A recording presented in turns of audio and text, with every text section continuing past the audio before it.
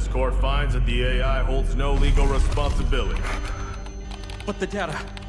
This doesn't add up. Just do what the AI says. Priority. Protect company assets. Valve closed. You destroyed our home! That dream again. Gabriel Mercier, codename N2, role engineer. As a former nuclear facility engineer, N2 was removed from his position following a major incident that escalated into legal proceedings. He later returned to military service and was reassigned to Arctic deployment under CBR and related units. With the originally designated technical specialist unable to fulfill operational requirements, and following assessment review, N2 has been approved as a replacement operator for the subsequent operation.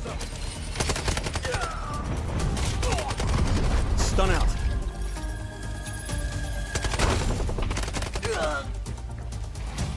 Throwing stun. Stun hit.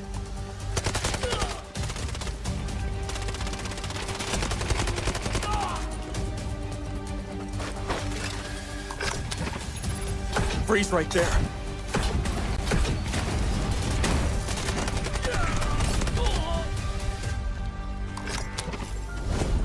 It's getting cold.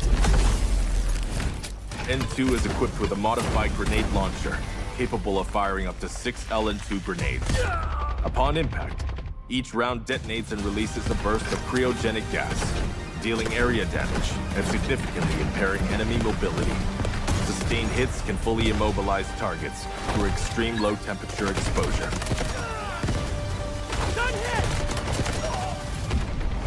Cold. I can go colder.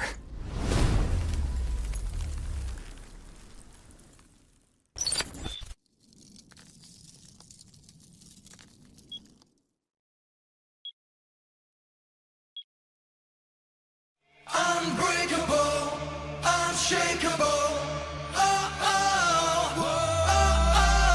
Shadows tried to dim my light. They told me to give up the fight. Said I was weak, said I was small, but there's a drum inside my chest, a beating heart that gets no rest. I'm waking up, I'm shifting gears.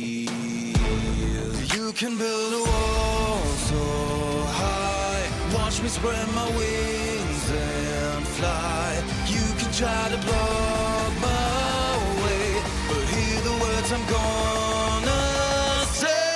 'Cause I am invincible, I am the storm, breaking the silence, I am reborn. Throw your lightning, bring on the rain. I find my power inside on the blade. Unbreakable, unshakable. Unbreakable, unshakeable.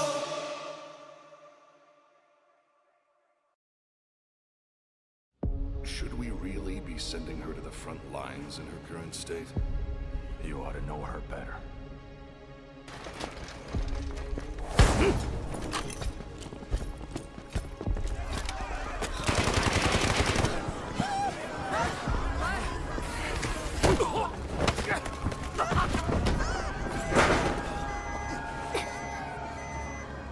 Stop!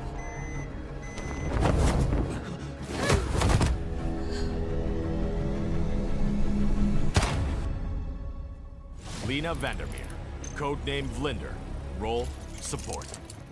Vlinder is a medical specialist from GTI Europe, specializing in pharmaceutical research, possessing outstanding medical expertise and a strong sense of responsibility.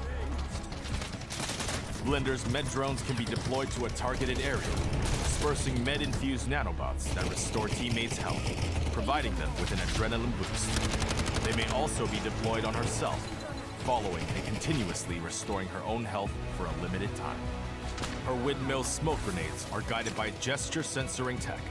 Upon impact with a service, the grenades create a cloud of smoke, creating cover for teammates. Smoke grenade out. Vlinder's Flutter Rescue UAVs will automatically target downed teammates, administer medical injections when deployed. Once the injection is administered, Vlinder may approach the downed teammate and manually revive them. During deployment, The UAVs may also utilize their active defense system, It's working. automatically absorbing 1 instance of explosive damage per deployment, and applying a buff effect of Linder. Counting on you guys. Vital signs stable. Prepare for rescue. I've got you. It's taking effect. I'm here.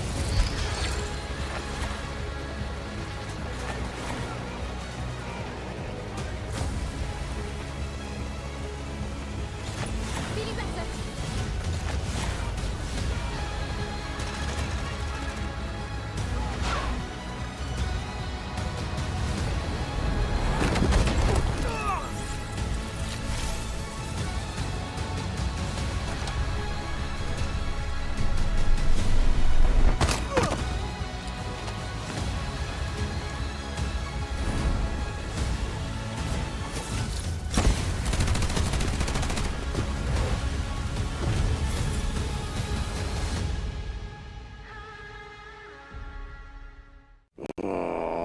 Can't I just have 5 minutes, peace? Everly, we've picked up abnormal acoustic signals in the Eastern Sea. Just dolphins mating. It's that time of year, after all. You won't get away. Luke Everly, codename Morse, class Recon. Morse is a former Navy acoustic intelligence specialist with deep expertise in maritime acoustic environments, making him highly skilled in the analysis and exploitation of sound waves and portable sonar equipment. As an operator, Morse excels in the use of his jammer, a portable sonic device that disrupts enemies by reducing their audio detection range.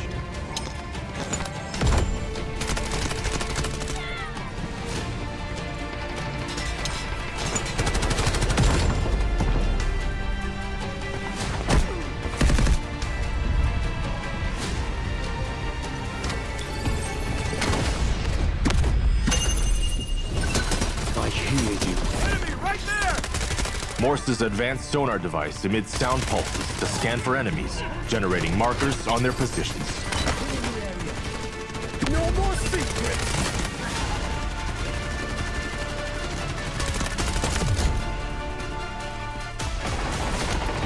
Jammer out! Point flash! Sending jammer! Throwing delayed flash! Allied troops engaging. Searching for hostiles! Throwing delayed flash! Sending jammer! Throwing jammer!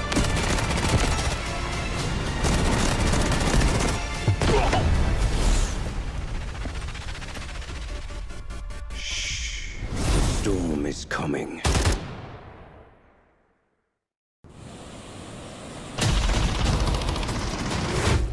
Keep it down. I need to listen.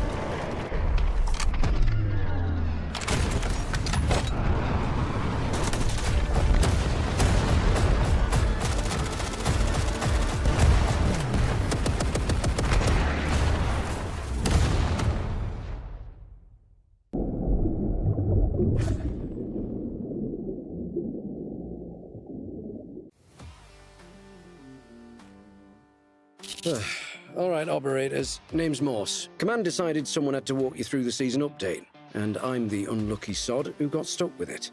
Enough small talk. Let's get into it. The faster I finish this, the sooner I can clock out. Operations first. Zero Dam has changed again. There's a new reed marsh by the water, but there's more to it than meets the eye.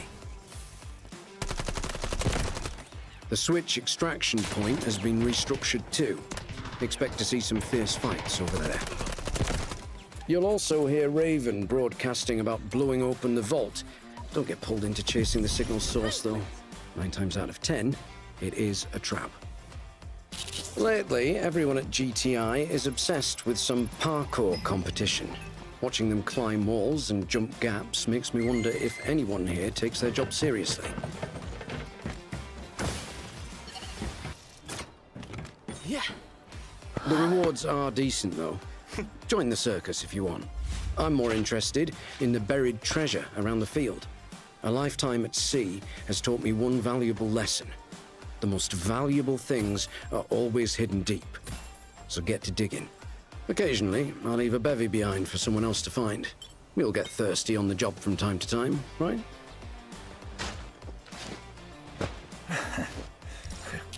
Oh, and before I forget, there are a few new collectibles. Have a look if you're interested.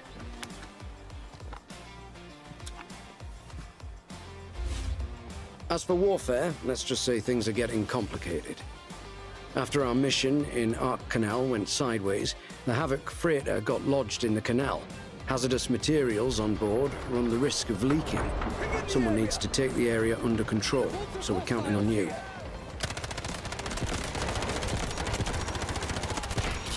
Command has prepped combat supplies. How much you walk away with depends entirely on your performance. Choosing other battlefronts is fine too. Whatever your speciality, there's a place for you here.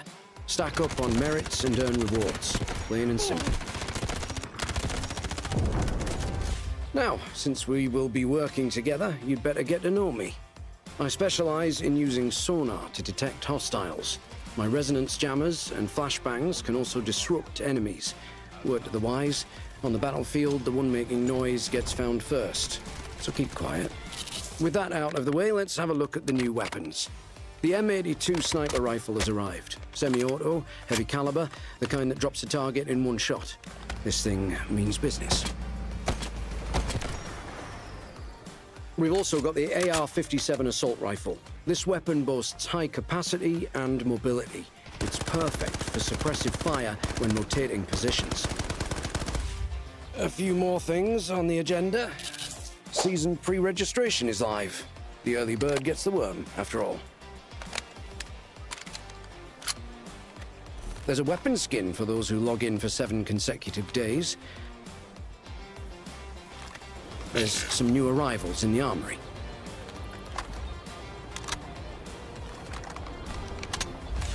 Close quarters combat isn't exactly my cup of tea, but if you prefer a direct approach, there's a free legendary knife skin available.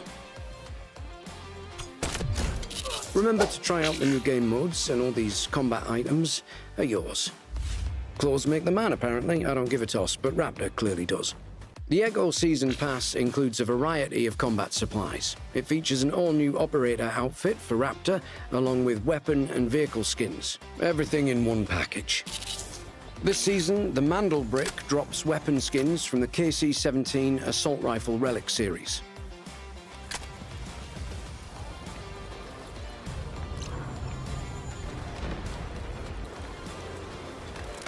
There's also a brand new melee weapon called Falling Star. Just be careful, I don't want you cutting yourself and getting blood all over it.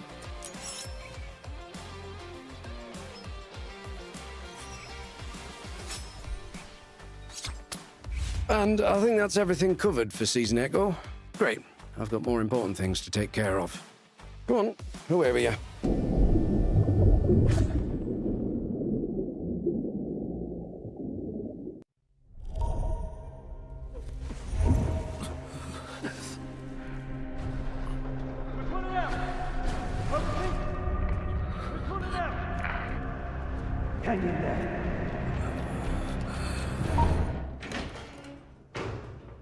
Initiating Operation Ak Canal debrief with Operator Morse. Got it. Full review, right? You want me to put together a presentation? Come back. Command has concerns regarding the outcome. Detail the sequence of events. Concerns? Patrol at 2 o'clock. Target down. Boarding. Mission objective. Verify the contents of Hudson's cargo. Avoid direct engagement. Enemy support is positioned close by. You have 10 minutes. Stand by to breach. First floor, 3 units. 2 upstairs. We're compromised. Breach!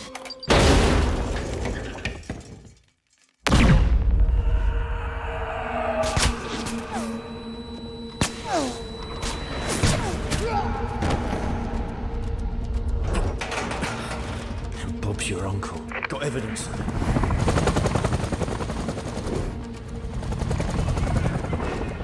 All units, rally at the cargo bay entrance for evac.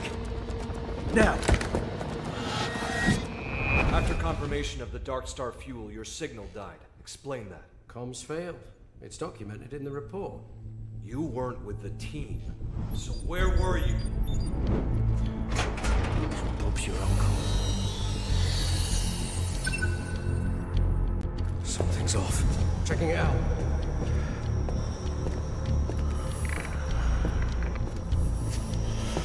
All units, rally at the cargo bay entrance.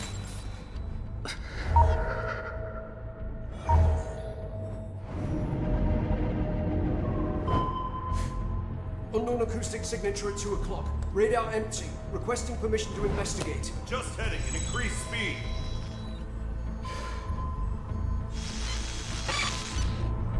The sound's gone. Torpedo inbound! Bearing on 48!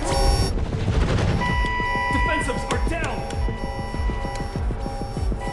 Torpedo range, 600 meters! 400 meters! 200!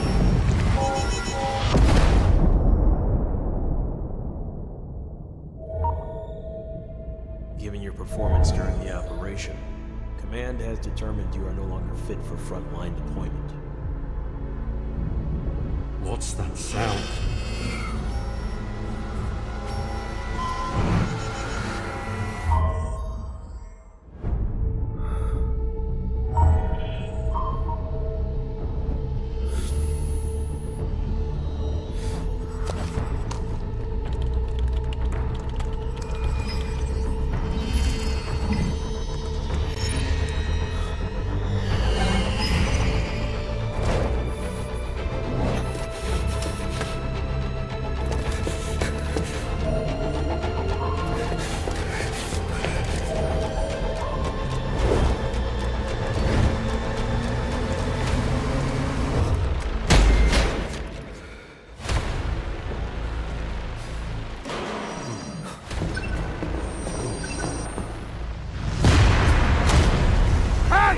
Don't lie to me! This ship isn't carrying anything good!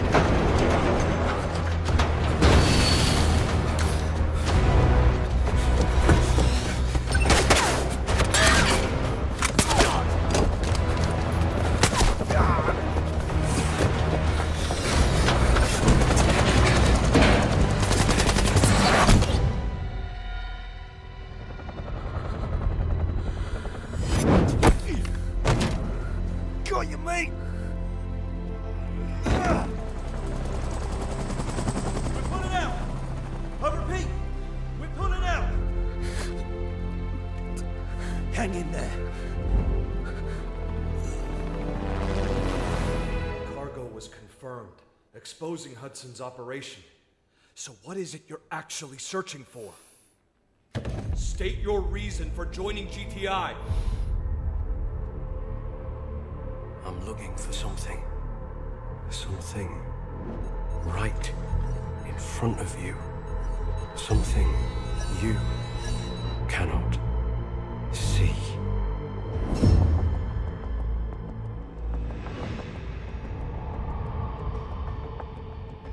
That will be all.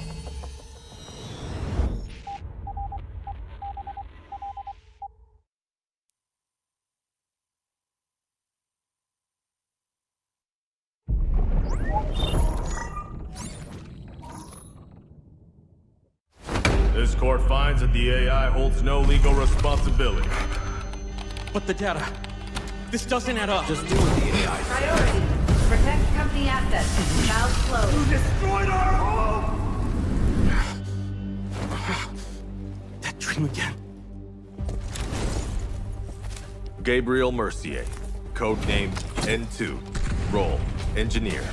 As a former nuclear facility engineer, N2 was removed from his position following a major incident that escalated into legal proceedings. He later returned to military service and was reassigned to Arctic deployment under CBR and related units.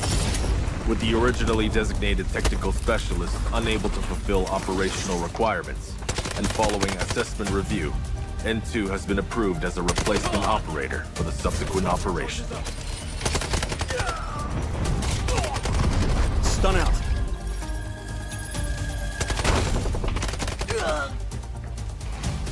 Throwing stun. Stun hit.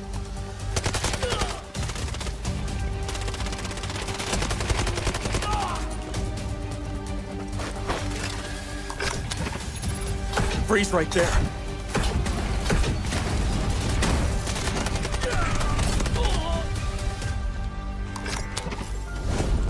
It's getting cold. N2 is equipped with a modified grenade launcher, capable of firing up to 6 LN2 grenades. Upon impact, each round detonates and releases a burst of cryogenic gas, dealing area damage and significantly impairing enemy mobility. Sustained hits can fully immobilize targets through extreme low temperature exposure.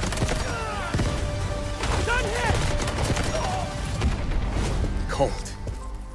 I can go colder.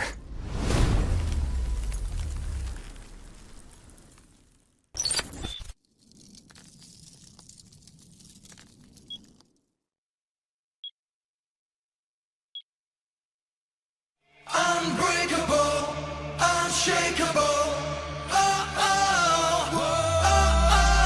Shadows tried to dim my light. They told me to give up the fight. Said I was weak, said I was small, but there's a drum inside my chest, a beating heart that gets no rest. I'm waking up, I'm shifting gears.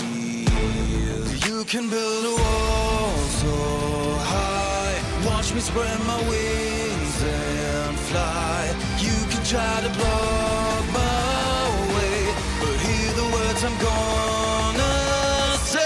'Cause I am invincible, I am a storm, breaking the silence, I am reborn. Throw your lightning, bring on the rain. I find my power inside of the pain. Unbreakable, unshakable.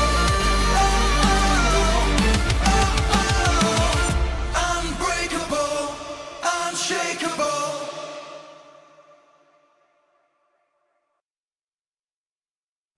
Should we really be sending her to the front lines in her current state? You ought to know her better.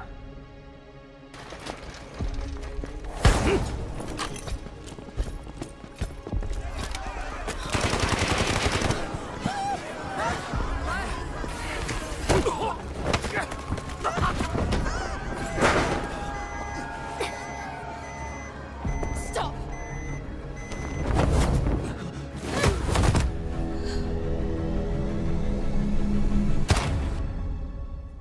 Lena Vandermeer, codename Vlinder, role, support. Vlinder is a medical specialist from GTI Europe, specializing in pharmaceutical research, possessing outstanding medical expertise, and a strong sense of responsibility. Vlinder's med drones can be deployed to a targeted area, dispersing med-infused nanobots that restore teammates' health, providing them with an adrenaline boost. They may also be deployed on herself, following and continuously restoring her own health for a limited time. Her windmill smoke grenades are guided by gesture censoring tech. Upon impact with a service, the grenades create a cloud of smoke, creating cover for teammates. Smoke grenade out. Vlinder's Flutter Rescue UAVs will automatically target downed teammates, administer medical injections when deployed. Once the injection is administered, Vlinder may approach the downed teammate and manually revive them. During deployment, The UAVs may also utilize their active defense system, automatically absorbing 1 instance of explosive damage per deployment, and applying a buff effect of Linder. Counting on you guys. Vital signs stable. Prepare for rescue. I've got you. It's taking effect. I'm here.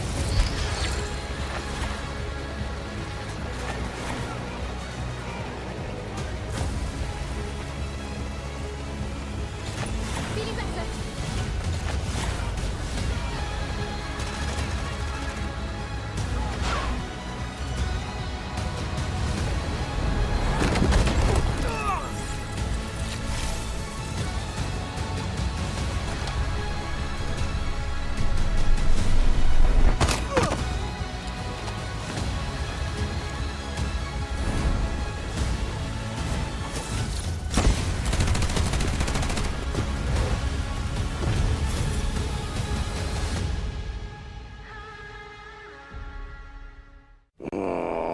Can't I just have 5 minutes, peace? Everly, we've picked up abnormal acoustic signals in the Eastern Sea. Just dolphins mating. It's that time of year, after all. You won't get away. Luke Everly, codename Morse, class Recon. Morse is a former Navy acoustic intelligence specialist with deep expertise in maritime acoustic environments, making him highly skilled in the analysis and exploitation of sound waves and portable sonar equipment. As an operator, Morse excels in the use of his jammer, a portable sonic device that disrupts enemies by reducing their audio detection range.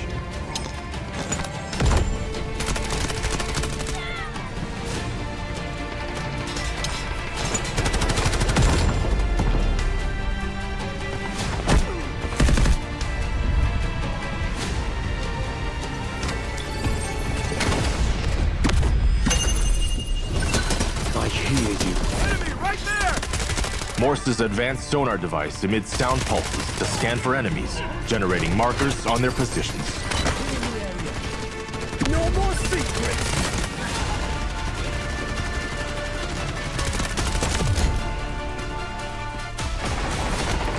Jammer out! Point flash! Sending jammer! Throwing delayed flash! Allied troops engaging. Searching for hostiles! Throwing delayed flash! Sending jammer! Throwing jammer!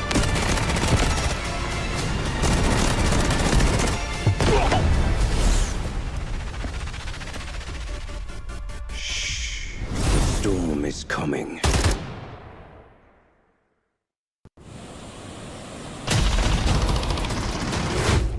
Keep it down. I need to listen.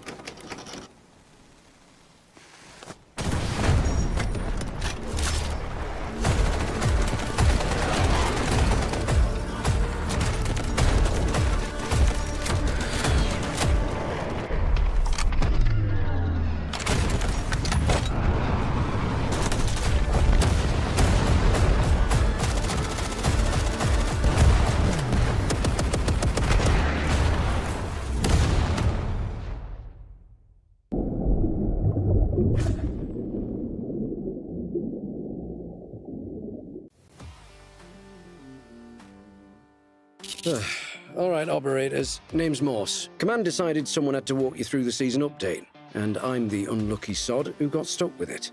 Enough small talk. Let's get into it. The faster I finish this, the sooner I can clock out. Operations first. Zero Dam has changed again. There's a new reed marsh by the water, but there's more to it than meets the eye. The switch extraction point has been restructured too. Expect to see some fierce fights over there. You'll also hear Raven broadcasting about blowing open the vault. Don't get pulled into chasing the signal source, though. 9 times out of 10, it is a trap. Lately, everyone at GTI is obsessed with some parkour competition. Watching them climb walls and jump gaps makes me wonder if anyone here takes their job seriously. Yeah. The rewards are decent, though. Join the circus if you want. I'm more interested in the buried treasure around the field. A lifetime at sea has taught me one valuable lesson. The most valuable things are always hidden deep. So get to digging. Occasionally, I'll leave a bevy behind for someone else to find. We'll get thirsty on the job from time to time, right?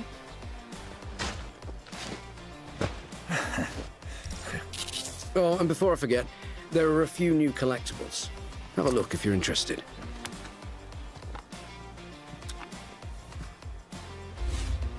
As for warfare, let's just say things are getting complicated.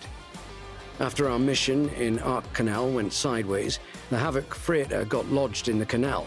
Hazardous materials on board run the risk of leaking. Someone needs to take the area under control, so we're counting on you.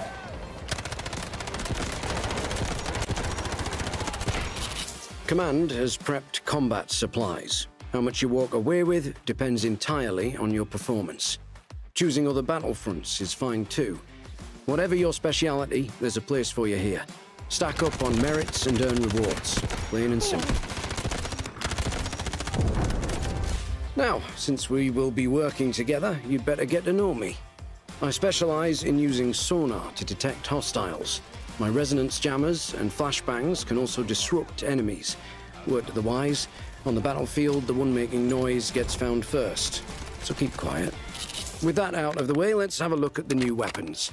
The M82 sniper rifle has arrived. Semi-auto, heavy caliber, the kind that drops a target in one shot.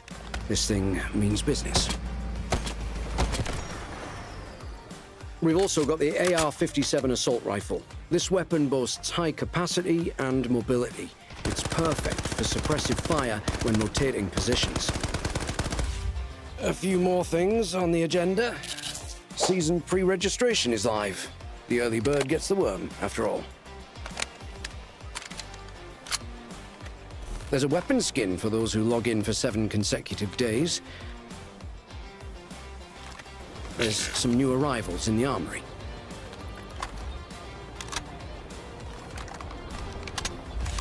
Close quarters combat isn't exactly my cup of tea, but if you prefer a direct approach, there's a free legendary knife skin available.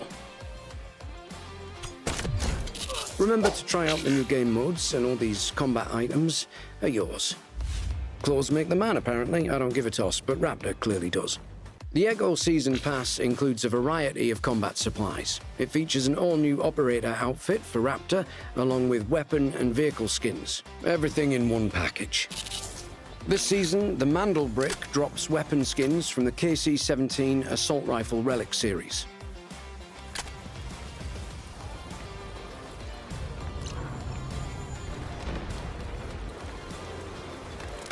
There's also a brand new melee weapon called Falling Star. Just be careful, I don't want you cutting yourself and getting blood all over it.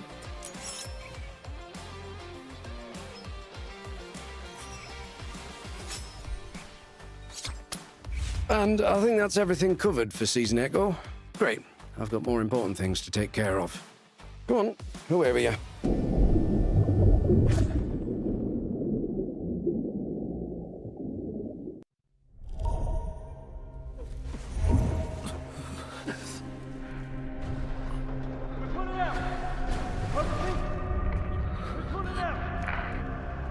Hang in there.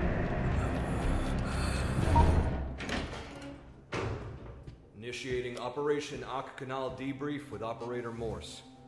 Got it. Full review, right? You want me to put together a presentation? Come back. Command has concerns regarding the outcome. Detail the sequence of events. Concerns? Patrol at 2 o'clock. Target down. Boarding. Mission objective. Verify the contents of Hudson's cargo. Avoid direct engagement. Enemy support is positioned close by. You have 10 minutes. Stand by to breach. First floor, 3 units. 2 upstairs. We're compromised. Breach!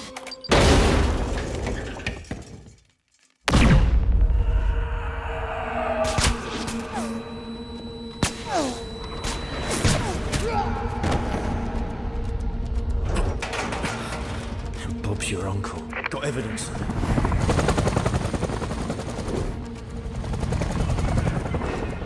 All units, rally at the cargo bay entrance for evac. Now! After confirmation of the Dark Star fuel, your signal died. Explain that. Comms failed. It's documented in the report. You weren't with the team. So where were you? Bob's your uncle. Something's off. Checking it out.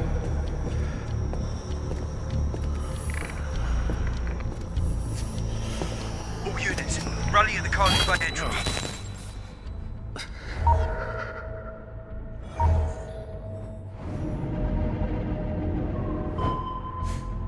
Unknown acoustic signature at 2 o'clock. Radar empty. Requesting permission to investigate. Just heading and increase speed.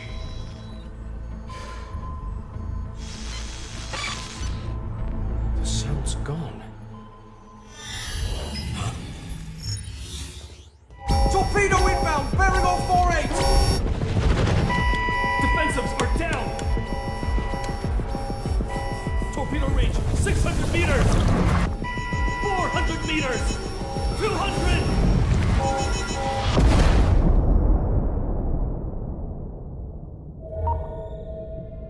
Given your performance during the operation, Command has determined you are no longer fit for frontline deployment. What's that sound?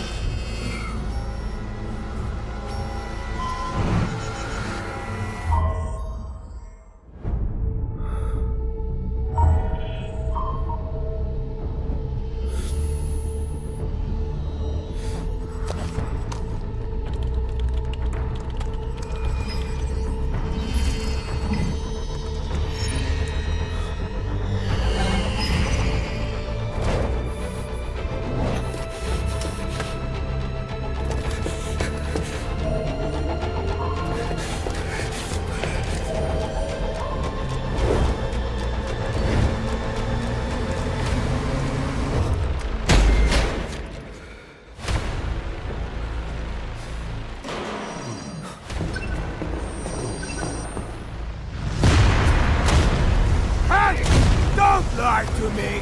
This ship isn't carrying anything good!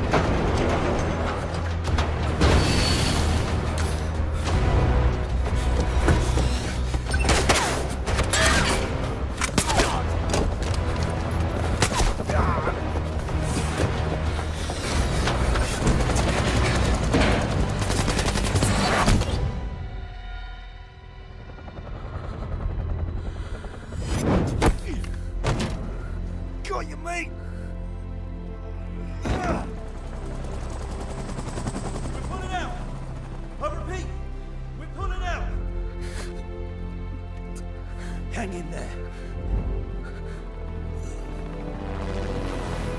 Cargo was confirmed, exposing Hudson's operation. So what is it you're actually searching for?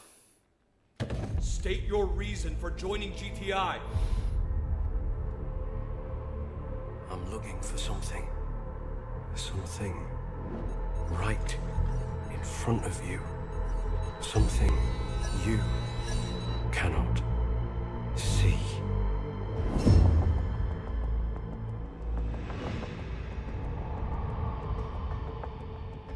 That will be all.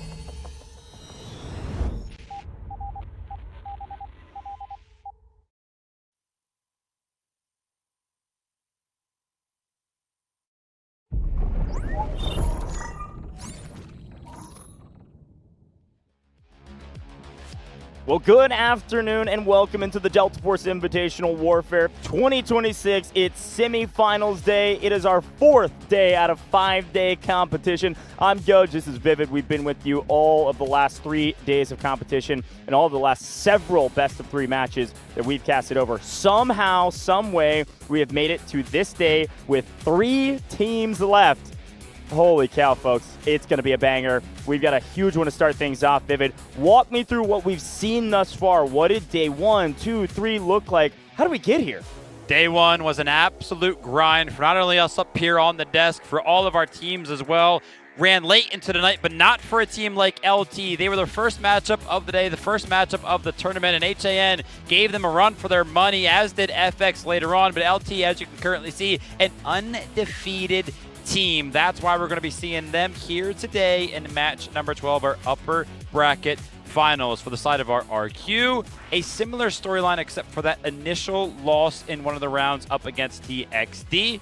That being said, still pretty much undefeated in the grand scheme of things. And like I mentioned, our upper bracket final, LT versus RRQ, that is where we currently stand. Also towards the bottom, HAN awaiting in the wings. HAN has done a fantastic job. Ever since their loss to LT, they've been on a tear. Look at that, down at the bottom, 2-0, 2-0, 2-0. They've played more games than anybody that's left in this competition. They've played more matches, and they've earned their spot into the lower bracket finals. We have to play this upper bracket finals first, but the loser will go down and play HAN. These are the 2 matches we're watching today, folks. It is LT versus RRQ, and then the loser of that match goes down to play HAN, which we will then watch right after. True. Tomorrow is the grand finals. Crazy to say that it's just right around the corner. In the grand finals, we'll just watch 1 match, but let's take a look back on what happened yesterday and talk about some of the highlight level players. I think it's a big shout and worth mentioning TXD, who ended up falling yesterday. I don't think, again, the 2-0 really does it justice for what they were able to accomplish. Incredibly resilient team and a fantastic roster. Skynet was a hero for this team, was a vehicle operator for this team. They played Cyclone, was just battling on the boats, constantly winning favorable trades, and a great player there for good reason with that engineering stat. However, G-Force, 135 rescues is unreal for this roster, and there were several of their players that were picking up crazy revives, so big shout out to TXD. But talk to me about HAN, and I know we're waiting in the wings to see them, but these stats really tell the story. Yeah, I mean, absolutely. Wanza was at the top of the leaderboard throughout the entire day yesterday. As you can see right there, he was a highlighted player with 61,000 score. Stacks as well, man. We keep talking about how much individual skill is on a team like HAN, and for Stacks to kind of come out on top is a little bit of a surprise. But we love to kind of see that back and forth with so many players on a team like HAN, because it just describes how good they can actually be. Goes break down the maps, man. We had the bans, the picks. Yesterday, these teams have had an opportunity to go ahead and prepare. How did it all kind of come to fruition? Yeah, we did this at the end of the broadcast yesterday, and it was fun to watch because when we saw the Cyclone ban, we all cheered. And I think the crowd did as well, because we've seen so many Cyclone best of 3s at this point. But the way this works, if you're just tuning in for the semifinals, is both teams had a chance to ban a map, and then we randomly drew a map out of the remaining maps that were left. We have a total of 8 maps, so out of the 6, we finally pulled Trainwreck. We have not seen Trainwreck on main stage here in Wuhan, China yet. Excited to see a new map. Again, variety, the spice of life. Gonna be fun. We're just 3 minutes away from these players walking onto the stage and getting into the action, so let's talk about them very quickly. LT, currently undefeated, as is their opposition. They are led by 78 Dog, a new commander for this roster, but there are a lot of returners over the last 6+ months of this team competing. 78 Dog leading with the Dog squad, but some heavy hitters from this team. You've got 009, you've got Kiss Shot, you've got Lian, who's going to be some of the top fraggers for this team, and then of course you've got Better Zetchi. Talk to me about Better Zetchi, what they've been able to do and what they've been able to accomplish, because this team has been playing so much Cyclone. That guy's going crazy. Yeah, interesting to actually see Bitterzici in the lineup right now, right? Because Bitterzici being that, jet pilot that kind of takes that role over for the team. Obviously, we do know that we're going to be playing a train wreck. Does not necessarily feature an aerial vehicle. So it'll be interesting to see what role he's going to be filling throughout the day as well. Switching over things to their opposition, RRQ, man, of course, led by the Commander Krauser. A part of his squad as well, Javier, has been kind of popping off in the vehicles. I saw in the squad right next to this one, of course, Poppy getting some love on social media with some absolutely incredible highlights. 4 pieces all over the board there. Mozera also finding himself. Marv always being a part of this like sneaky squad, looking to kind of find some of the flanks. I mean, there's just so many more names as well that need to be highlighted. Yeah, Televania is one of their main tank operators, so as a squad leader, watch out for that entire squad, likely using engineers and the like. But yeah, Poppy, Popey, again, I think this player is one to watch out for with some of the top individual slaying prowess on the map every time they were playing the game. And again, I think there's a lot we could talk about with RRQ. They're a team that we haven't seen quite as much from compared to some of the other teams. Yeah. LT kind of brings in this air of almost royalty, frankly, to them, just because they've been a top team. Most players and teams think of them as a top team. We got to talk about our predictions, though, because yet again, Vivid, we have split. And RRQ, it feels like, is kind of the new kids on the block. They've got an opportunity to continue to prove themselves. We heard it from Laraf in the interview. They said they have a lot to prove. They want to prove that their wins in some of the other competitions they've had against a team like TXD were not a fluke. They are one of the best teams, and you agree. You're saying RRQ gets the win here in the upper bracket finals. Yeah, I mean, obviously, I think we've seen RRQ play exceptionally. Really like the way that they're playing right now. One thing that kind of has given me the edge for them over LT is the fact that I feel like we have just seen more passion from RRQ than any other team up on that stage that we have seen so far. So I feel like RRQ, to me, they just want it a little bit more. That being said, I think these teams are very, very well evenly matched, which is why I think both of us agree on the fact that this will be going to a third round. It will be going the distance. It will require a tiebreaker.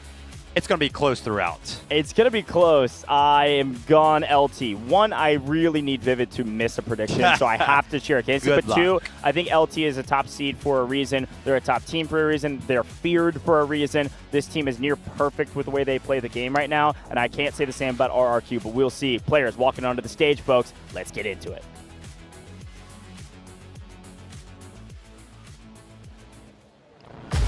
欢迎来到2026三角洲行动全面战场国际邀请赛。Welcome to the 2026 Delta Force Invitational Warfare. 有请龙腾战队。Please welcome Team LT. 潜龙出渊，腾啸四海。Rise from the deep, roar to the world.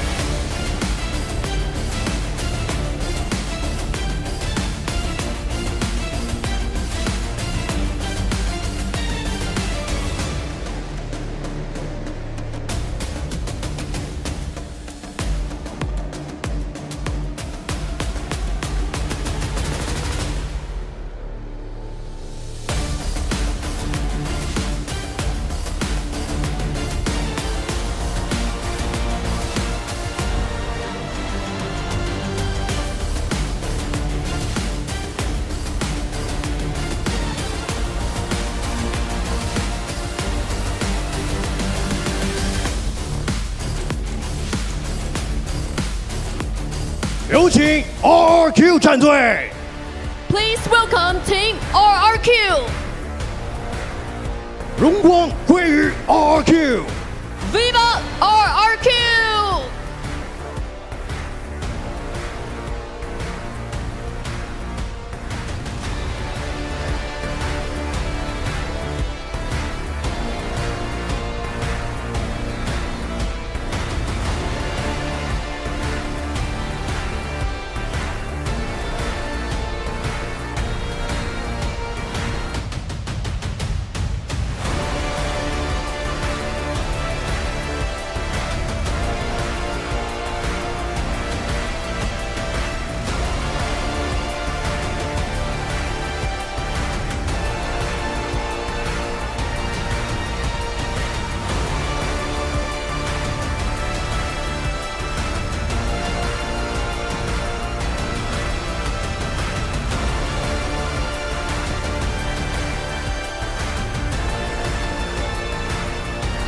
胜者将成为第一个锁定总决赛的队伍，向着最终的巅峰舞台发起冲击。The winner secures the first ticket to the grand finals. Onward to the ultimate showdown!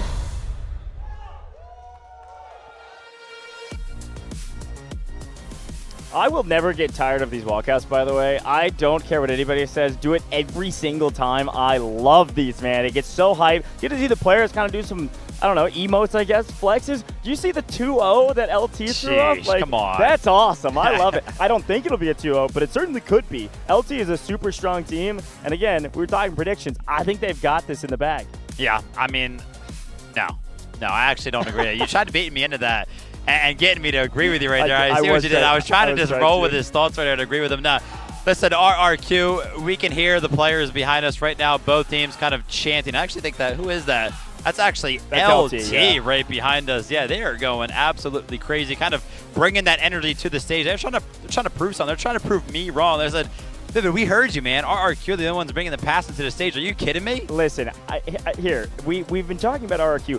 I will give you some credit. You've been cheering them on since nearly the beginning. You asked me beginning of day 2, you were like, who do you think is going to win the whole thing? I was like, Vivid, why are you asking me that? We're like barely into the competition.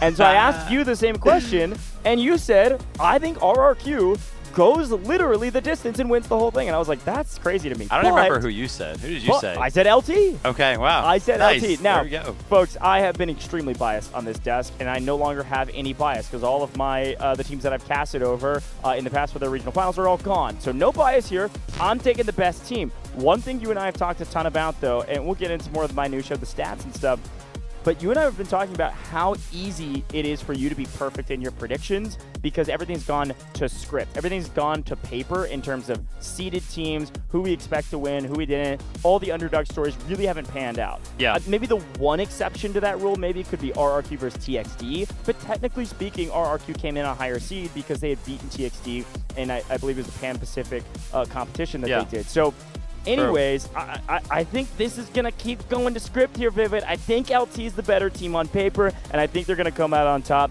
But of course, we are all here in the Hongshan Sports Center. We've been here since the very beginning of this competition, several days ago now, and plenty of best of threes long gone. And there are a lot more folks in the arena today. Our upper balcony is nearly full, sold out in the center sections, and even down here with us, Vivid, things are starting to fill in, and this is just semifinals. I am pumped for tomorrow as well, but we got to get there. So here we go. Listen, LT is technically the hometown team, so I'm expecting that if you hear cheers through our mics, it's usually when LT is doing something well. Keep that in mind. But in general, RRQ has also brought a sizable amount of fans. And Vivid, you brought it up. Those guys are passionate. Yeah. And I mean, we saw they were the only team to really, I wouldn't call it trash talk, but do the classic esport emote at their opponent, not just in general. So, they did like the choke sign, they did like some other things. They are very passionate. Now, I think you can agree or disagree with that mentality, but the passion idea that you have behind this RRQ team, you think is going to carry them over a team that maybe on paper is a hair more disciplined. Yeah, absolutely. I mean, I think you kind of mentioned it earlier on paper. I think LT pretty much have a few more percentiles in the odds category of who we would probably go ahead and predict to win this, man. But I'm sticking with RRQ. Like you mentioned, I predicted them way early on in the competition. They're still here in the upper bracket finals. Heck, even if they lose this matchup, they've got another matchup, later on today, which I think is important to note as well. Both of these teams are not going to be out of the competition if they do lose. They'll have to play later on today as well. But why don't we go ahead and talk about, the matches in general that they've played, because one thing that we haven't mentioned is that they didn't play yesterday. These guys are well rested. They could have done whatever they wanted yesterday. Hopefully, it involved the spa or something like that. Because obviously they didn't know what map they were going to be playing. They could have been maybe, necessarily warming up the aim and everything like that, but they couldn't necessarily prepare any specific strats.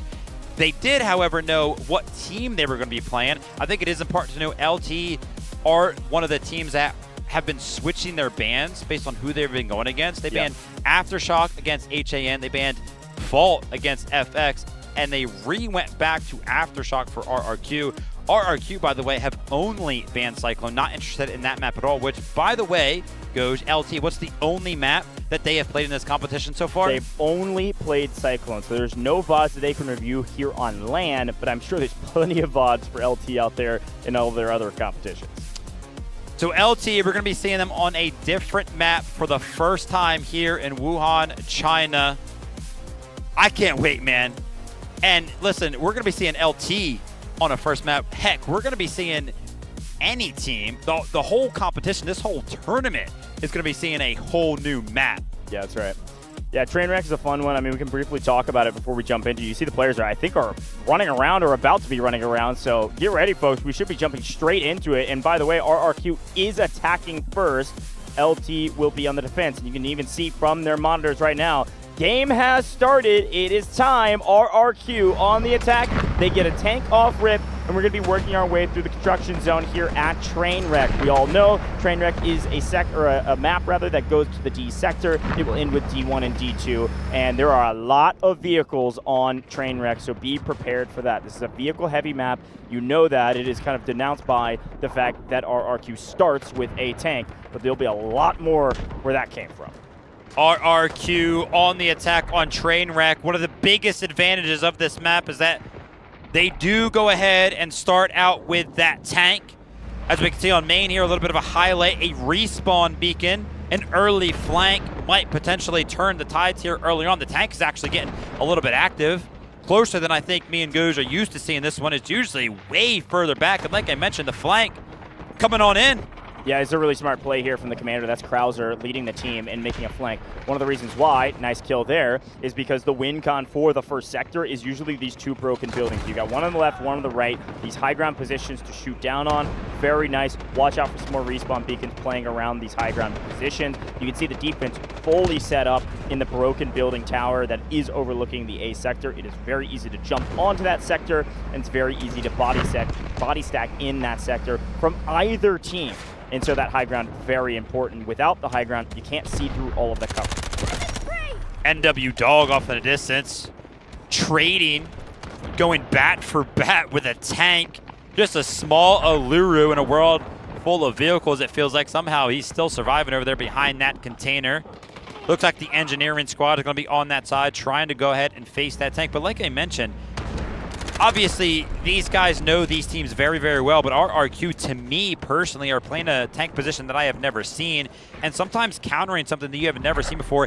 I'm just saying this is an if-case scenario. If LT have never seen this tank position before, it might be very, very hard to counter, but the flanks are getting countered very, very well by the side of LT. Good job by them by flushing them out, and they are also going to find the beacon. Yeah, traditionally speaking, you do have this tank play this back ridge and then can kind of jump into that trench right there to get a bit of cover should things start going awry. And generally, it's just going to try to stay back, get some high ground, take some shots, pot shot over, and hopefully help these attackers clear their way onto the point. Quick look at the map feed. You can see the attackers kind of still playing full frontal. They're playing the low side of the broken building on the right that I was mentioning, doing a win condition for this sector. And it doesn't look like they're really trying to take the high ground yet. It doesn't feel like they can.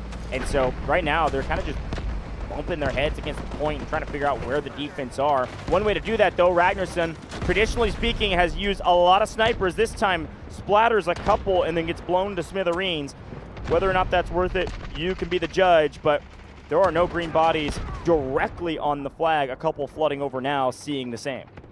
Usage in general of the Humvee is rare, finding value. Incredible work right there. I'm still seeing the tank get active in the kill feed, as you can see as we tune into some of the POVs from the side of LT. Engineering squad is trying to keep that thing at bay, but take a look at the point, take a look at the progression bar. It is all red right now. They're making a lot of progress towards capturing this thing. It's about 50% of the way, and it's going to force the side of LT to jump onto the point. Once you start to jump onto the point, though, you become a little bit vulnerable to the tank that's going to be staring you down. Pretty important for the defense. They've already marked this A sector. So yes, it's paramount always to hold your sectors, but it's even more paramount when it's marked as an objective you have to have control of.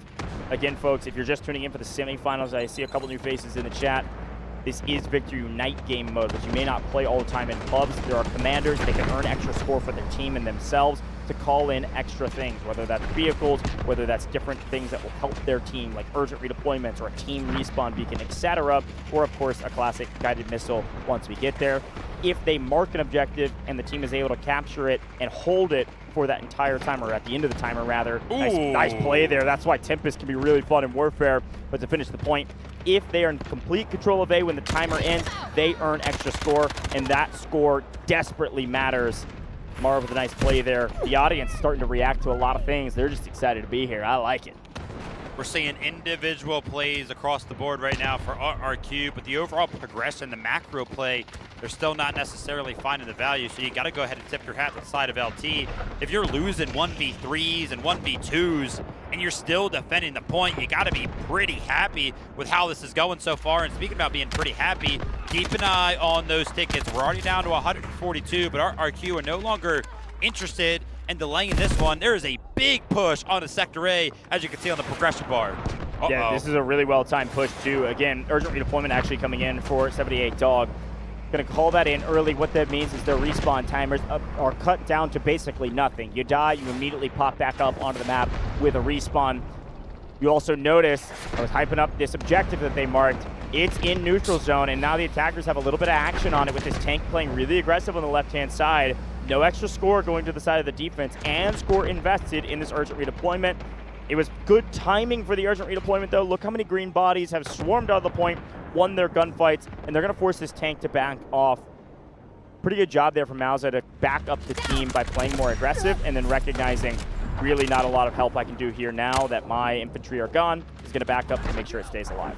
Yeah, RQ lost a lot of tickets right there on the back for that urgent deployment, so it was definitely going to be worth it. You want to talk about finding value. PZ Dog, the squad that's been hunting that tank down since the start of the game with flanks and finding the angles. Great the tank, the early advantage for the attacking side on Trainwreck, gone. Yeah, that's a huge play. They should be able to get another tank before the end of this sector. Well, hopefully we don't end on this sector. But they should be able to get another tank, but that's going to be a lot of score invested as well. They only have an assault vehicle right now. By the way, that was also marked as an objective. So yes, a miss in holding the objective, but a huge win in destroying a vehicle and getting the score from destroying the vehicle. Great comms from the squad leaders to say, don't worry, Commander, we've got it in our sights. We can make it happen.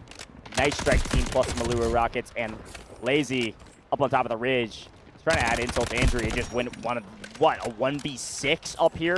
They keep getting the revives and they keep getting knocked down. Good grief. Get a little bit lost in the smoke, but he's up to 16 kills already. What a performance from the side of Lazy. Now the flank has to come in for the side of RQ. You could see this great flank position that they have access to on the back foot of the assault vehicle, kind of doing one of those runs behind enemy lines. Crowds are going to be trying to drop off more of the troops, trying to make something happen on the backside of things over here. Yeah, nice. Looking to go ahead and make something happen, but again, PZ's all credit again. The Allurus are winning out. Yeah, another nice play. Assault vehicle, super nice with the vehicle respawn beacon or respawn beacon that they can use. That'll let the players respawn wherever they drop it. You can kind of drop it deep into the enemy territory. Big push. I actually thought once they got control of the big building on the backside, they could all kind of swing in onto the point after a couple of the defenders go to respawn and probably just full cap that. It looks like it's exactly what's about to happen. It's all red all day, green, swarming around. They've got to win 1v multiple situations if they have any chance here, and I think it's just too little too late. Look at the A. How many people are dying right now? Nobody from green will go down. Finally, a couple begin to drop. But what an effort from the defense there for a moment. Finally, red, wake up a little bit ago. Guys, we got to hit our shots. Nice job from them. Nice revives as well. Big shout out to the medics there just to keep bodies onto the point once they started going down. That's why smokes and support class operators are so valuable, especially when you have the numbers advantage and then you start losing. Here's a quick look at the stats, though. Big shout out to Arixa, already on 22 kills from the side of our RQ. Ragnar's son as well, up there at the top of the leaderboard, 18 kills. Both of our commanders actually further down on the leaderboard than we are kind of used to, but Sector A, because it doesn't really involve a lot of vehicles and only 1 point, not a lot to go ahead and mark over and over and over again. Now LT are going to join the vehicle team. The first vehicle that's going to have access to them is going to be the Lav. Yep, got a Lav called in. Again, this will likely be an IFE, or definitely be an IFE. without any aircraft in the sky.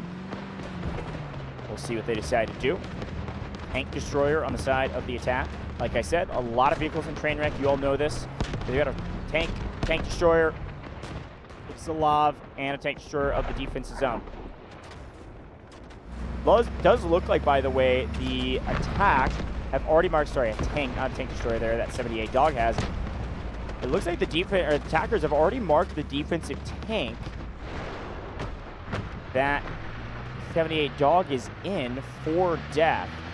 So if you see this vehicle go down, it'll be a nice win. That's denoted, by the way, in the top left. You can see the objective marked of destroying the vehicle. And then the vehicle that they chose to try to destroy is the one that has the yellow triangles around it. That's also marked down in our overlay at the bottom, just in case we don't keep reminding you of it. To usually do a pretty good job of that. Here we go. In general, the defense won out on Sector A just simply based on the back foot. Hold that thought right now. A big strike team over to the side of 78 dog. The right play. They marked it as their objective. What a great call from the commander of Krauser, and his team followed it up swift and clean. A big advantage now for RRQ as they win out in terms of the vehicle side of things, but also the score. Really strong play. And again, this is continuing to show that not only LT are good at communication, RRQ is a lot of the same. Great comms from the team, great prioritization, not of the zone right now, but of the vehicles. We've said this a billion times at this point, probably say it a couple more times, that these vehicles are everything. A vehicle advantage gives you the power play, to be able to get more active on the map, frees you up, be able to make big plays. And speaking of big plays, why don't we answer back LT, a strike force of their own with a couple of Luru rockets, and down goes a vehicle for the attackers. It is going to be 1-1 in the vehicle category, and the attackers should get this one down with only a lob from LT up on the map. One thing to note, as we do see LT picked up that vehicle, if we're going to be talking about marked objectives, side of LT actually marked the tank destroyer, not that tank specifically. So they're actually going to fail that objective. I like this artillery barrage, honestly, from the attackers. Unfortunately, it doesn't look like they've been able to follow up on it. The artillery barrage lands on the hilltop. Two kills. If you played Trainwreck, there were 3. Okay, we take those. I mean, it was well placed. I was expecting to see maybe a hair more with the defense not moving, but if you've played a Trainwreck, you know this B sector, it actually really starts on the hilltop, on the transition from where the attackers can spawn in on and where the defense are. The defense have a line on that win con for the B sector right now. Once you break over the hill and you can get control of the hilltop, eventually B will fall most oftentimes. So the defense are trying to hold the line here and make the attackers weed through their tickets pretty aggressively. And they're doing a very good job of that. Take a look top middle, 116 total lives right now for the attackers. Plenty to work with, but the fact that they're going to be going into the C sectors, which arguably are much more difficult than the B sector at not full lives, still a pretty good game thus far from LT. Very good game. I mean, Sector A was great with our RQ only, assaulting Sector B at the start with 148. And take a look at this peasy dog. Nice. This guy is all over the vehicle side of things. That's just going to be an assault vehicle, but the engineering category is going to look beautiful for him at the end of this game. Like I mentioned, RRQ losing that assault vehicle, but this is going to be the first time either one of our teams have 3+ vehicles. Let's see if they can make something happen. Double tank destroyer in the lob. Yeah, I really like the double tank destroyer. We all know it's super valuable on the map because of its mobility and firepower, and they're going to full in here. Man, I told you the win con for the B sector is the high ground, and the high ground has been obliterated. They knew they could trade one out. They knew they had the opportunity to trade one tank destroyer out. I like this trade. They're already down to 103 lives, and I know it looks bad. If they could capture the high ground of this B sector, that was worth it. Unfortunately, it's not looking like they're doing much with all of those kills that they got because the defensive medics went crazy. Everybody got picked back up, and they've got complete control of the hill again. That right there, now that we can see the aftermath, definitely not worth it. Yeah, starting to worry a little bit here for the attacking side. Usually this hill does fall somewhat quickly. I mean, yeah, it takes a little bit of effort, but eventually it does fall because it's like the first standpoint, and then furthering that attack into Sector B is what usually takes a little bit longer. But I mean, LT just doing an absolutely incredible job, and I think we have to go ahead and mention that vehicle that's actually up there by the train tracks all the way off to the right. Yeah, the Lav.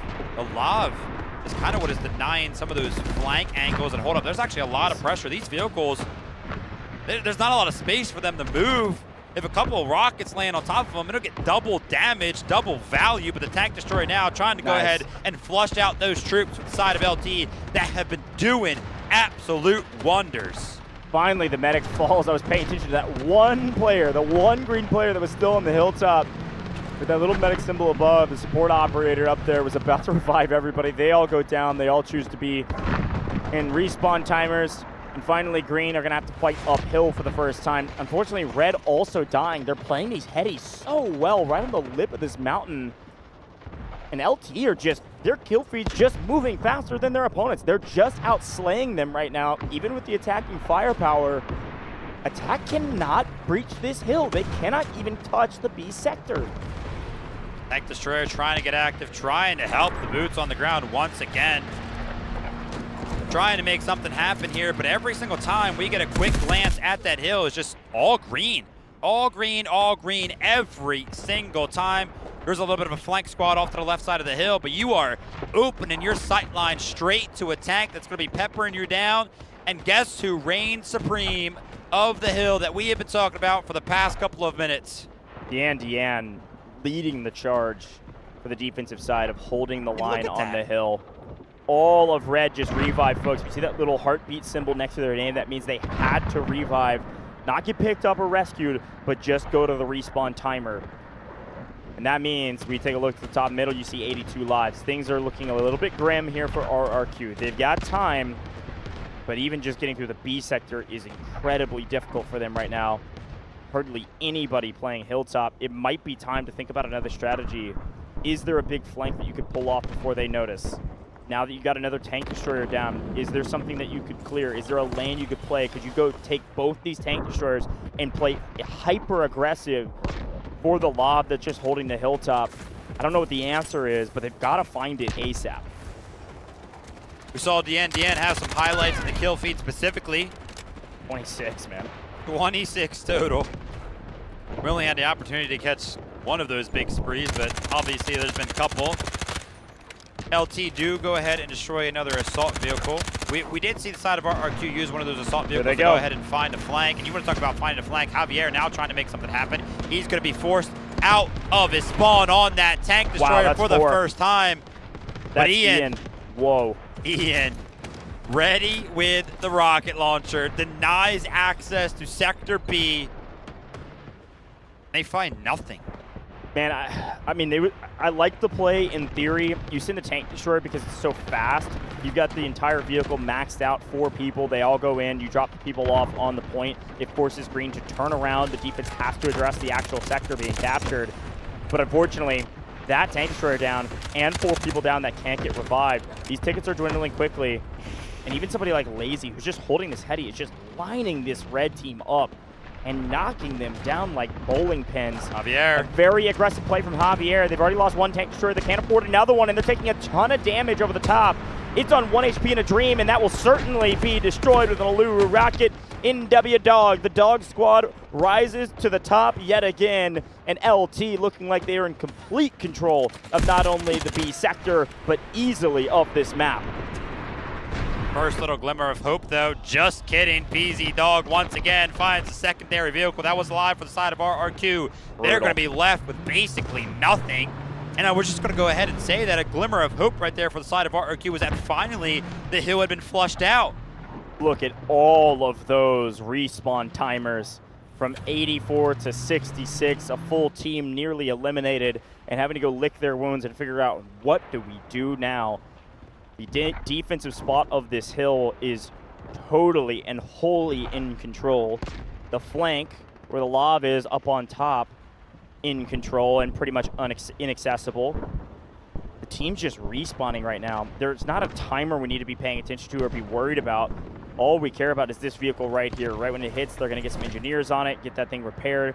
The good news, I guess, about Trainwreck, or at least in the B sector, is that not a lot of these vehicles are being killed before they hit the ground because of how far back they are being called in.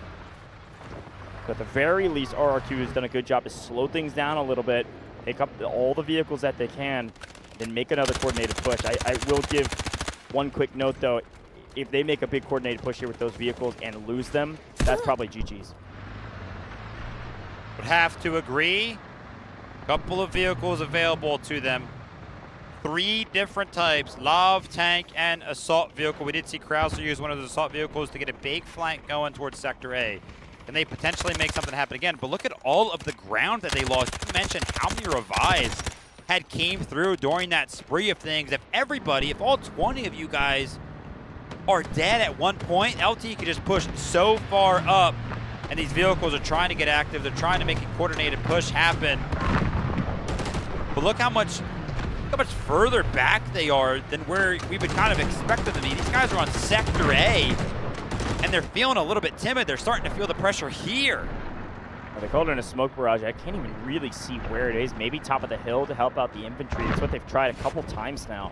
A fairly cheap thing you can call in. Once you start calling things in, though, multiple times over and over again, they do get more expensive. Feeling a little bit of pressure. A few Lulu rockets get shot out of the sky. That IFV doesn't even take any damage. Here comes the push, though. The attacker is sending the house right now, and they're going to send the house to the B sector. This is a smart move. The hill is lost. They haven't won it yet. They're making a big play on the backside with an assault vehicle as well. They're going to drop the respawn beacon on the point, and they're going to put bodies on the point. The defense are going to have to respond. They respond by taking down the assault vehicle. They respond by taking down the Lav. Can we get bodies on the point at the very least to make this all worth it? Finally get a trade back, but an artillery barrage likely landing on the point, blocking any sort of a push from the attackers. Still a huge advantage from the side of the defense. They trade 2 for 1. They trade a couple percentage points on the B sector. This was the play that RRQ had to make, but it still, yet again, did not pan out. B9 trying to keep the tank alive, trying to do something, trying to get out of harm's way.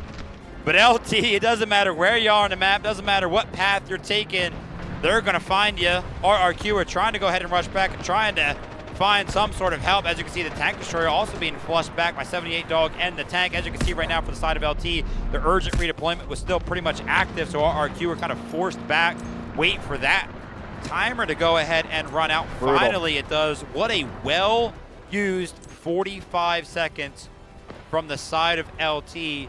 And we want to talk about the numbers behind things. I mentioned 45 seconds as a time value. What about the value in terms of tickets available for the side of RRQ? We're down to just 24 lives remaining. The only thing that I can say that might work now is that same exact play that they just made, because LT will not have access to all of the streaks that they did, right? That urgent redeployment, that beacon that they were able to go ahead and put down. So kind of hope and pray that just do it again and see what happens. Do it again and see what happens. You don't have a play called that, but at this moment, with 23 lives remaining, it's your last play that you can make. We already said what the win condition would be. If they failed that last push, likely a loss. And you all can do quick math. That was a full team wipe. That was minus 20 lives. Nobody's picking up those players. We can't do that again. Mathematically, if the whole team dies, that is GG's here. A lot of vehicles for the side of the attack now, but it's matched in kind by the defense. Here they go.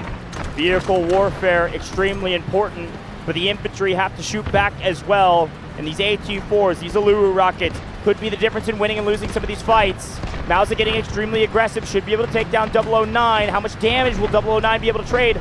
Quite literally almost the entire health bar of Mauser's tank. 78 Dogs should clean one up. Could get 2 here, and a guided missile from Dian as they take down the vehicles. They don't even need the missile. They're doing it to add insult to injury. They're trying to tell RRQ, I don't care about anything you are bringing to the table. We are so far ahead. How about a missile on your forehead? Javier still trying to make something happen on the side over here. Still 2 vehicles left alive for the side of LT. Javier could be the saving grace right now. I did see one of those vehicles very, very low, but 78 Dog is trying to go ahead and retaliate, and that he does indeed. The tank destroyer for the side of RRQ is going to be destroyed, but not before Krauser is able to go ahead and find the return. I can't lie, I'm seeing a lot of red in the feed. Can they potentially make this happen? PZ's Dog and the tank is actually forced to go ahead and retreat. If RRQ are going to make this happen, they have to land the rocket. Javier is going to be the one to land the rocket. The tank is out. No vehicles left for the side of LT, and an absolute flood from the side of RRQ. The beacon is down as well. They're going to be able to go ahead and continue to go ahead and flood in, but only 8 tickets remaining. Be careful, be careful. Do not hit that respawn button. Unbelievably close. The flood of the attackers is slowly but surely being cut away. It was a great play in the final hour, but you can't hit the respawn button, which means you will eventually lose this fight. They needed to all be on the point. They needed it to already be in the neutral zone, but the team respawn beacon from the defense will secure this with an easy win. LT felt the pressure. They sack all their vehicles to win the game, and they take down every advantage that RRQ has. And here comes the final 2 vehicles to finish the job. There was a glimpse of hope that we could go to the C sector, but Kishshot yet again is going to send a missile right on top of the last remaining players of this RRQ roster. A couple players being forced to respawn means we're down to 2 lives, and everybody else is just a slaughter. LT win map 1 in dominant fashion, only giving up 1 sector, holding the line on the hill, and forcing RRQ to make desperate plays, of which none worked. Cheesy little shrug as well from the side of LT, as if saying, that's all you got? Brutal. I did mention I thought this was going to be extremely close, and when I said I thought it was going to be close, I didn't just mean in the end score of things when I went ahead and predicted 2-1. I thought no matter what side each one of these teams were playing, I thought these maps were going to go the distance. I thought we were pretty much guaranteed to find ourselves on some of the last sectors of no matter what map it was. Yeah, it's tough to say, man. Looking back on maybe what the biggest issue was, or a quick look at the leaderboard here, and you can see, I mean, the top of the leaderboard for RRQ or the Revives. Look at Ripcha. 96 total there for the side of a support operator. You look over to the defensive side, though, they had plenty of revives, but they also were just slaying out. Dian picking up 43 kills on a, 2-sector map that we just played is pretty unbelievable. Really solid slaying power. And I'll shout out Ragnarsson as well at 37 on the RRQ side, and Arixa on 39. So in general, they were slaying out. It just felt like they didn't win the macro game. Like, the stats actually don't look that crazy between the 2 teams. I mean, you could argue that there's a score difference, obviously, between the commanders, but that's just a team winning versus a team losing. Really, it came down to macro plays. It felt like the defense did such a good job of maintaining control of the win con I talked about, of that hill above the B sector, and it was just too much for the attackers to figure out how to handle. They finally started sending troops around, but I don't know, man. That was just an out macro, out strategy play from LT, and they were able to execute a perfect defense. Incredible stuff there. Love the fact you bring up the leaderboard. Yeah, that was like the closest leaderboard I've ever seen. For a game that was not close. Yeah, exactly. I would really love at some point to kind of like calculate totals for both of these teams. Yeah, you know what I mean? Seeing like how many total kills both teams had in a certain game. Because I guarantee you, like Goge mentioned, it was probably very, very close. Taking a look back at the highlights, we talked about it. Trainwreck, the attacking side does start with the tank. I'm sure we'll see it in the highlight reel very, very soon, but it did not last long. A great effort from the side of LT, took that one out early, and it just took too long for the side of RRQ to actually make something happen on Sector A. Obviously, they eventually got the job done, but not before the ticket damage had been done. Yeah, some ticket damage for sure, but frankly, like, A usually isn't held on Trainwreck. We all know that. B is maybe where you could first put up a nice fight on the defensive side. It's kind of just a matter of time thing.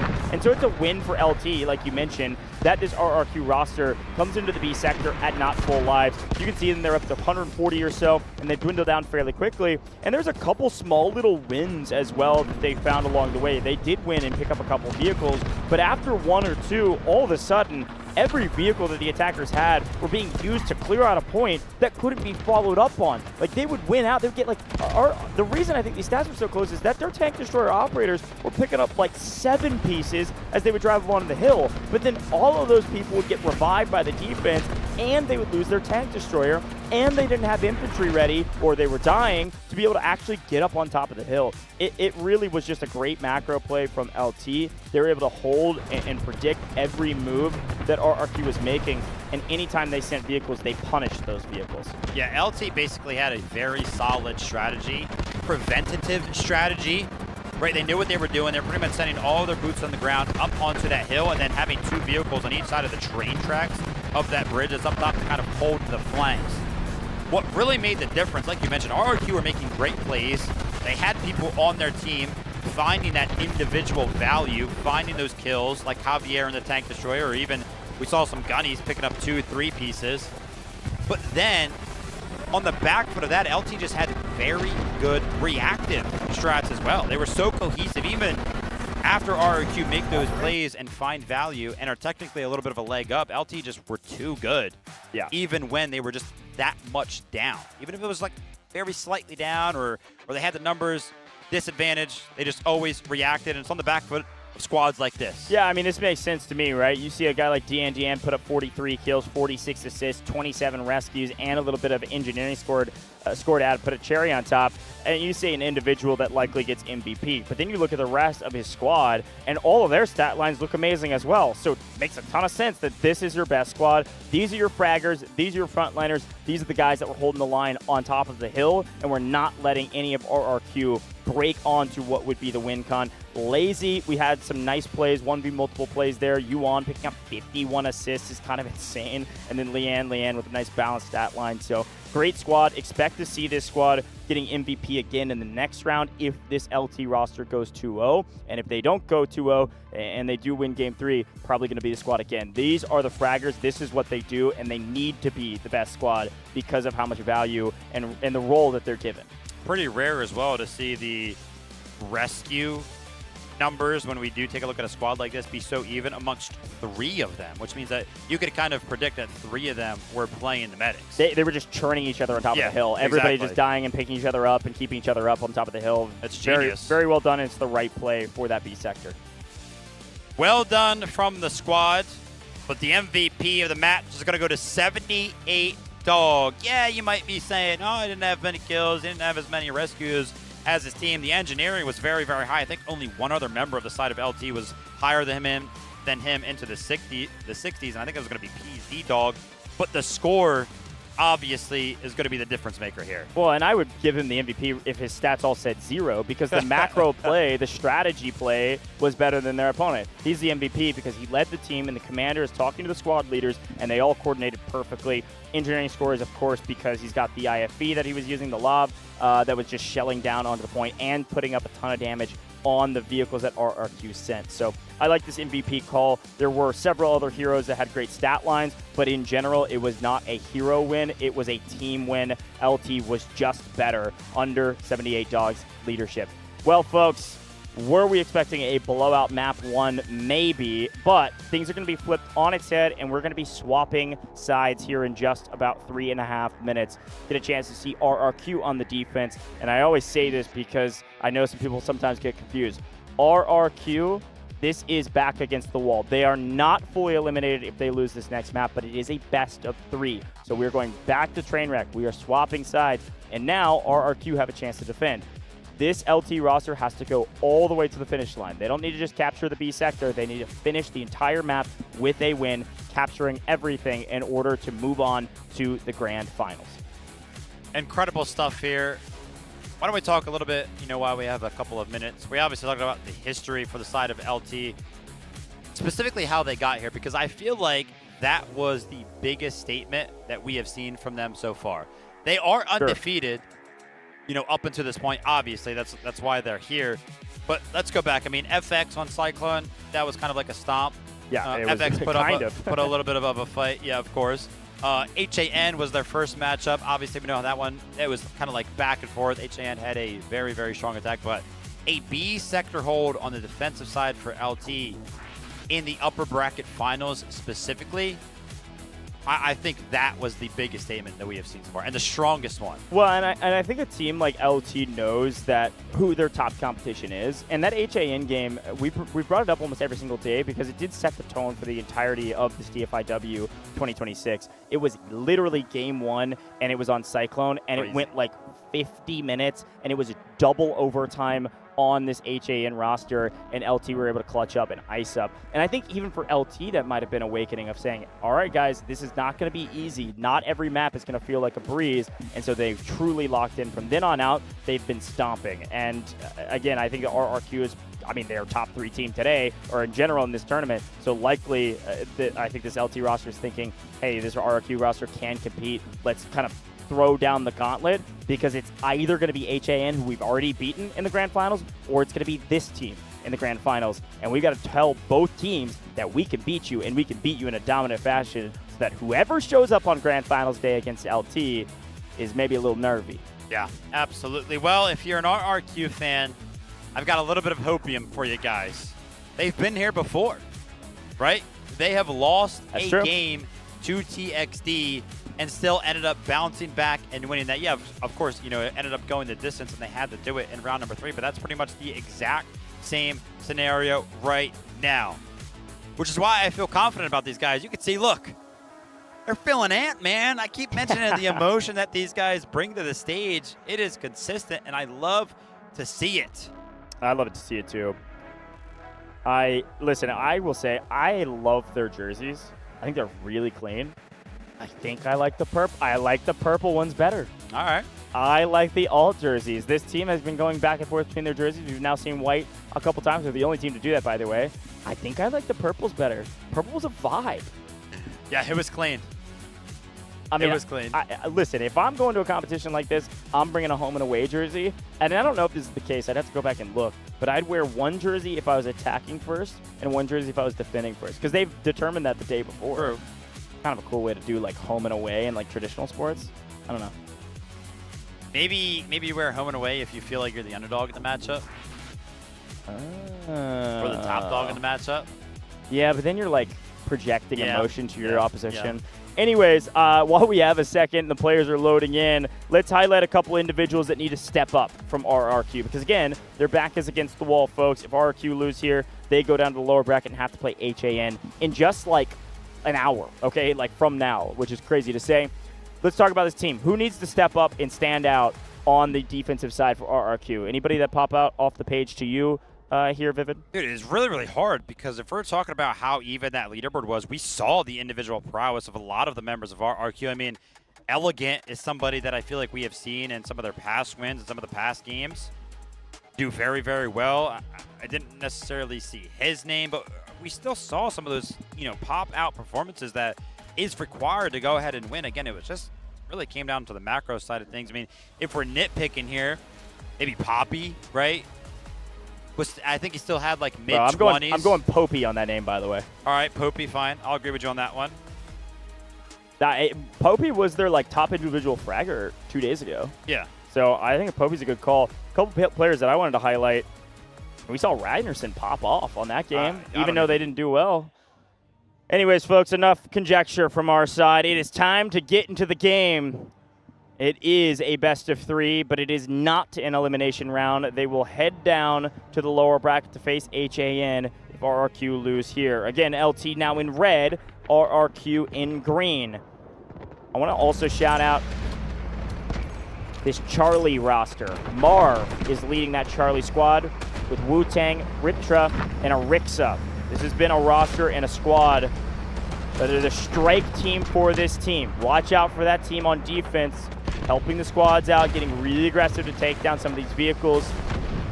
Kicking things off, though, BZ Dog in the tank, shelling down range, making things a little bit easier for LT to push up into the ruined buildings within the construction zone and start getting a piece of this zone.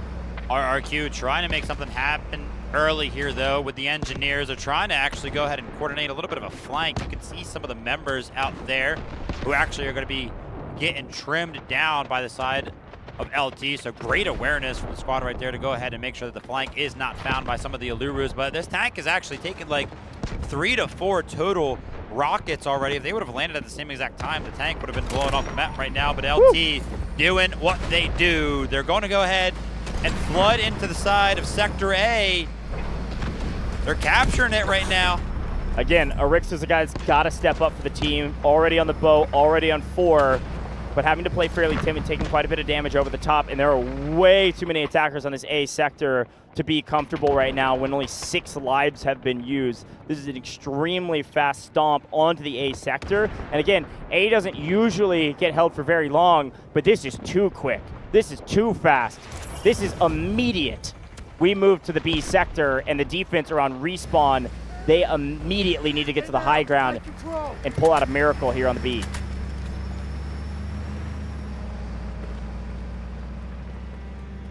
As an RRQ spokesman, for the next 5 seconds, I guess you could say, we're worried. We are worried. Taking a look at the leaderboard, I mean, again, nothing really too crazy is happening in terms of the differences in the kills that are being found. I mean, doing some really quick math. We just started. Yeah, I mean, we just started, but it's like, how? Like, what even happened?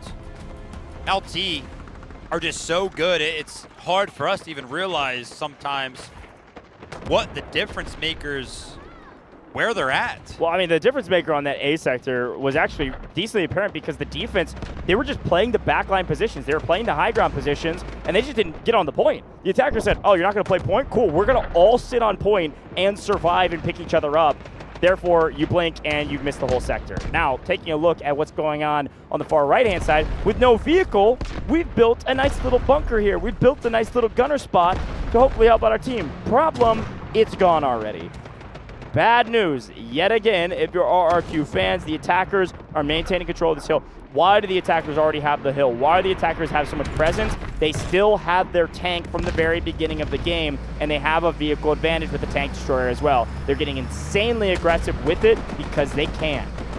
By the way, a key note here, a big part of the LT defense was that they had 2 vehicles actually at this moment. They had the Lav and the tank destroyer, but because Sector A went so fast, RRQ haven't actually had the opportunity to build up any score to call in that secondary vehicle. So a big advantage initially for the side of LT. Now I will mention RRQ have actually done a great job at trimming down some of the troops on the side of LT because they're already down to 164 tickets, but take a look at the tank here for the side of LT. It's doing exactly what we saw from the side of RRQ. It's actually going ahead and pressing that advantage. It's going over the top of the hill and trying to flush out some of these boots on the ground. RRQ have to do what LT did and respond equally. But take a look at all of the boots on the ground getting trimmed away. None of the revives are coming in, none of the respawns. And LT have seemingly already captured the hill. And again, it's going to be the difference, what feels like in vehicles. Because whenever the side of RRQ kind of attacked and did some of those plays around the backside of the hill with their vehicles, it started to take so much damage because 2 vehicles from the side of the defense could actually do damage to it. But again, RRQ don't have access to that second vehicle. Yeah, it's classic snowball effect of warfare. They have an advantage, they're pushing the advantage, and they're finding themselves already on the B sector. Solid start. Now looking for more. They want the high ground, the bridge that overlooks the backside of B. Deanne and Leanne are able to get this top side. That is GG's for the B sector, and it might be GG's on it already. Trying to get some hope, but even through the smoke, LT are winning these fights. 4 players, all of this squad, winning height, winning bridge, and now pushing the equation. Attackers for LT have marked the vehicle for death, the only vehicle that the defense have. And why? Because it's stuck in a corner between 6 different players, and we're seeing a lot of value from RRQ with that tank destroyer, but I'm seeing a lot of Allure rockets that are just barely missing. And finally, the right rocket lands. Not only another vehicle down, the only vehicle down, but also score goes to the side of the attackers. Not looking good for RRQ fans. I believe in a comeback. They've done it in the past. Could be on the back of this urgent redeployment that they've used to get their players back onto the map quickly. Good job from LT to take advantage of Javier making what could be potentially quantified as a mistake. Put in that tank destroyer in between a rock and a hard place. You don't want to be backed up against the wall when the explosives can just find that much more value. And LT are just doing what LT does, man. You want to talk about the snowball effect. As soon as they have the advantage in any regard, they go ahead and press. 2 vehicles up right now. What are they going to do? They're going to go ahead and take over. Positionally speaking, they have the tank in a great forward advanced position, but our RQ are going to try to make something happen. You got to imagine, if they're going to find any value from this flank that's happening from the side of the ATV here, it's got to be an engineering strike squad onto that tank, or maybe potentially onto the tank destroyer. Keep an eye on that, because that is the only saving grace that I could imagine could happen. But the guns on the ground, the boots on the ground, actually go ahead and trim away that flank before it even comes to fruition. RQ, man, everything they try, LT have an answer. Yeah, read like a book. Ooh. Tank Destroyer down, though, for the attackers. Nice silver lining of the way this map is going. Tank Destroyer, huge thorn in the side of the defense, and looks like a lot of green trying to get a respawn in and just swarm to the point. They swarm here, and they find no bodies here, so they spread back out and try to figure out what do we need to hold now. Commander, tell us where to go. Tom's flying between the squad leaders, I'm sure. Krauser looking a little bit quiet. There he is, starting to chirp some commands. They've got their info now of where the attackers are coming from. They know it'll be from height of the hill. They've got complete control of the bridge. Not too bad of a spot.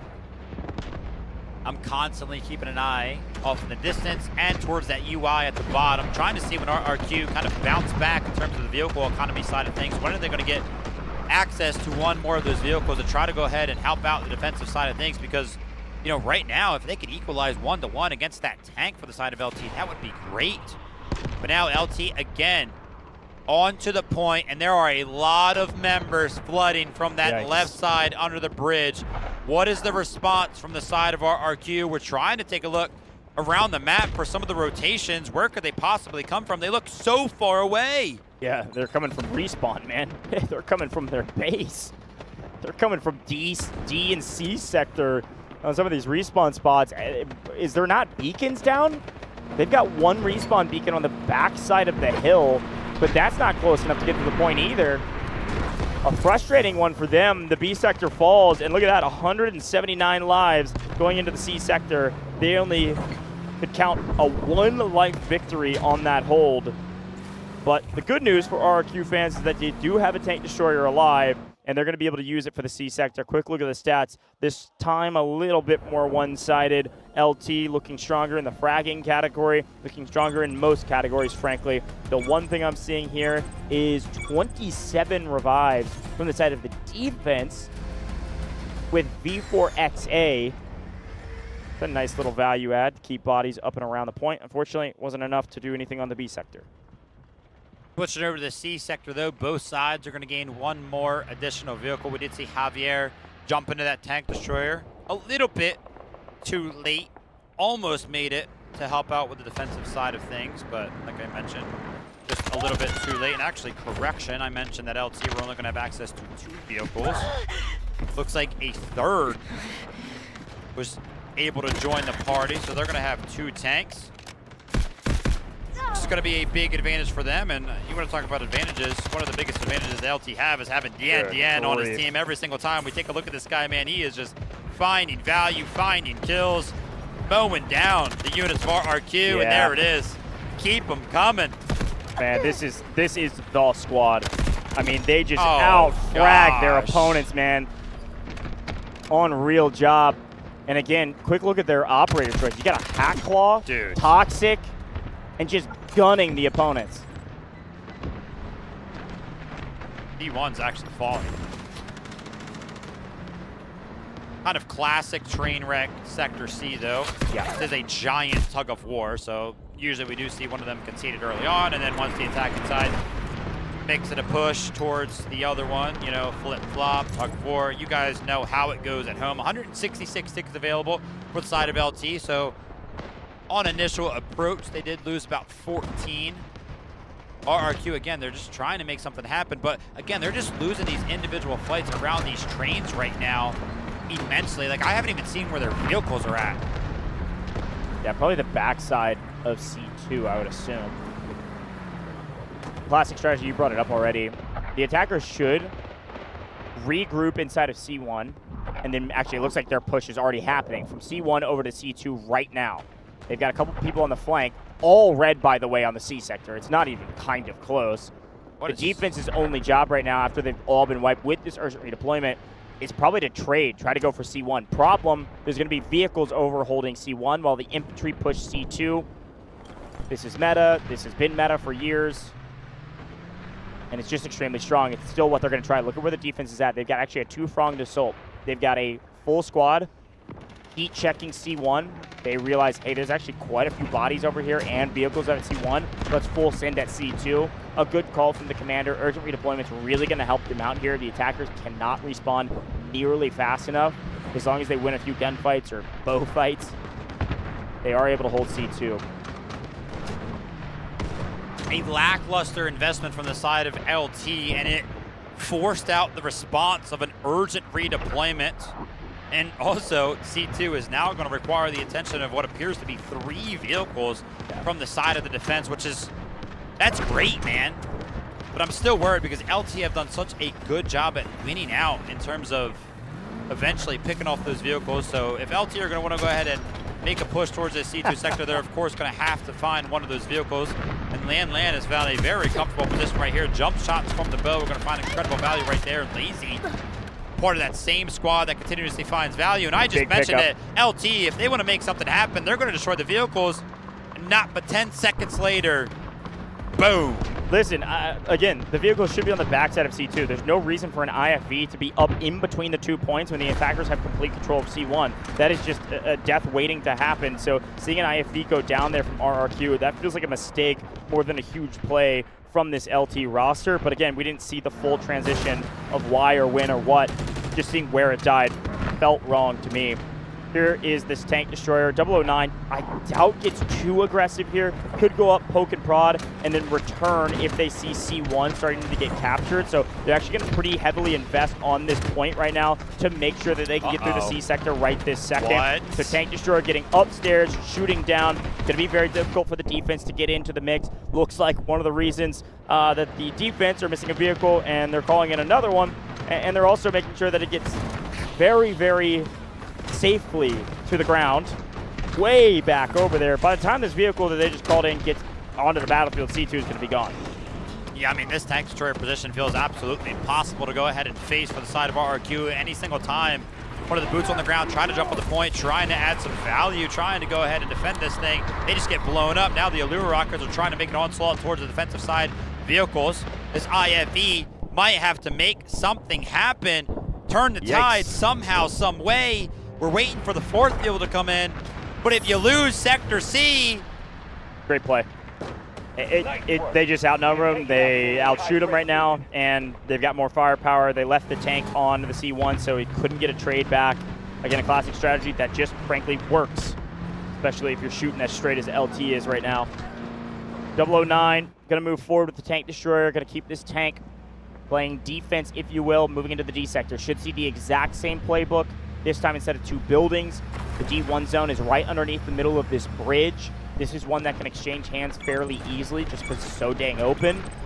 And then D2 is actually quite difficult to take just because the defensive spawn is right next to it. Could take some guided missiles. Neither team have them yet because we've been moving so quickly, but I'd expect to see a guided missile come in for the side of the LT team probably within the next 2 to 3 minutes at most. Well, actually, I was just going to mention that the pacing of this train wreck has been a little weird, where LT have kind of been obviously extremely dominant. And train wreck is a map that usually gets elongated on the attack. And once you do get to Sector D, you actually have a lot of guided missiles that come into play and make the attack happen easier, obviously. But because this has gone so fast, LT actually haven't been able to build up any score. They've just been so dominant. Obviously, eventually, though, they will gain access to those guided missiles. But as of right now, like you mentioned, 0 available. So this has obviously been a very quick one, and it's coming into play in the later stages of this. 009 being 5, 6, and 7 in a tank destroyer tells the full story of how this map has gone. The presence of the tank destroyer is more of a threat than anything else. They haven't needed much from it. D1 will be the first to fall, I can only assume. Attacker is actually playing through bridge, playing high ground, and then dropping down when they decide they have cleared everybody out over here. 1 falls, 2 falls, 3. Tank takes some damage, 78 dog. Making some calls right now, but 0 deaths. 26 and 0. We talk about quadruple positive fraggers. What about a 26 and 0 commander who's not even up in the sky. I know he's in a tank. I know that tank is the first one they start with. That is still impressive, man.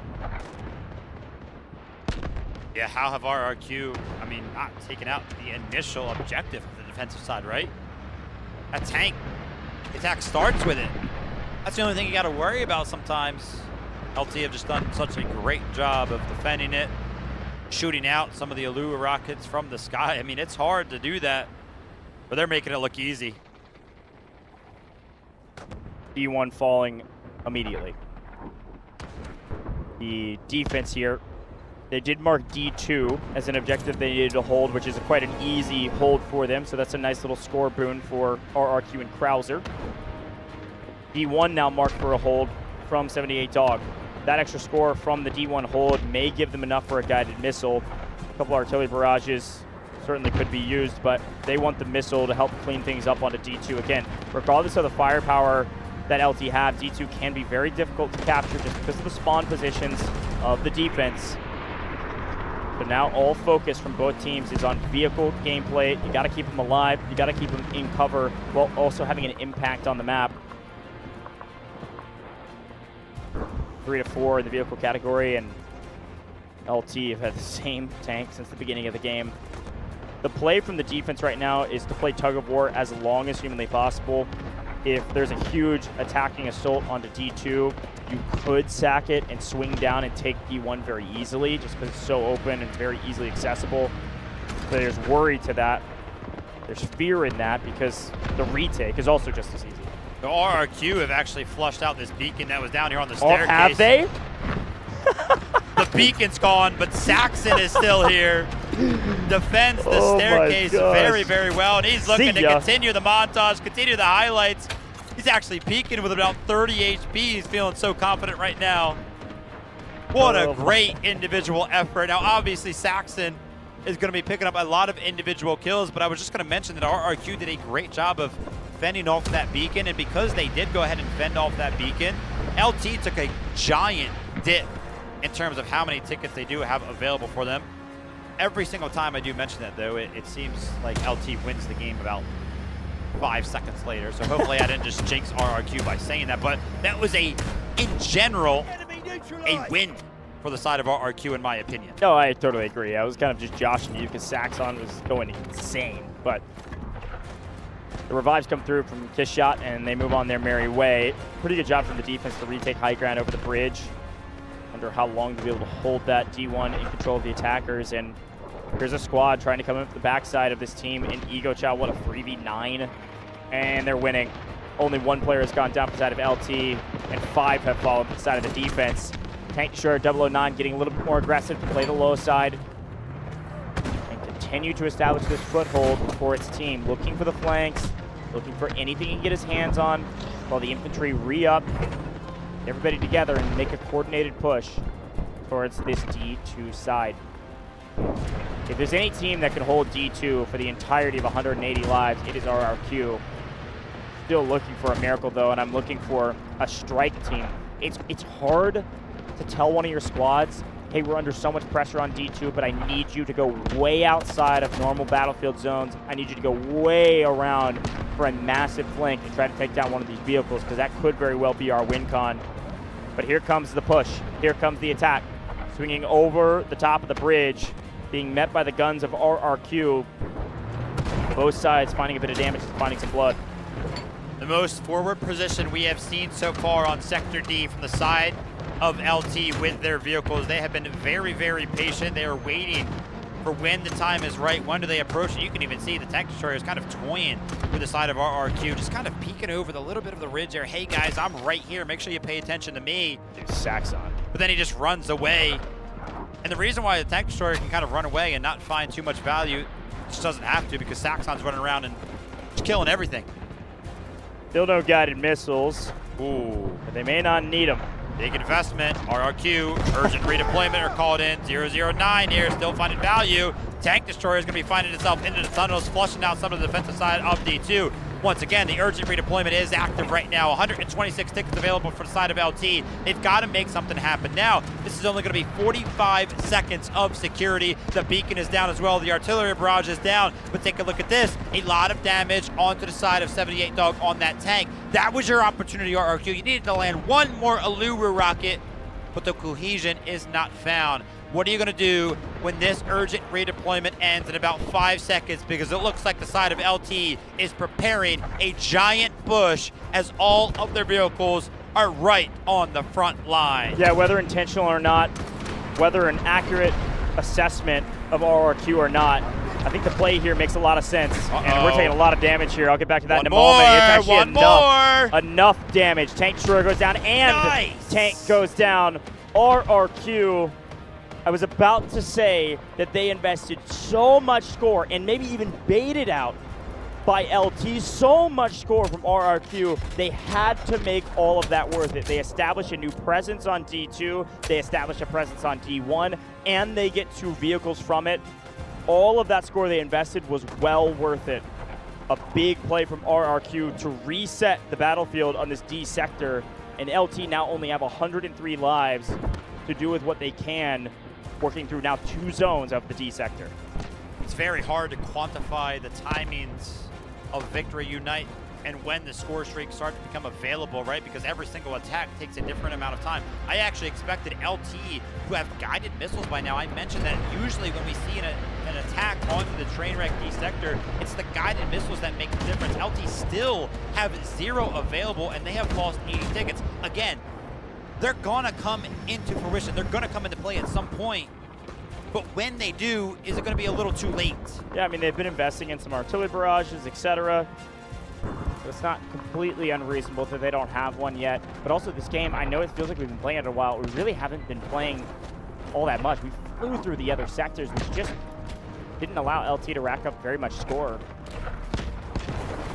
I've said it now a couple times. D2 is just a difficult one to break through.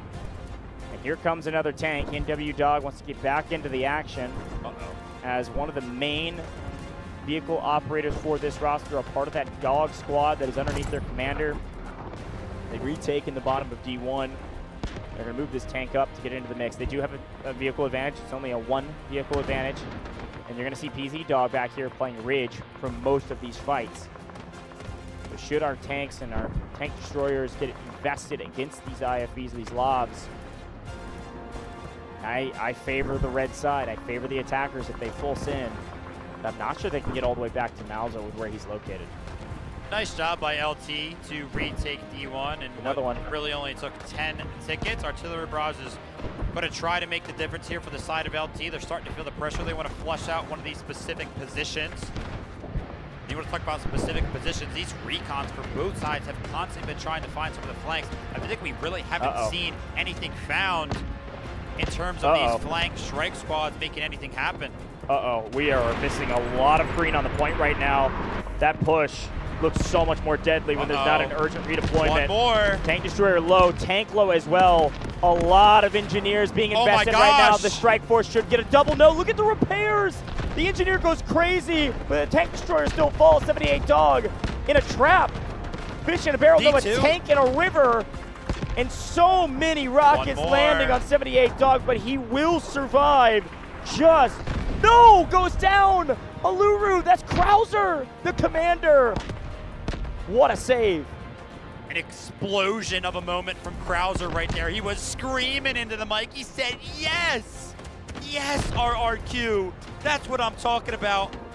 In what timely manner? How was I just making a point of how I felt like the strike teams finding the flanks weren't finding value, and then an influx of flanks comes in from the side of RRQ. You were mentioning D2 was under heavy pressure, but that's because so many members of RRQ were making that flank happen. Now what do LT do? Nothing has really worked for them. They are down a vehicle. When they were up 1, they couldn't make it happen. Surely RRQ can hold on when they now have the advantage. Philly Barrage landing directly on the top of D2, forcing the defense to scatter to the sides rather than some of these headies that overlook the top of the bridge. The attackers were taking a peek at what they could do on top of the bridge. They put a team respawn beacon down as well to get bodies on bridge to make a coordinated push. RRQ with vehicle advantage, like you mentioned. Also an artillery barrage answering back means nobody can move. Everybody's zoned off, and it's just a gun and bow fight all around this bridge. The assault vehicles continue to fall to the side of LT anytime they try to make a move to put down some forward beacons. Anytime they try to drop some players off, they're getting cut down in transition. These Lavs are doing so much work with Malza in the back as well. I don't know when it's going to happen. Maybe it just won't. Maybe I was wrong. Still 0 guided missiles available. And by the way, when all the chaos was going on, I actually did see our UI tell us that the guided missiles went to 1. But because LT are investing so much score into artillery barrages and have to call in some of these other vehicles, I saw it go back down to 0. Yep, exactly. We're sending a lot of artillery barrages to hold the line, hold the defense at bay, pushing forward, potentially taking D2, and also keep them, there it is, 1. Thinking. We've got 1 guided missile potentially available in an artillery barrage. Again, they're just matching each other's score right now. RRQ's done 2. enough to match the score 3. of LT, at least for a moment. But how long can you hold this team at bay? Folks, this is a fantastic hold from RRQ. LT down to 51 lives. But we should be seeing missiles here very shortly, especially with some value and some bodies on the point. Is this the beginning of the end? No. RRQ is going to pull that urgent redeployment. They've earned enough score to continue to invest in bringing their players back as fast as possible, and these players can spawn so dang close. Oh no. A lot of damage on V9. Got to be careful. Can't be careful enough as Modius with a great play, and here comes the missile. They feel the pressure, and they want to put this missile straight on top of these vehicles. Expect this missile to land on the backside of D2. You've got to assume these vehicles know exactly where it's going. Let's see what happens. It's on the back. Maybe not far enough back. Only 1 kill, dead center of point, but it's zoned off the defense from being able to play on it. And now it's just an out-frag moment. All red on the point. You're going to have to see Javier go huge in the lob. Yeah, you can see that respawn beacon is right in that train. They're all flooded in right now. They're forced to go ahead and invest the positioning of the lob, and it actually works out. I was expecting to find incredible damage being found on the side of the defense right now, but yeah, 78 Dog is joining the fray. This is the most forward this tank has been. Remember, this is from the initial push from the side of Javier. He's trying to make something happen. He's trying to go ahead and take out the tank, but the tank is taking no damage. The lob goes down from the side of the defense, and D2 is being captured. But on the other side of things, the tug of war comes into play. D1, somebody from the side of RRQ is capturing it, and what you would have to imagine is solo. Great play, team respawn beacon down to continue to battle on these points, but D1 nearly fully captured by the side of the defense. This is still a worthwhile trade for the attackers, especially if we get another tank, but no, it goes the other way. Malza able to pick one up, and they get the trade out on the other side. We now have attackers with 2, defense with 0. 30 lives remaining. An unbelievable Herculean effort from RRQ to keep this game going.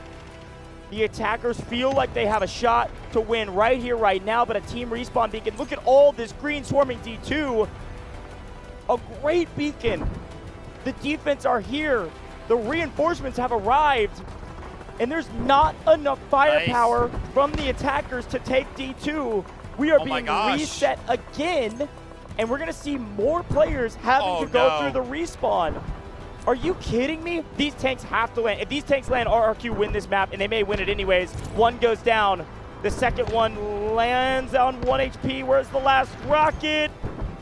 Able to stay up. Nice job from the engineers. I think that might be GG's. I think RRQ have somehow pulled this thing out.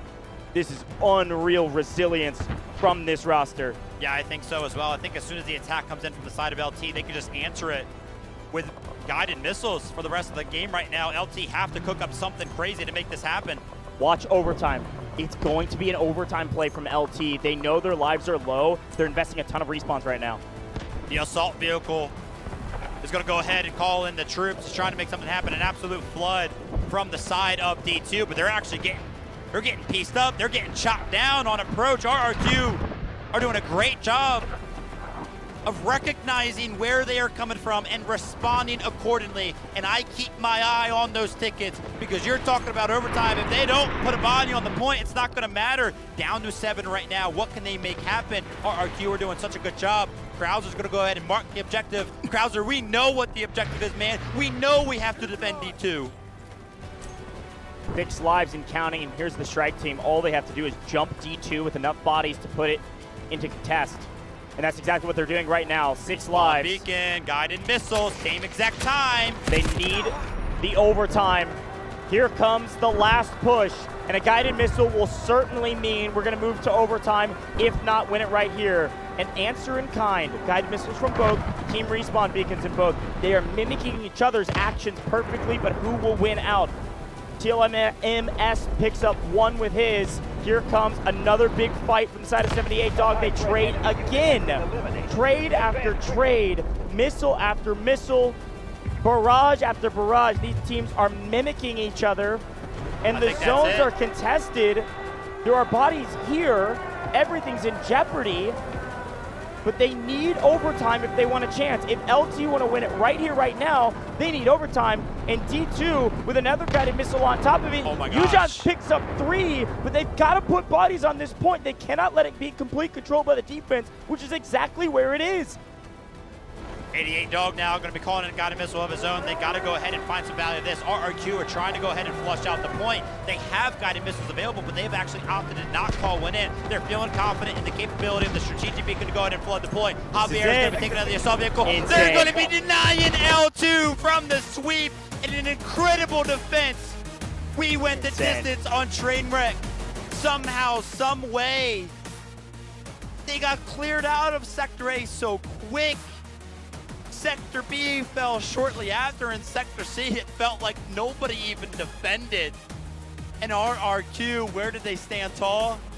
On Sector D, on the back foot of those 3 vehicles that set as far back as you possibly can on a map like Trainwreck. And because they were so far back, LT struggled. They struggled to go ahead and force them out of position, to force them to be destroyed. RRQ, man, we're going the distance. I am blown away with what RRQ was able to accomplish. The way we saw them play the first several sectors, I thought there was no chance they hold. I agree. And then once it started, once the tug of war started, RRQ did an unbelievable job of doing just enough to not let LT take that D2 position. Quick look at the stats. Popey going huge, 57 total kills for the side of RRQ's Popey. He's top fragger for their team, and I think top fragger on the server. 134 engineering. Mauza.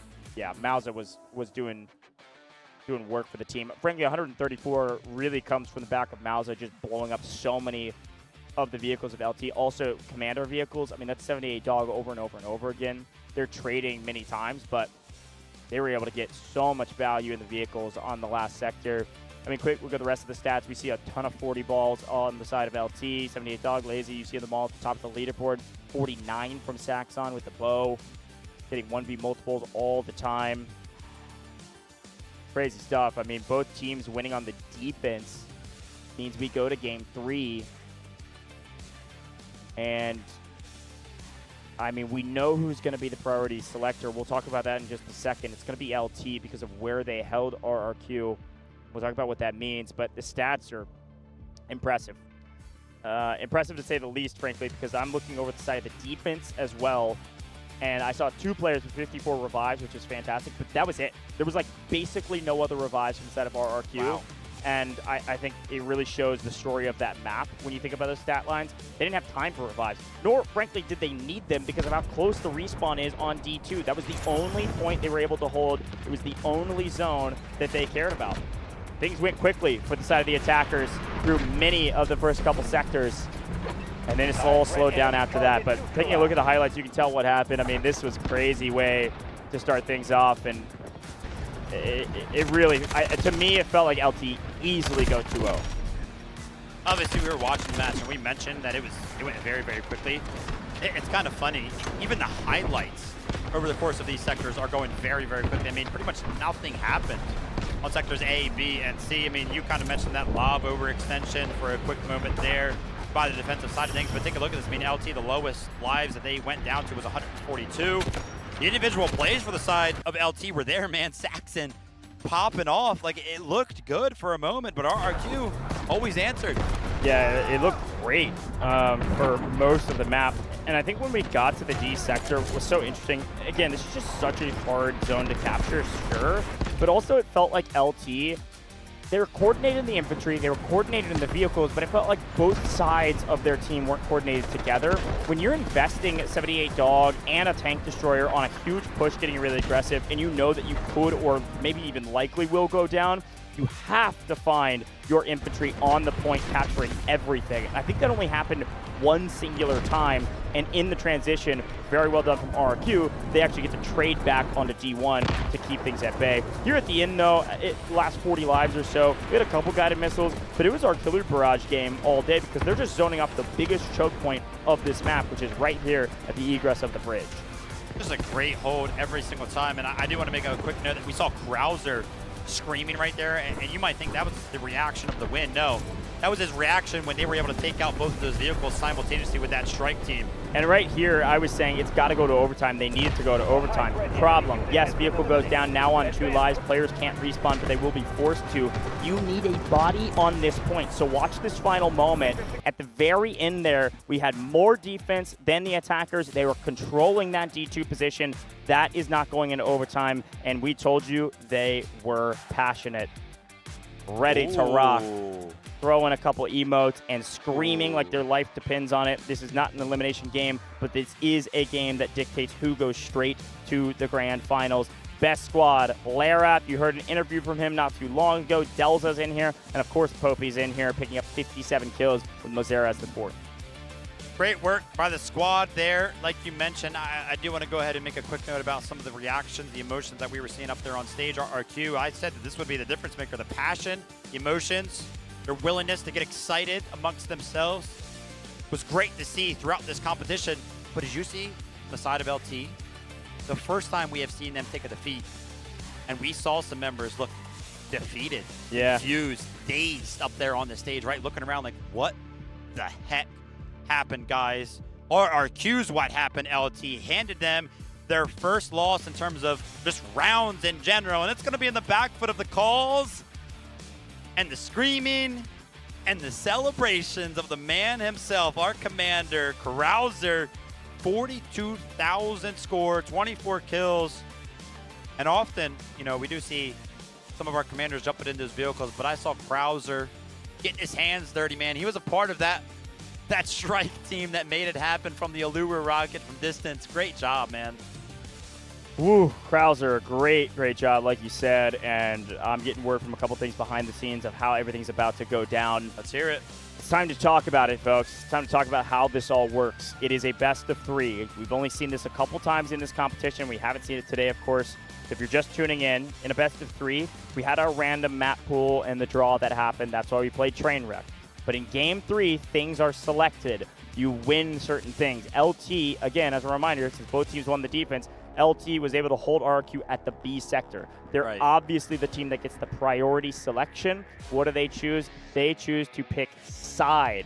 They pick side. What does that mean? That means that the other team, RRQ, gets to pick the map, and then LT chooses what side they want to play on that map. So that's where we're going right now. I'm getting word that that is exactly how it went down. However, I am curious to know what map we're playing. So that we will wait to see. I will show that map whenever it is chosen.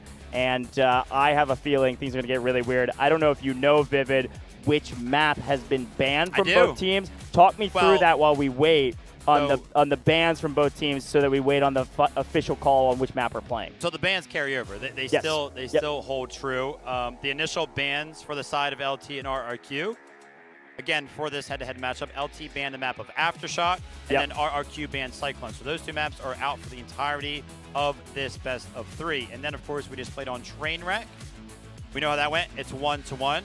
So 3 of our maps have already been played, which leave 5 remaining. And like you mentioned, one of our teams is able to go ahead and pick the map. Yeah. We do know the map. Has it been chosen? I haven't seen it up on broadcast yet. We haven't shown it yet. Okay, well, we gotta wait until it's official. We're gonna make them wait. Yeah, we gotta wait till it's official. I tried to get you guys in on the info. We gotta know. I've been waiting on. I've been paying attention to make sure it's official before everything's shared, because I do want to share with your audience once you guys see it on the map. But sorry, walk me through those bans one more time. We've got the bans that we can't play and the map we just played we can't play. So the 3 maps that can't be played. LT banned Aftershock. Got it. RRQ banned Cyclone. And then we played Trainwreck. Cool, perfect. Those are the 3 maps we can't play. This next map will be chosen by RRQ. Right. And so, yeah, looks... So available would be Fault, Threshold, Trench Lines, Ascension. Doing great. And one more, man. Come on, help me out. I'm at 7 or 8. Crack. There it is. There you go, folks. There's a lot of screaming. There's a lot of people cheering on these players. I was looking around. I was like, man, what's going on? And oh, no, it's just the audience is here, folks. It's the weekend. Everything's loud in the building because they're so excited for this matchup and cheering on some of their favorite players. Funny? What's up? If anybody's like really locked in, they would have just gotten a little bit of a sneak peek as to what our map might be. Did you see it on the back screen? No, we had one of our players walk up on stage with crutches. Ooh. You know what that means, right? Who's joining the fray? Bitterzitchy, baby. We may have a jet in the mix, folks. All right, we spoiled it already. Listen, nothing's officially, official until we see it on the screen in front of us. But I'm being told we are playing Fault. Now, I'm blown away that we're going to be playing Fault because I think every other match that has happened, it has been banned. This is the one time Fault was not banned, and because it was not banned, it sounds like the team that technically was on the losing side just chose to pick Fault to maybe throw this team of LT on their back foot. I don't know. Yeah. Yeah, and I do want to go ahead and make a quick note, by the way, one of our players, the reason I was mentioning one of our players walked up on the stage with crutches, one of the most impressive storylines this weekend, or this week in general over the course of this competition, is that Bitterzitchy is unfortunately injured right now, but still makes his way up onto the stage with the help of his teammates and, of course, with the help of crutches. So that's why I went ahead and mention that, and he is, of course, the pilot. Yeah, that's right. Now, if you do know this map, you know that there's going to be a helicopter on this map. You know there's going to be a jet on this map. You know this map is contentious in the scene. There is a lot of back and forth. But, folks, it is official. Vivid wanted to spoil it before it was on broadcast. Here it is. Fault is the map that we are playing. Again, RRQ chose this map. LT then chose side. LT chose to be the attackers on Fault. Oh. What do you think about that one? Whoa. Yeah. Huh. I mean... Dude, we know how Fault goes, by the way. That initial dogfight, I feel like it's just on the back foot of them feeling very, very confident in their pilots. Yeah, I mean, I think, honestly, when you think about a Fault and the way it plays, I think LT is extremely confident on the attacking side of this map for a couple reasons. What do you got for me? Well, I was just going to go ahead and mention that obviously we just played Trainwreck and it's a completely different map than Fault, but the defense won both times. That's right. Yeah, and I think one thing about Fault is the air superiority. It totally changes the way the game is played. Fault is a weird map because you kind of go through every type of playstyle that you can get your hands on. And so I think this LT roster feels extremely comfortable utilizing their jet early, getting some advantages. The other weird thing about Fault also is that A sector is usually... It's one of the only that is actually usually sacrificed, meaning it is not defended at all. They don't want to elongate the A sector. The defense doesn't because it just gives the attackers free score. Free score means more things for later rounds that are later sectors and later zones that are a lot harder for the attackers to capture unless they have that extra score. I don't know if I've ever seen anybody actually hold a team on the A sector, so you likely will not see the defense put up a big fight on the early sectors of Fault and want to play for the later half, which I don't think that was RQ's strategy on Trainwreck, but it almost felt that way as we get into it. Man, we haven't seen Fault in a very long time. Yeah, the last time I've seen it in competitive play was in Vietnam over 6 months ago. Yeah. So I'm a little bit worried, though, because we have seen it very, very consistently banned. In fact, LT were actually one of the teams that banned Fault. They didn't ban it, obviously, in this head-to-head. They actually banned it when they were up against FX. So there is something to say about the fact that LT has shown us that for some reason, when they were playing a team earlier in the competition, they didn't feel comfortable on a map like Fault. But now they're going to be forced to play it. Yeah. I actually like this play from RRQ. I mean, listen, if you're going to beat a team like LT, you need to put them on their back feet and their back heels on whatever you want to call it. You want them sitting down. I mean, I don't know what you want them to be, but you want them to not be on their A game. And so to do that, one way to do it is to play a map like Fault that nobody's playing right now, everybody's banning. It changes things up. It makes it a little weird. And maybe with that little bit of weirdness, you can clutch up a win against a really good team. 45 seconds out. I'm ready, man. This is an upper bracket final. I haven't seen Fault in over 6 months. Everybody's banning it. Let's see why. Let's get into it, man. Let's get dirty. One of these teams is going to have to get dirty. One of these teams is going to be getting their advancement to the grand finals in just one more round. I love it. And the other team still has to play another match. I want to say, too, I think this is only the second time, and this is including our regional finals that we casted over, only the second time at all that it hasn't been banned. Yeah, it's very, very rare. Also, cool what's stuff. very, very rare is best of 3 is going to the third round. Yeah, Just in general. This is the also third time as well for that, I think, in this competition. Third time. This is the 12th match. And this is only the third time we've seen it. That's insane. A lot of 2-0s. Actually, we've seen it was a couple 2-1s, and then it was like 9 2-0s in a row or whatever the number was, all back-to-back, all stomps, too, until today. But that's what we expected. Vivid and I both called this to be a 2-1. Could go either way. You still have an opportunity to be perfect on your predictions. I still have an opportunity to finally get one right. But I'm really pumped about this one, and I'll be excited to see what Chad has to think about a fault pick here. At least it's not Cyclone. What do you think about that? Listen, shout out to RRQ for banning Cyclone. Love the map. It's given us some absolutely incredible moments. Really, just the best moments, actually. And some of the best head-to-head matchups and some of the craziest nail-biters. But we've seen enough of that map, and a map that we haven't seen yet is fall. So, like you mentioned, we haven't seen RRQ's pilot yet, too, so we'll get a chance to highlight the pilot of RRQ. They played TXD on Trench Lines, right? And then they went to Ascension.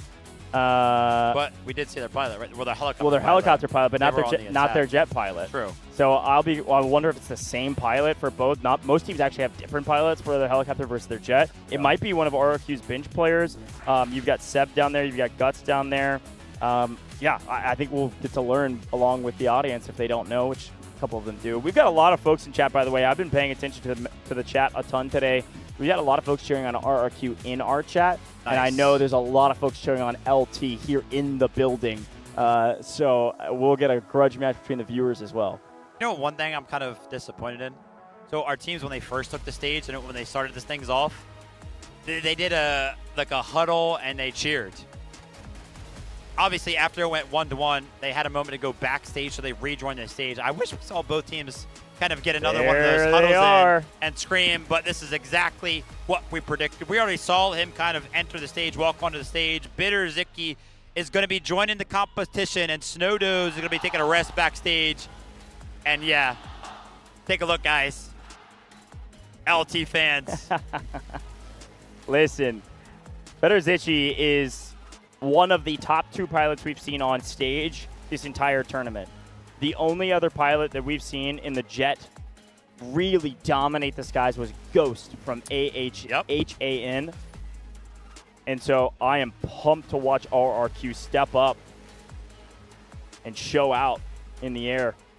Reminder, by the way, defense also finds themselves with a helicopter at some points.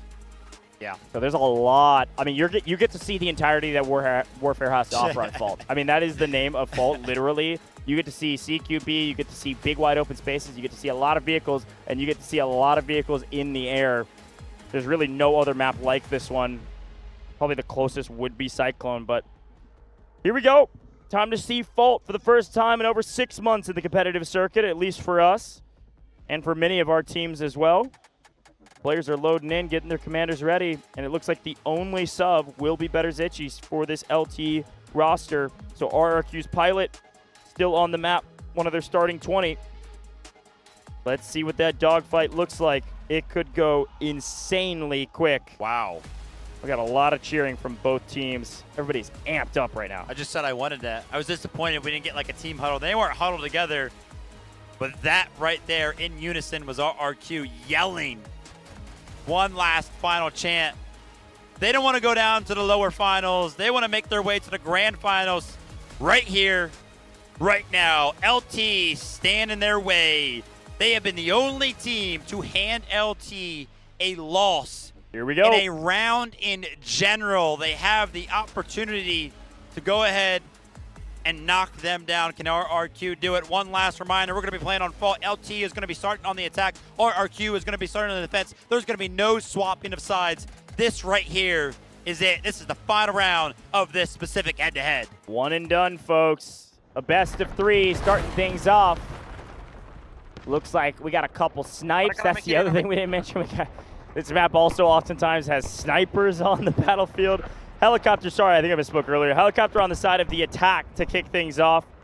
And already some big flank plays to kick off what looks like maybe a strike team trying to make a hero play. Helicopter going to be the side of Ian up in the skies. When the jets enter the battlefield, you're going to see that dogfight. Don't worry, our observers know that it is an insanely important part of this map. Air superiority, everything. This walled area is going to be our next couple sectors. You really get to traverse a full world, it seems, like a countryside between every one of the sectors that Vault has to offer. Golly, I haven't seen this map in so long. This is awesome. Yeah, there's some weird strategies on Vault. Sometimes we do see the defense kind of concede Sector A. I've also seen the attack intentionally not capture it to go ahead and regain access to some of their vehicles as well. So Vault gets weird, man, but as you can see right here, this stationary gun going to be helping out the defensive side of things, and a giant flood from the side of RRQ, an initial concession of the point, but now they're going to be interested in going ahead and defending it. But when you have a giant flood like this onto Sector A, you can actually see the flank coming in from the side of LT up on the hill, and this sight line down towards Sector A is one that is very, very hard to deal with once you lose it. Ellie in the sky, trying to find some early value. The attackers want to make sure that they get the high ground position and push the defense off. It's really nice for them, especially where the defense is spawning back in on the backside of the point. Should pick up a lot of kills here. Easy Dog up joining our helicopter operator Ian in the gunner seat. There's better Zitchy in the lob, awaiting that jet to spawn in so he can take to the skies where he so desperately wants to be. A will slowly but surely be mostly freely captured as expected. They're in no hurry to capture it. Want to get into the best position to prepare for new. Here they go. A little bit of an early win here for LT. Nothing that we haven't been used to seeing, and there it is. RRQ going to be hopping into the jet Here first. we go.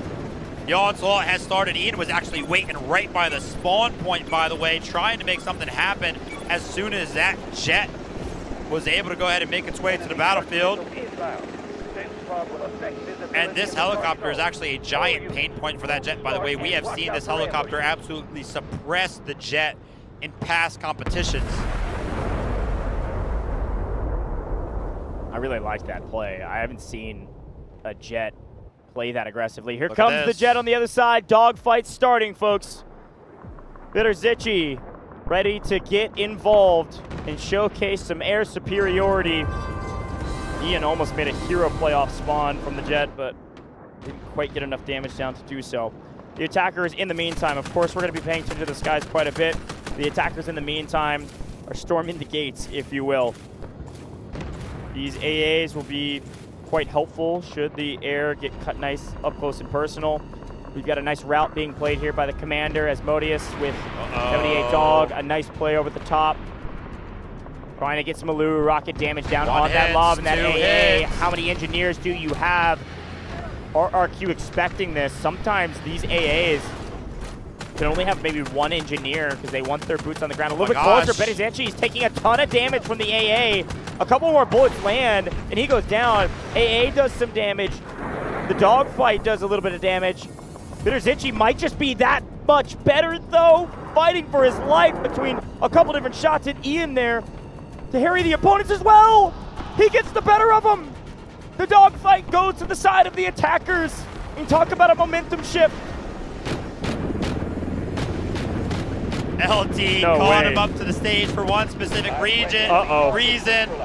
And now everything falls, everything collapses, everything crumbles simultaneously for the side of RRQ. They lose their love, they lose their jet, and you can only imagine the defense is going to start falling apart, and they're probably going to start to lose Sector B as well. Oh no.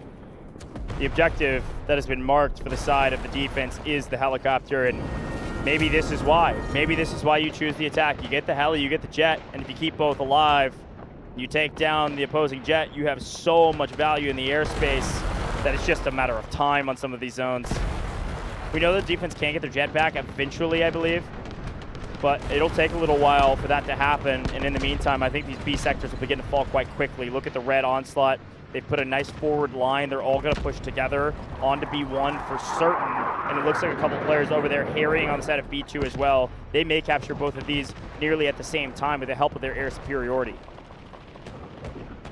I'm not one to count our RQ out after what we just saw on Trainwreck.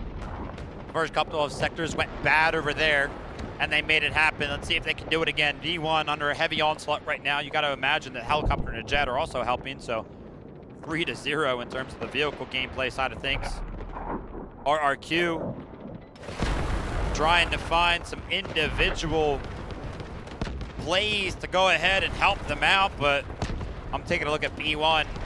I don't see a single defender nearby. LT make quick work. And this is exactly what we have seen them do time and time again.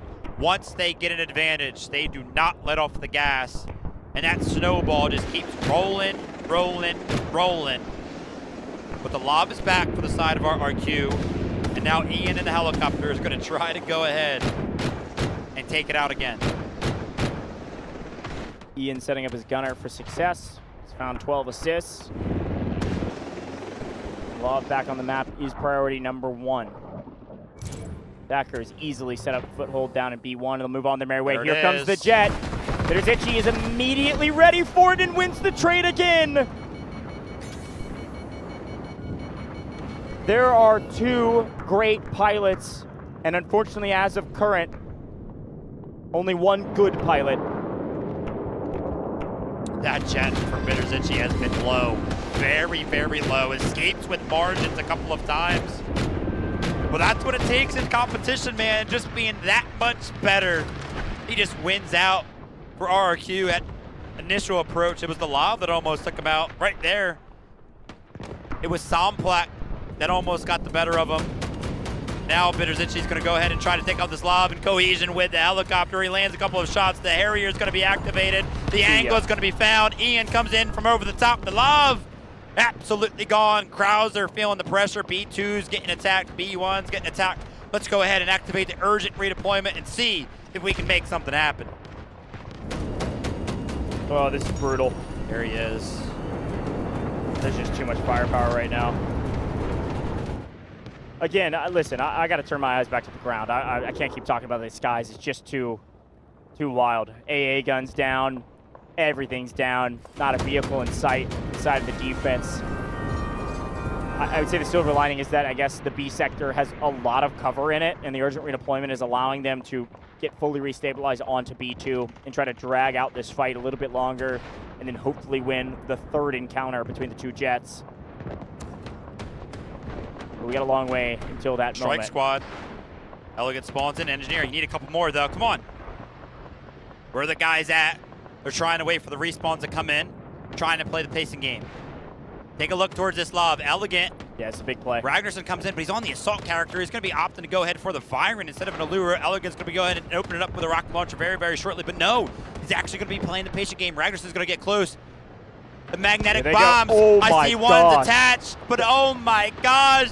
009 sniffs them out when they just got there. He was an arm's length away.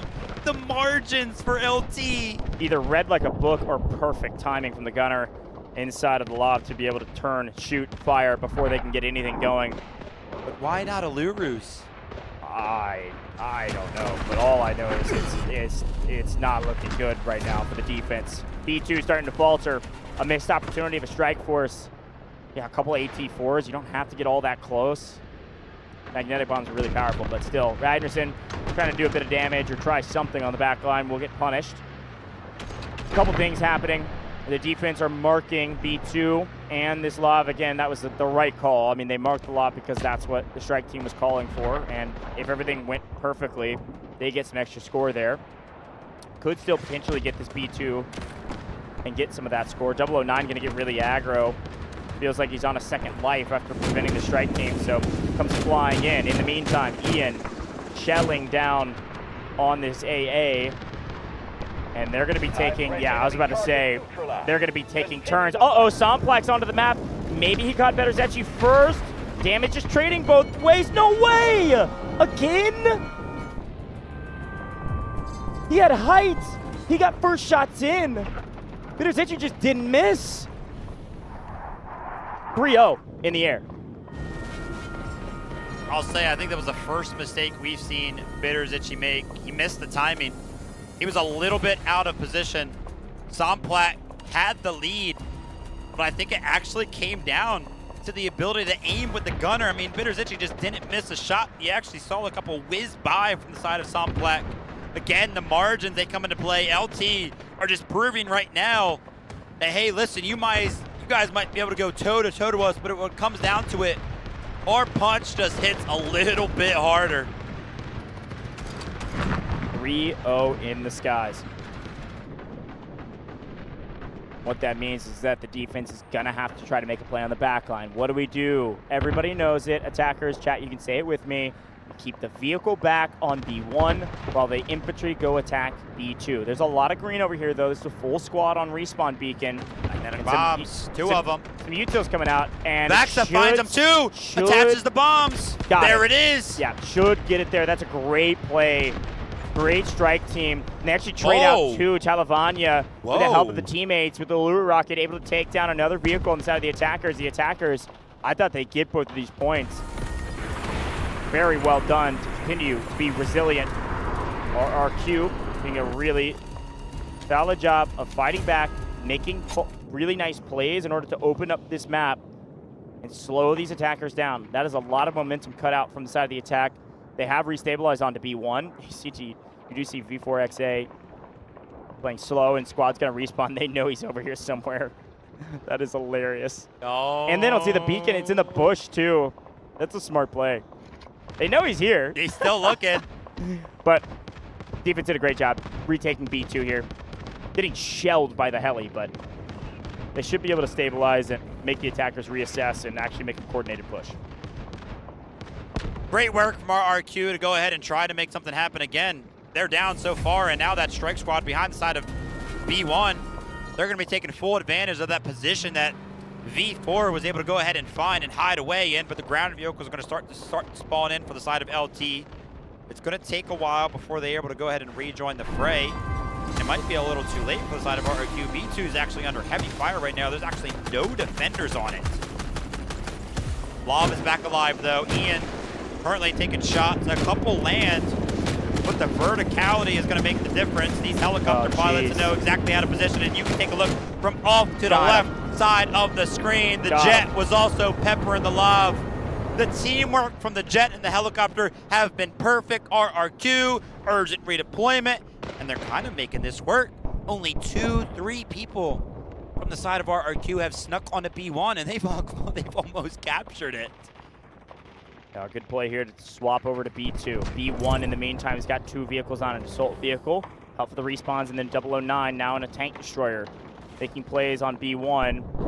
Fortunately, Asmodeus not going to be able to hold the line with the urgent redeployment and a bunch of green bodies respawning on B2 and immediately into the action for them. Great job so far from RRQ, using urgent redeployments at the right time. It's a skill that feels so simple, but many teams have struggled with. But this air superiority is just so frustrating for the defense. PZ Dog, by the way, has been in the gunner seat this entire time. We've been taking a look at Ian driving around doing absolutely incredible things. And all that while, PZ Dog has just been racking them up. Now, they're trying to go ahead and implement the same exact play that has found success in the past. But LT, man, they're going to sniff this one out. They finally go ahead and drop down on the ledge that has been the saving grace for the side of RRQ. They've been snuffed out. Shudy's trying to make something happen, but Lin finds the final shot. And with RRQ, their flanks getting snuffed out, the sector of B might fall soon, shortly after. Finally, they sniff out that backline play. Very sneaky to elongate this point. And I would even say this is so far, even with air being won by the attacker, still a solid win here for the defense. LT not going to move in with max lives into the next sector. LT investing a lot right now. Tank destroyer on top with an artillery barrage landing on B2 and a team respawn beacon. There's going to be a lot of green bodies here and enough green bodies to likely take down that tank destroyer down on the point. Yep, that's exactly what happens. Bujang picks up with an AT4, the tank destroyer. B2 still in control by RRQ. I'm not trying to sound crazy right now. We're seeing a ton of value from PZ Dog, but double-digit lives, and LT have yet to break into B2 in a meaningful way. Could RRQ still do it? It is possible. You can see B1's actually getting captured, even though that flank play was snuffed out. Take a look at where they are again. They keep resorting to this tug-of-war gameplay. There's only one squad going for it, and they have been so successful. RRQ are making this work a little bit. Remember, LT, they've got to capture another sector after this, man. The tank destroyer is trying to make something happen as well. Javier's finally let off the leash, man. Finally let into a vehicle, and he is already finding value. I saw him pick up 2. But can he be the difference maker? Again, B2 fully in control of the defense. LT are absolutely tired of this squad from RRQ, continuously capturing B1. They gotta make something happen with that, and Bitterzikji is trying to make things hurt just a little bit worse for the side of RRQ by destroying these vehicles before they touch down. Got one very low, and unfortunately, I think Ian was so busy on B2. I want to say that vehicle is still alive currently, may not last for very long. Here's a big attack from LT again onto B2, playing the height, overlooking. Talavanya goes underground with the tank to try to stay alive. And unfortunately, I don't think that's going to be enough. All the engineers dying beside Talavanya themselves. That should be it for that tank. And with that, another vehicle down for the defense. Here comes a ton of vehicles. The ground is the answer. You have to bring the tank destroyer and the tank in here to win B2. They know they're starting to run out of daylight. Some of these other sectors are difficult to take as well. And so they're investing a lot on B2 right now. The artillery barrage finding actually a sizable amount of value, only 1 kill, but zoning out the attackers and getting some of these vehicles weak.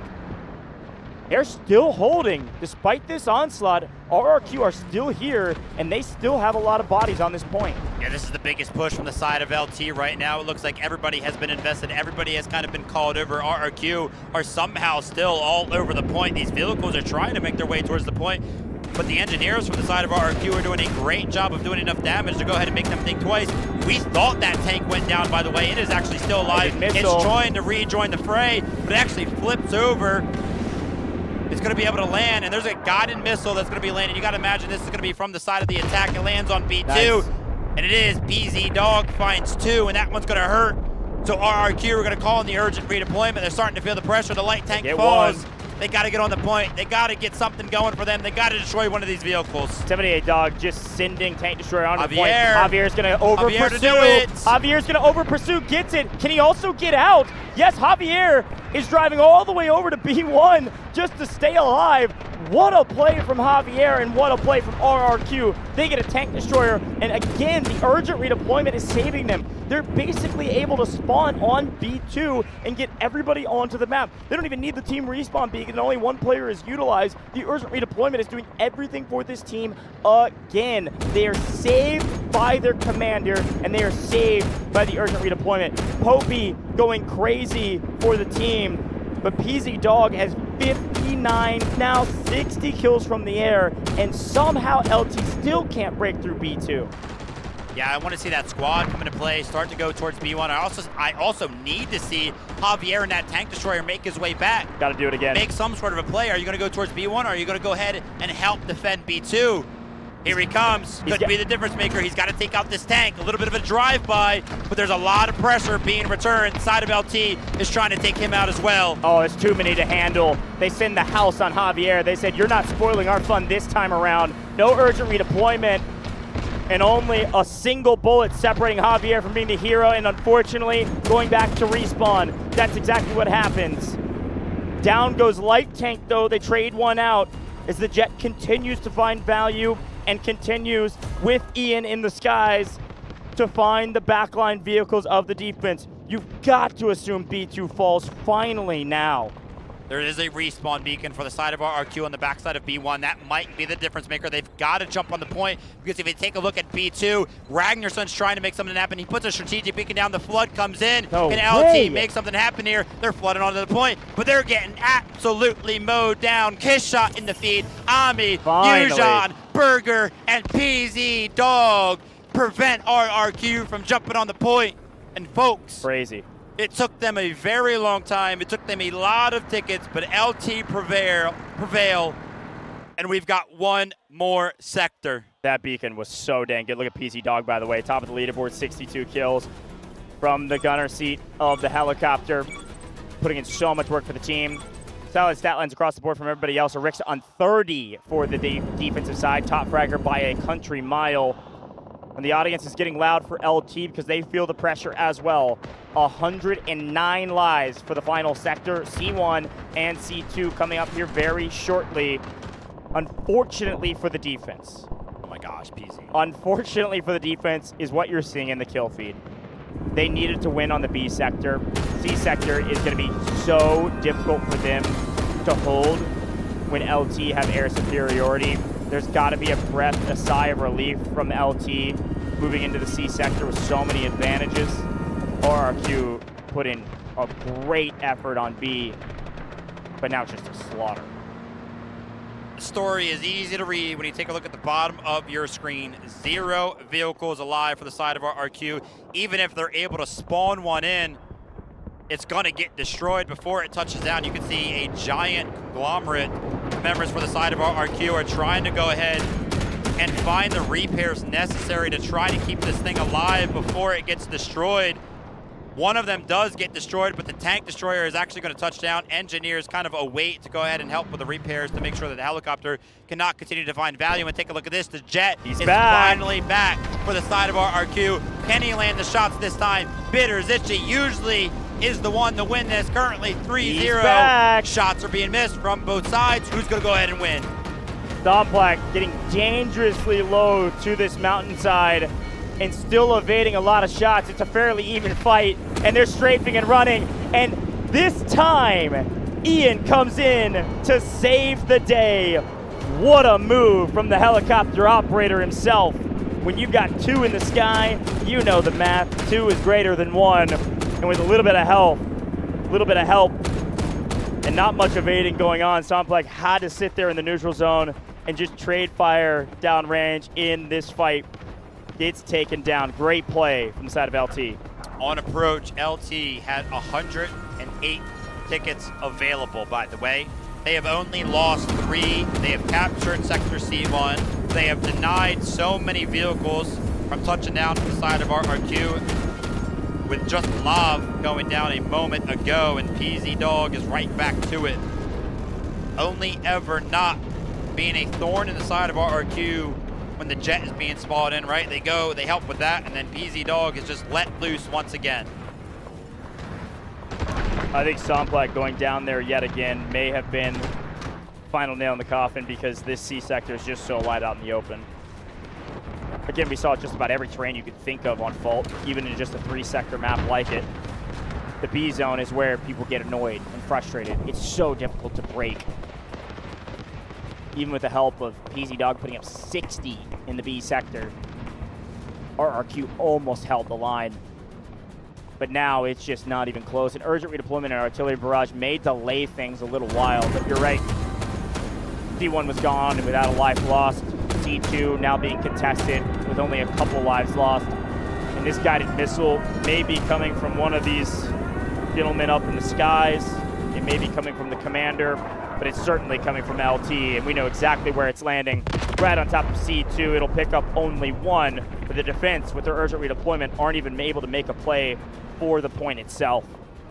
A brutal, likely end, unless a hero emerges for RRQ. They're trying to make something happen with the flank plays again, but there is a giant assault vehicle making the difference right now. The lob goes down.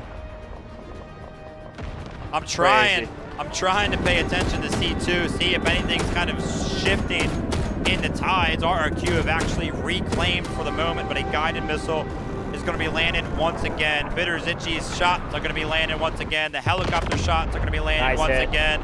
That time it's going to be our helicopter pilot's missile finding 2, but still some work for LT to do. You can see they're staying focused. They're still destroying those vehicles all around the map. That was actually Javier trying to drive around. That was the one vehicle that RRQ had alive, but of course no longer. Wild to see how much value the pilots have found. But it's still impressive what RRQ has been able to do. We need more miracles, though. We need more heroes, and they need to arise right this second. 5 vehicles to 0, and another guided missile from both sides this time. To prolong this match or finish it, we will see in just a moment. A Burger, PZ Dog, and all of our vehicle operators continue to find value as our missiles zone everybody off. Deanne picks up 2 with his. The defense don't pick up any.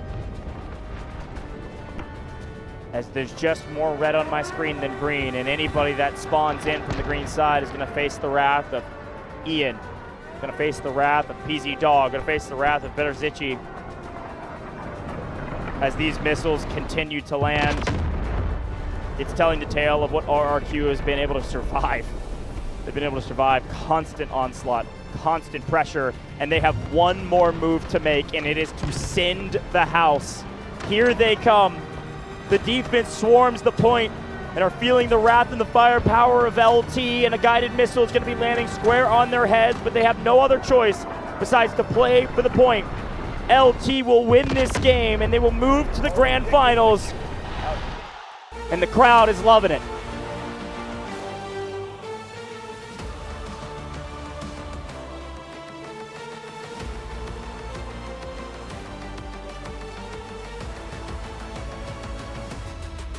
Looking off into the distance, looking up into the stands, is LT met with a ton of fans clapping, smiling, holding up signs, taking pictures, and celebrating alongside them. LT are going to be our first team here at Dfiw 2026 to secure their spot in the grand finals, an opportunity to be champions internationally speaking.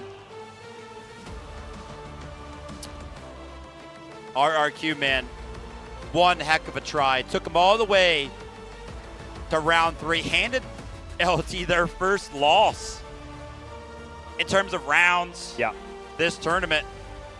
And even with the odds against them for the entirety of Fault, it looked like they could have made it possible. But in the end, LT, man, just too strong.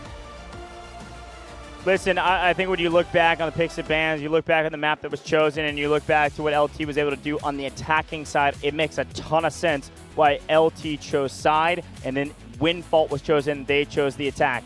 They chose the attack because they knew they had air superiority. They knew and have said on stage in an interview that they have the best pilot in the game. And right now, again, unfortunately, Somplak, a great pilot, but is going to have to prove himself potentially against another great pilot if we go to a map that has that jet in the sky. Somplak's got to get revenge on a guy like Ghost from HAN. We'll talk about that matchup here in a little while, but first, let's look back on this one. PZ Dog in the heli gunner picks up 90.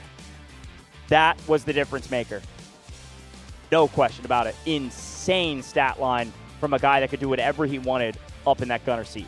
Sometimes it's hard to quantify just how good of a job the pilot of the helicopter does. But take a look at Ian there, 129 in the category of engineering, right alongside Bitterzichi with 109. You can actually take a look down the column for the rest of LT. They didn't even really have to do much in regards to engineering, just because, I mean, we saw it. Those guys took care of everything. Yeah, I mean, PZ Dog had more kills than the top 4 players on the side of RRQ. I don't know what you can do about that, folks. Honestly, what you can do about it is exactly what RRQ did. That was the best they could do. Yeah. They did such a great job on the B sector. Let's look back on it and see all of the highlights will mostly be on B. It started in the skies, though. We all wanted to see the dogfights, and so we were given them nearly immediately as A was sacked and B was the big last stand for RRQ. Bitterzici just outplayed over and over and over again in the skies, and when he finally couldn't outplay Somplak, Ian came in to save the day with a little bit of help in the sky. Celebrations well earned from the man and the myth and the legend, as it's his highlight reel right now. And not because Bitterzici found himself at the top of the leaderboard, but because he set up his teammates to be at the top of the leaderboard, winning these fights over and over again. That one, insanely close. Like I mentioned, very small margins some of these times. RRQ are going to be kicking themselves. Man, what would have happened if that jet just took that much more damage? And this is where we thought it would be possible. It was very, very close. I mean, look at that, an absolute sliver of HP available. But again and again and again, we know the story because it was the same one every single time.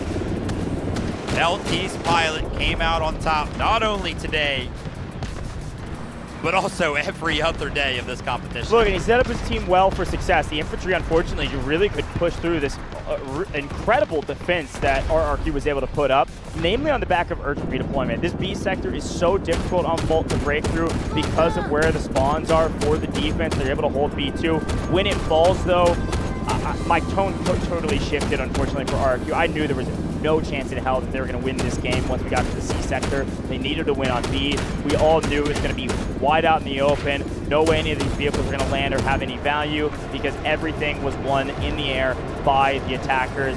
It's simple math, and again, Somplak really did his best in the sky there. He was able to put a decent amount of damage on his opponent. With a little bit of help of Ian, still could not get anything going.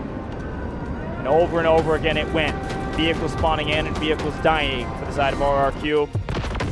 And then it was the guided missiles that closed things out. Some nice celebrations, but I think most of the celebrations, well, I take that back. Most of the celebrations, though, likely also came in on that B sector cap because they also knew the same thing we did. Look at the stats, though. Best squad goes to 78 Dog, PZ Dog, Ian, and 88 Dog. I mean, come on. 93 assists, 90 kills. PZ Dog and Ian working together in the helicopter. 78 Dog, their commander, picking up 35,000 score. 88 Dog had some big hero moments in the engineering category as well. I mean, of course this is the best squad, and we also know who's probably going to be the MVP. Now, I guess maybe we don't, Vivid. Yeah. Because it's usually somebody like PZ Dog when he puts up 90, but guess what? Production knows ball. Bitterzici is the MVP for this team. Anytime you've got somebody that has one job, one role, one play, which is to be the fighter pilot, and they do their job perfectly, they win the game. That's my MVP right there. Yeah, I mean, his dogfight wins pretty much kept Somplak out of the jet. You can only imagine how different that might have been on the opposing side of things if RRQ had the jet alive. PZ Dog can't put up 90 kills if Somplak's in the air. It just is what it is. The jet is so dang powerful, and once one side has air superiority, the rest of the game is in their hands.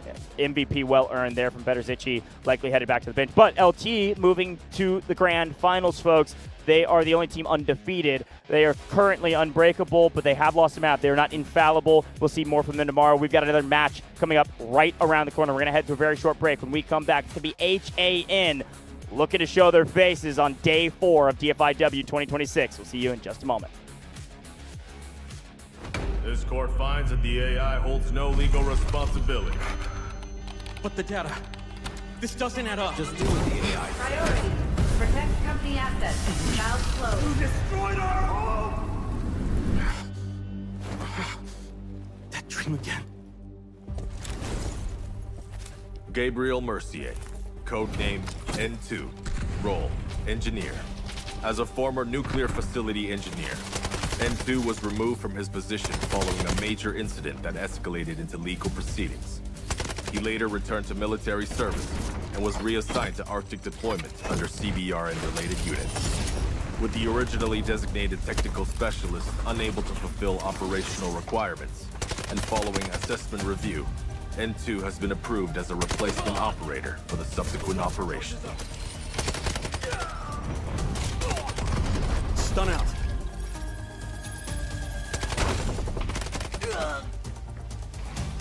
Throwing stun. Stun hit.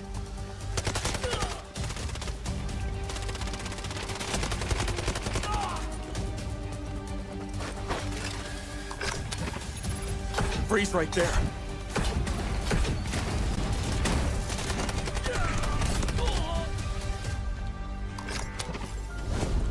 It's getting cold. N2 is equipped with a modified grenade launcher, capable of firing up to 6 LN2 grenades. Upon impact, each round detonates and releases a burst of cryogenic gas, dealing area damage and significantly impairing enemy mobility. Sustained hits can fully immobilize targets through extreme low temperature exposure.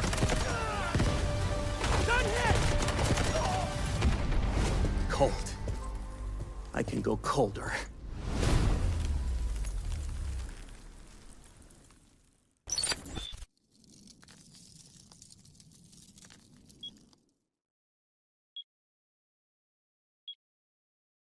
Should we really be sending her to the front lines in her current state? You ought to know her better.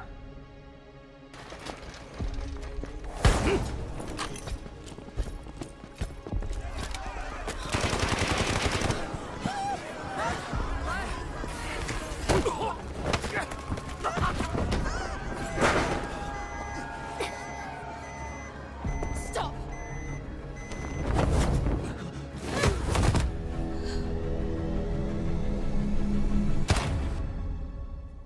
Lena Vandermeer, codename Vlinder, role support. Vlinder is a medical specialist from GTI Europe, specializing in pharmaceutical research, possessing outstanding medical expertise and a strong sense of responsibility. Vlinder's med drones can be deployed to a targeted area, dispersing med-infused nanobots that restore teammates' health, providing them with an adrenaline boost. They may also be deployed on herself, following and continuously restoring her own health for a limited time. Her windmill smoke grenades are guided by gesture censoring tech. Upon impact with a service, grenades create a cloud of smoke, creating cover for teammates. Smoke grenade out. Vlinder's Flutter Rescue UAVs will automatically target downed teammates, administer medical injections when deployed. Once the injection is administered, Vlinder may approach the downed teammate and manually revive them.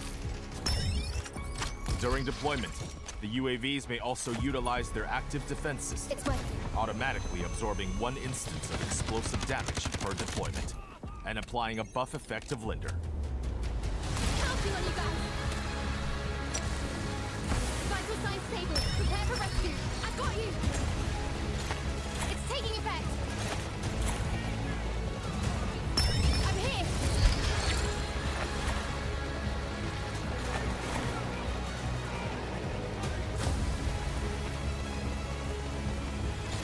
Feeling better.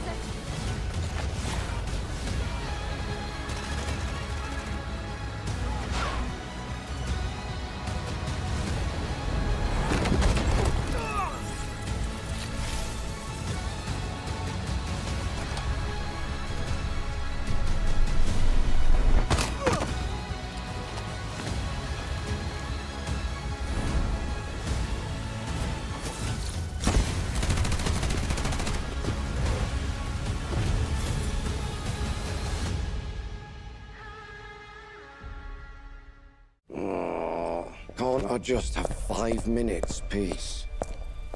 Everly, we've picked up abnormal acoustic signals in the Eastern Sea. Just dolphins mating. It's that time of year, after all. You won't get away. Luke Everly, codename Morse, class Recon. Morse is a former Navy acoustic intelligence specialist with deep expertise in maritime acoustic environments, making him highly skilled in the analysis and exploitation of sound waves and portable sonar equipment. As an operator, Morris excels in the use of his jammer, a portable sonic device that disrupts enemies by reducing their audio detection range.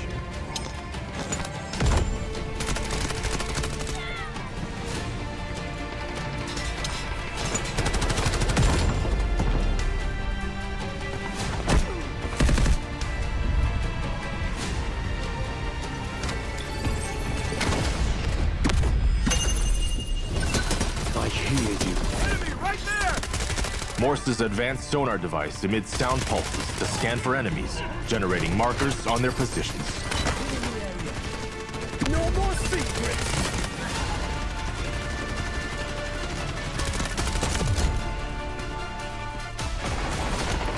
Jammer out! Flame flash! Sending jammer! Throwing delayed flash! Allied troops engaging! Searching for hostiles! Throwing delayed flash! Sending jammer! Throwing jammer!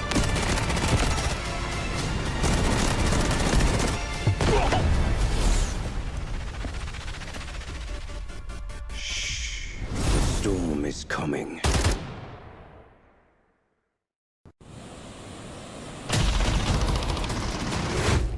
Keep it down. I need to listen.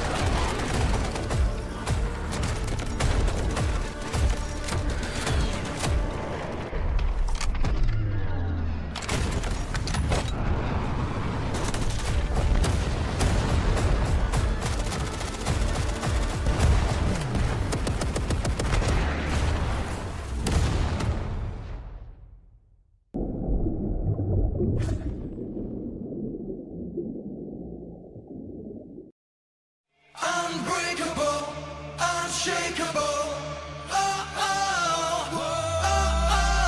Shadows tried to dim my light. They told me to give up the fight. Said I was weak, said I was small, but there's a drum inside my chest, a beating heart that gets no rest. I'm waking up, I'm shifting gears. You can build a wall so high. Watch me spread my wings and fly. You can try to block my way, but hear the words I'm gonna say. 'Cause I am invincible, I am a storm, breaking the silence, I am reborn. Throw your lightning, bring on the rain. I find my power inside on the blade.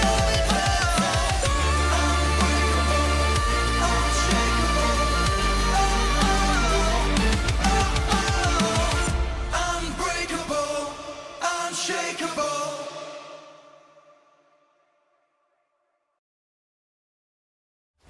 This court finds that the AI holds no legal responsibility. But the data. This doesn't add up. Just do with the AI. Priority. Protect company assets. Valve closed. You destroyed our home! That dream again. Gabriel Mercier, codenamed N2, role, engineer. As a former nuclear facility engineer, N2 was removed from his position following a major incident that escalated into legal proceedings. He later returned to military service and was reassigned to Arctic deployment under CBR and related units. With the originally designated technical specialist unable to fulfill operational requirements, and following assessment review, N2 has been approved as a replacement operator for the subsequent operation. Stun out.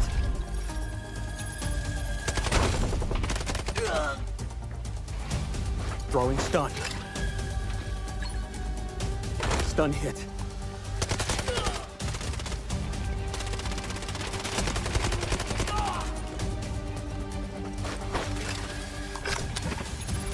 Freeze right there.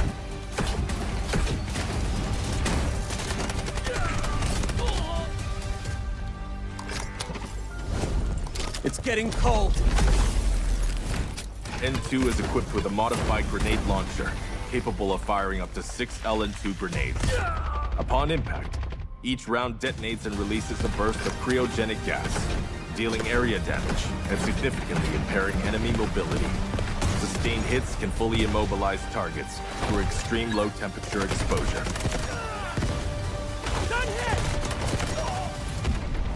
Cold. I can go colder.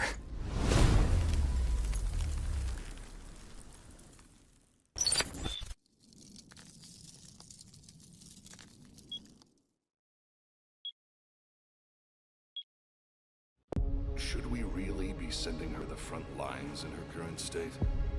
You ought to know her better.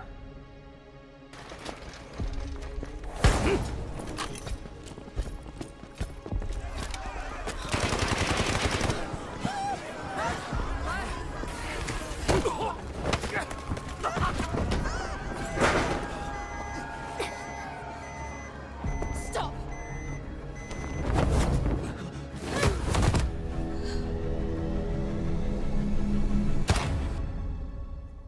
Lena Vandermeer, codenamed Vlinder, role, support. Vlinder is a medical specialist from GTI Europe, specializing in pharmaceutical research, possessing outstanding medical expertise, and a strong sense of responsibility. Vlinder's med drones can be deployed to a targeted area, dispersing med-infused nanobots that restore teammates' health, providing them with an adrenaline boost. They may also be deployed on herself, following and continuously restoring her own health for a limited time. Her windmill smoke grenades are guided by gesture censoring tech. Upon impact with a service, grenades create a cloud of smoke, creating cover for teammates. Smoke grenade out. Vlinder's Flutter Rescue UAVs will automatically target downed teammates, administer medical injections when deployed. Once the injection is administered, Vlinder may approach the downed teammate and manually revive them. During deployment, the UAVs may also utilize their active defense system, automatically absorbing 1 instance of explosive damage per deployment, and applying a buff effect to Vlinder. Counting on you guys! Vital signs stable. Prepare for rescue. I've got you! It's taking effect! I'm here!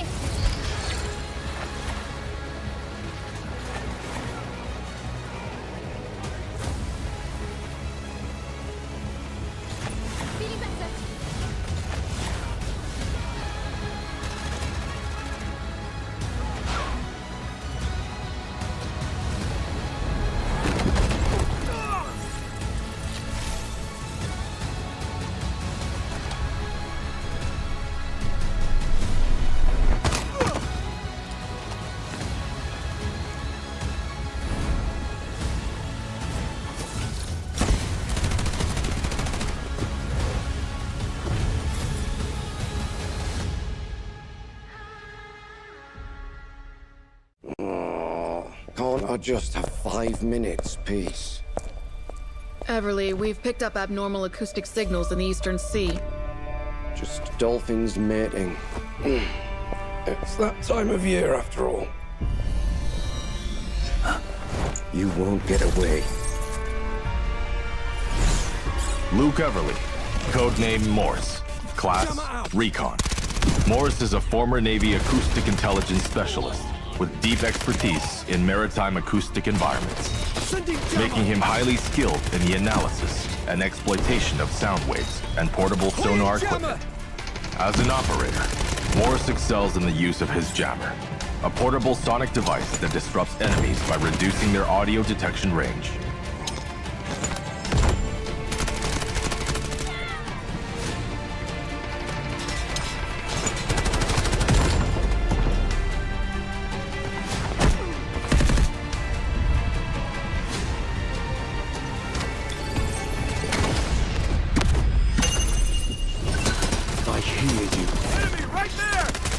Morse's advanced sonar device emits sound pulses to scan for enemies, generating markers on their positions.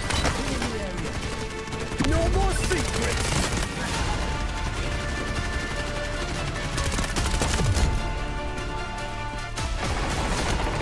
Jammer out! Point flash! Sending jammer! Throwing delayed flash! Allied troops engaging. Searching for hostiles!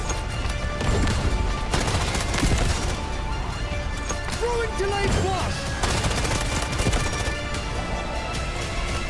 Sending jammer! Throwing jammer!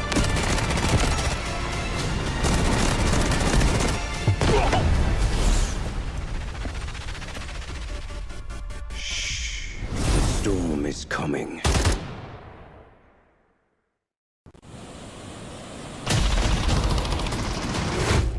Keep it down. I need to listen.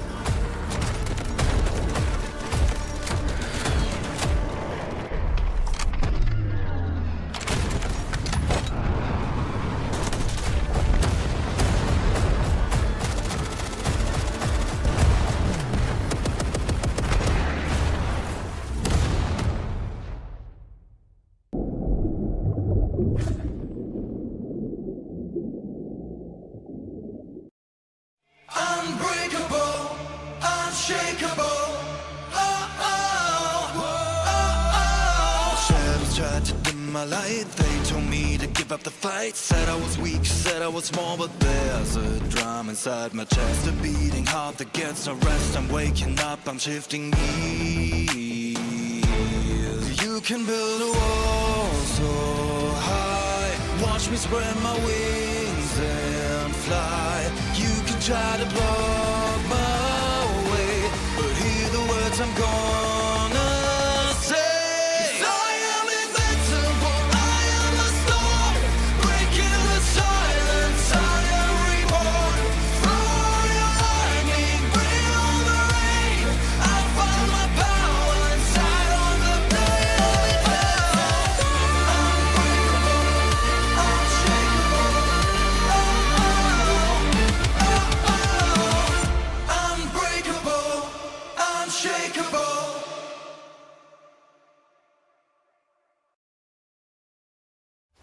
This court finds that the AI holds no legal responsibility. But the data. This doesn't add up. Just do what the AI says. Priority. Protect company assets. Valve closed. You destroyed our home! That dream again.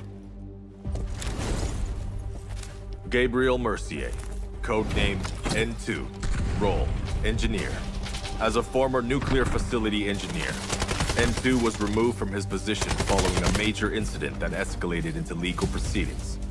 He later returned to military service and was reassigned to Arctic deployment under CBR and related units. With the originally designated technical specialist unable to fulfill operational requirements, and following assessment review, N2 has been approved as a replacement operator for the subsequent operation. Stun out.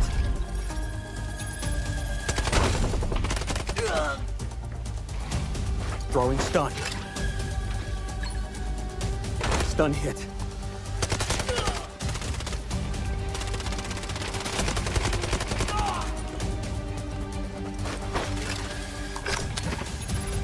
Freeze right there.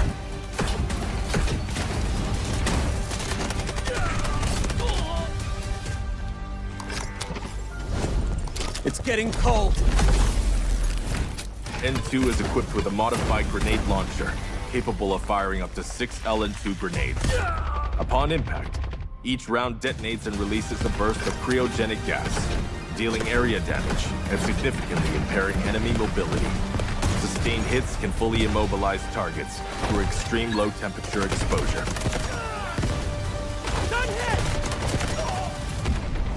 Cold. I can go colder.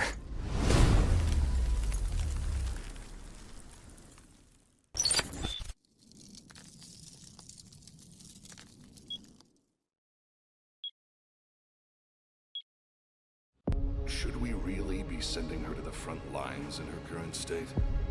You ought to know her better.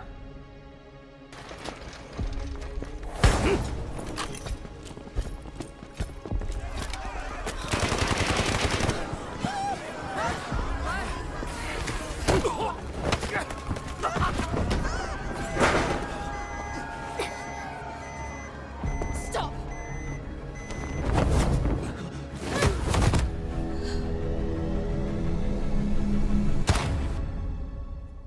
Lena Vandermeer, codename Vlinder, role support. Vlinder is a medical specialist from GTI Europe, specializing in pharmaceutical research, possessing outstanding medical expertise, and a strong sense of responsibility. Vlinder's med drones can be deployed to a targeted area, dispersing med-infused nanobots that restore teammates' health, providing them with an adrenaline boost. They may also be deployed on herself, following and continuously restoring her own health for a limited time. Her windmill smoke grenades are guided by gesture censoring tech. Upon impact with a service, the grenades create a cloud of smoke, creating cover for teammates. Smoke grenade out. Vlinder's Flutter Rescue UAVs will automatically target downed teammates, administer medical injections when deployed. Once the injection is administered, Vlinder may approach the downed teammate and manually revive them. During deployment, the UAVs may also utilize their active defense system, automatically absorbing 1 instance of explosive damage per deployment, and applying a buff effect to Vlinder. Counting on you guys. Vital signs stable. Prepare for rescue. I've got you. It's taking effect. I'm here.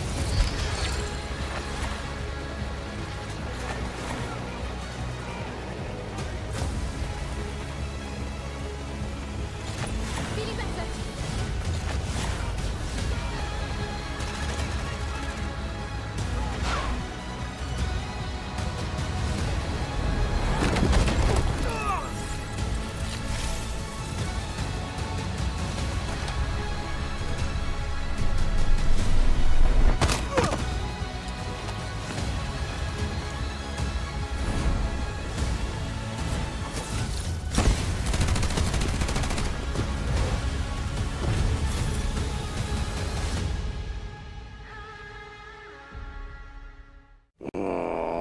Can't I just have 5 minutes, peace? Everly, we've picked up abnormal acoustic signals in the Eastern Sea. Just dolphins mating. It's that time of year, after all. You won't get away. Luke Everly, codename Morse, class Recon. Morse is a former Navy acoustic intelligence specialist with deep expertise in maritime acoustic environments, making him highly skilled in the analysis and exploitation of sound waves and portable sonar equipment. As an operator, Morse excels in the use of his jammer, a portable sonic device that disrupts enemies by reducing their audio detection range.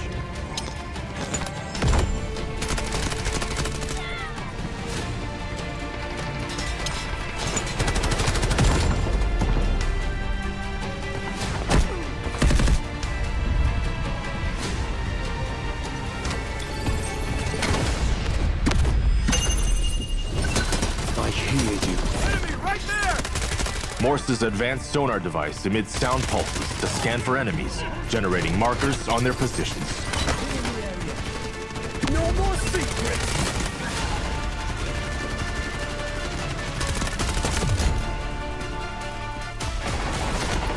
Jammer out! Hoying flash! Sending jammer! Throwing delayed flash! Allied troops engaging! Searching for hostiles! Throwing delayed flash! Sending jammer! Throwing jammer!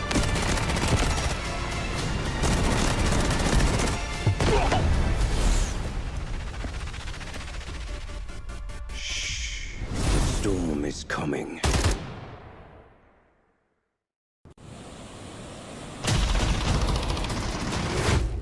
Keep it down. I need to listen.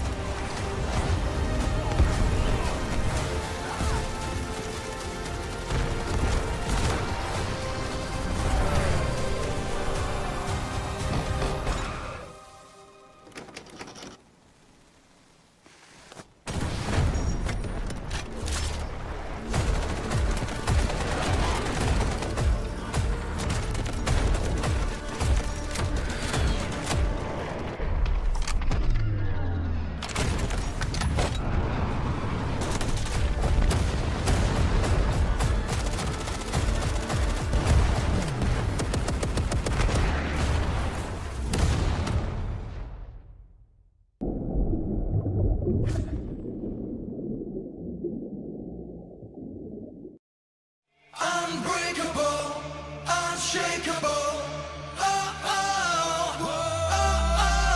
Shadows tried to dim my light. They told me to give up the fight. Said I was weak, said I was small, but there's a drum inside my chest, a beating heart that gets no rest. I'm waking up, I'm shifting gears. You can build a wall so high. Watch me spread my wings and fly. You can try to block my way, but hear the words I'm gonna say. 'Cause I am invincible, I am the storm, breaking the silence, I am reborn. Throw your lightning, bring on the rain. I find my power inside on the blade.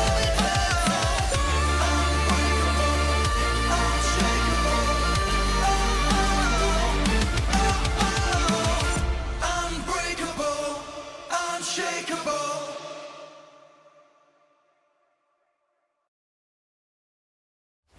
This court finds that the AI holds no legal responsibility.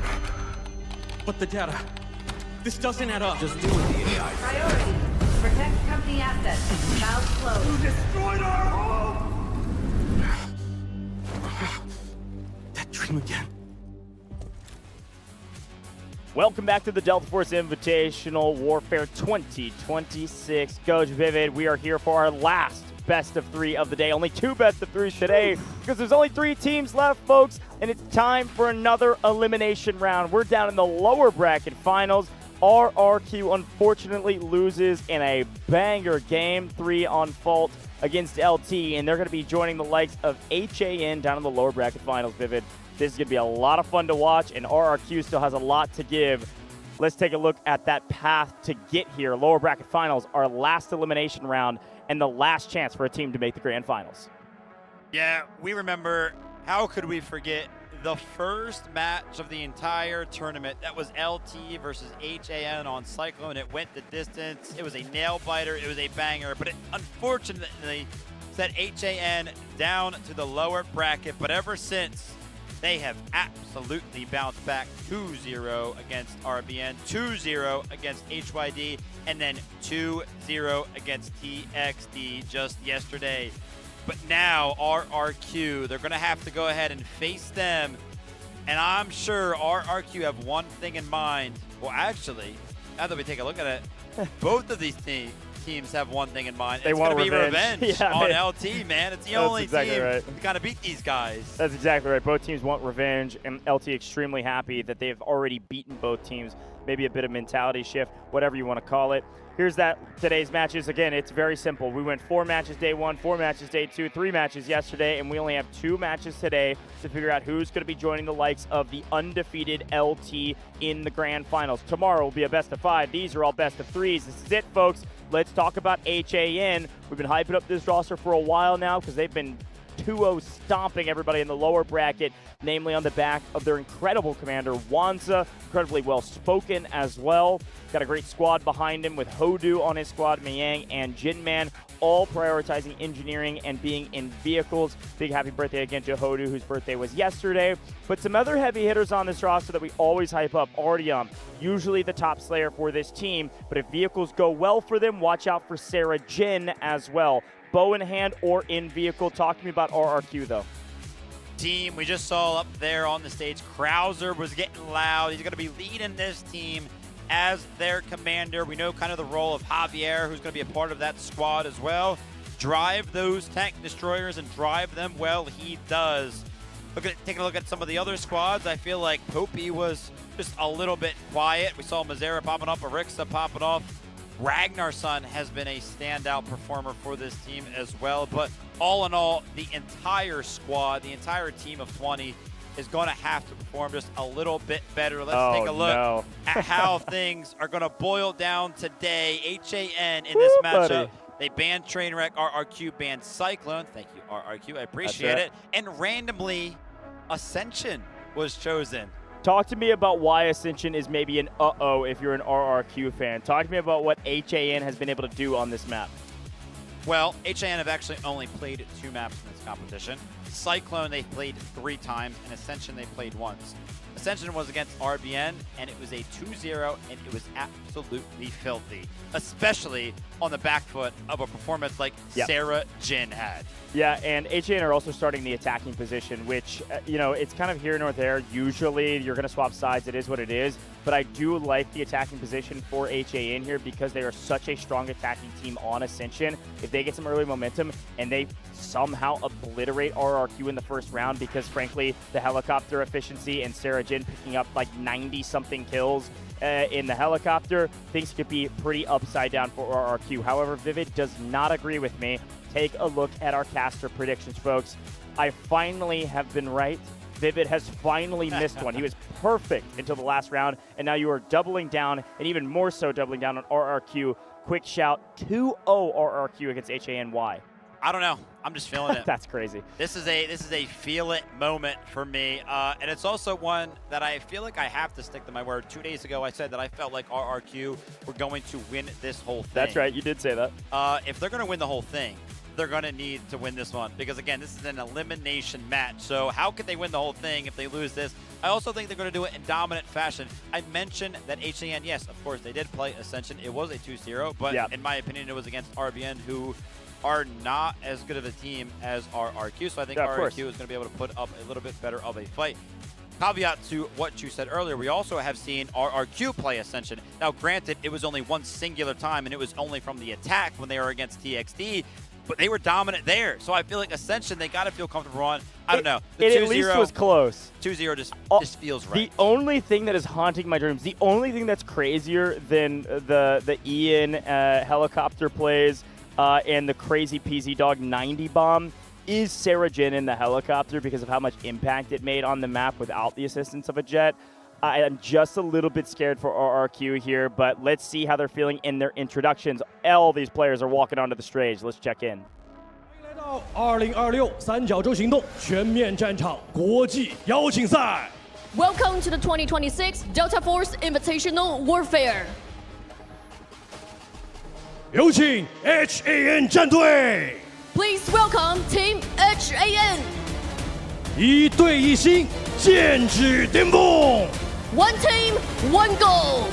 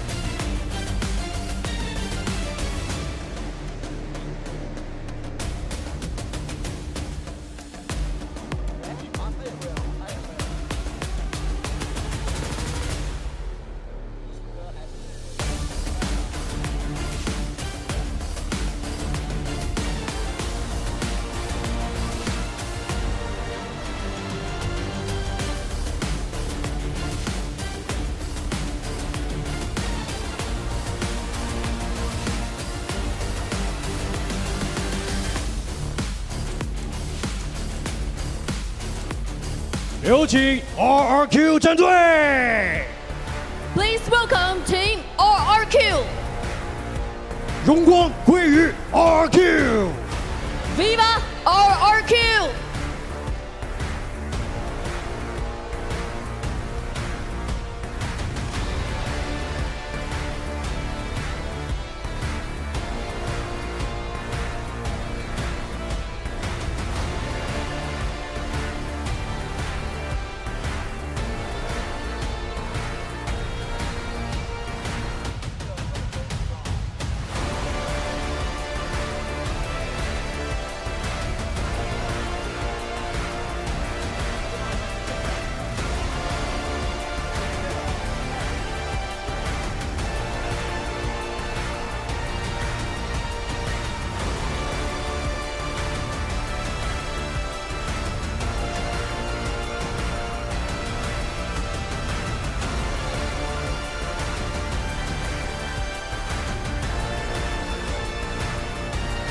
《这一战将决出最后一张决赛门票，胜者晋级，败者淘汰。各位放手一搏。 The grand final spot is on the line. Victory means advance, defeat means elimination. Let the battle begin.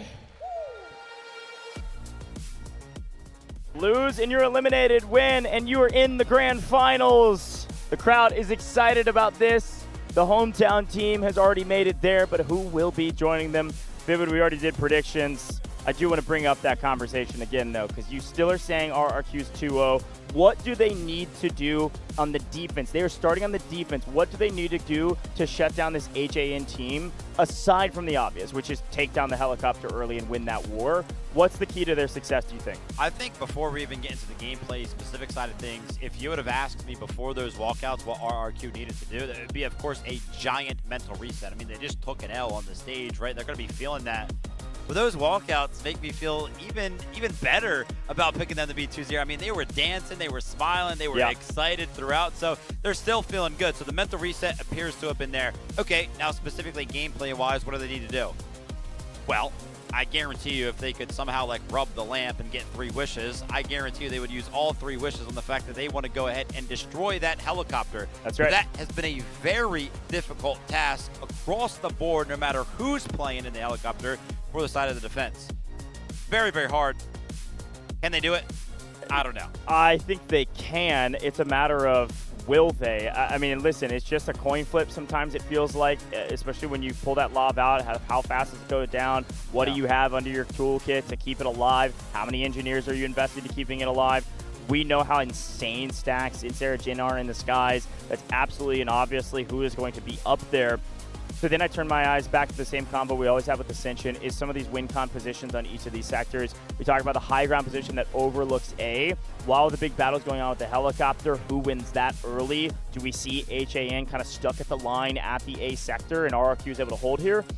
Or, and I'm not saying it'll happen, or do we see RRQ do what RRQ does best, which is kind of get rolled for 4 sectors and then somehow pull it together on the last sector? They've done that now several times. They did it against TXD, they did it against LT, and they just did it again, or could potentially do it again against HAN. I don't know if it's possible. They almost did it twice against LT, by the way. I don't know if it's possible to maybe hold them earlier and make this a little bit more difficult. I mean, just like 30 less lives than max going into the last section. But we're here in Hangshan Sports Center, and we've been here since the very beginning of day 1. It's been a long series, and we have one more day of competition after this. Only one more match after this. This is our penultimate match, folks. The crowd is filled in the top ropes of our building. The upper balconies are filled to the brim, and it's been loud in here today, which I love the energy. I'm sure Grand Finals is going to be even more insane, especially with LT just waiting in the wings as the hometown team.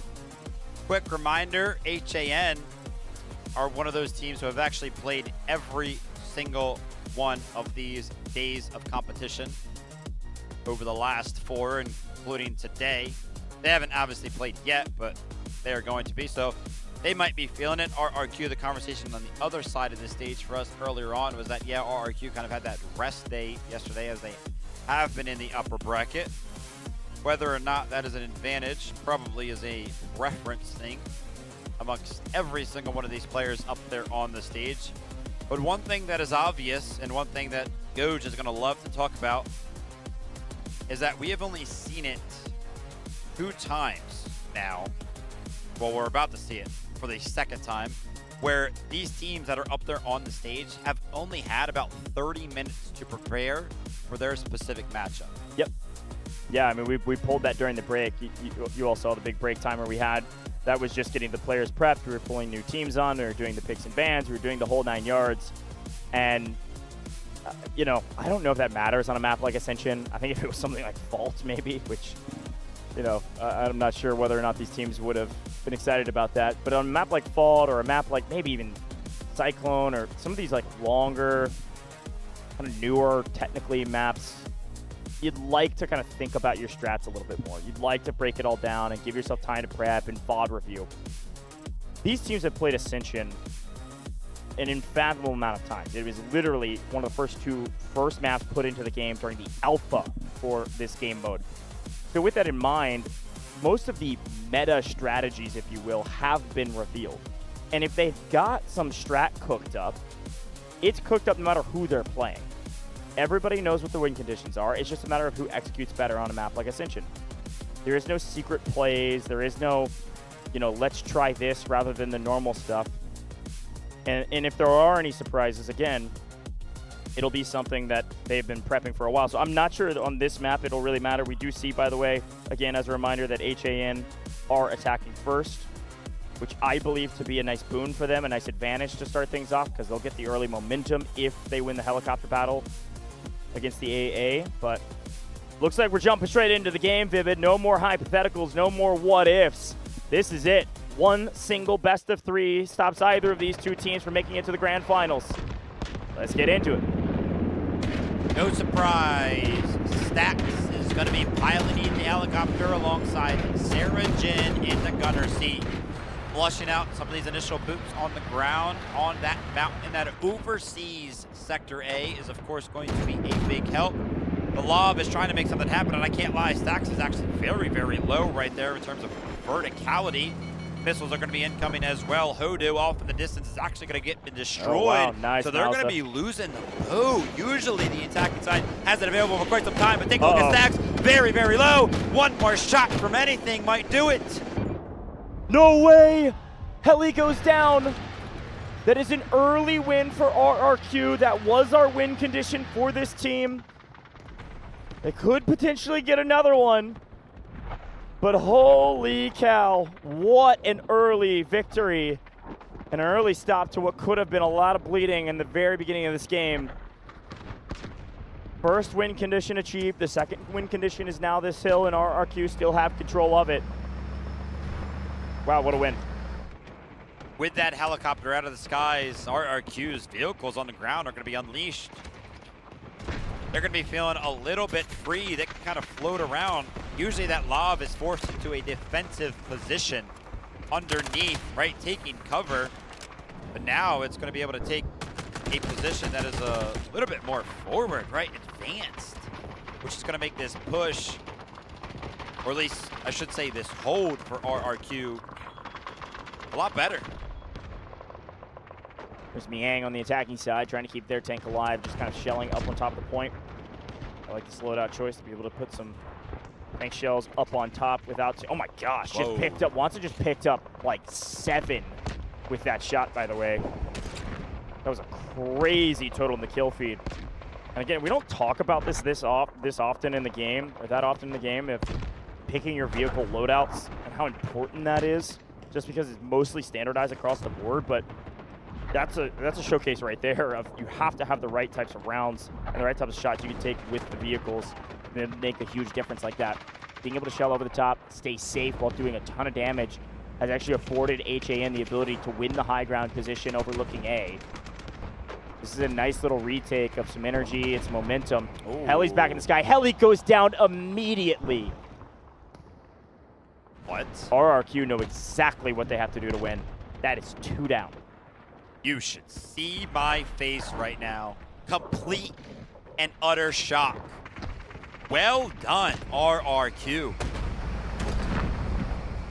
They are winning the vehicle warfare dominantly right now. HAN, they got to pull it together. They got to figure out something that they can get going. Take a look at this. The boat's actually going to respawn, and Mauza was waiting for it again, waiting for one of these vehicles to go ahead and respawn. They are just on top of it right now, man. Ascension feels like RRQ have got it figured out. I was not expecting this hot of a start from RRQ. They stuffed him at the line. We said this is what they had to do. HAN have got to figure out how to get to this point and win. To get to the point, I think, is even the better question. Hilltop in jeopardy. Vehicle advantage. Technically even if you count the boats, but I would argue definitely on the side of RRQ. Stax no longer in the skies. He's trying to set up secondary position for his squad. Able to play the far right-hand side while the rest of the team is up on high. Got a nice AA gun down here that, because we're so pushed up on the defensive side and we have so much room to work with, we can actually utilize the gun. It's a nice win, but here's that squad full respawning over here. He wants Stax. Opportunity maybe to weed some of the defenses out from the backside while the main force wins the hilltop. As They check over on Veronica with the bow through the smoke. Can't quite get the trade. And everywhere we look, it looks like tiny little wins for RRQ over and over again.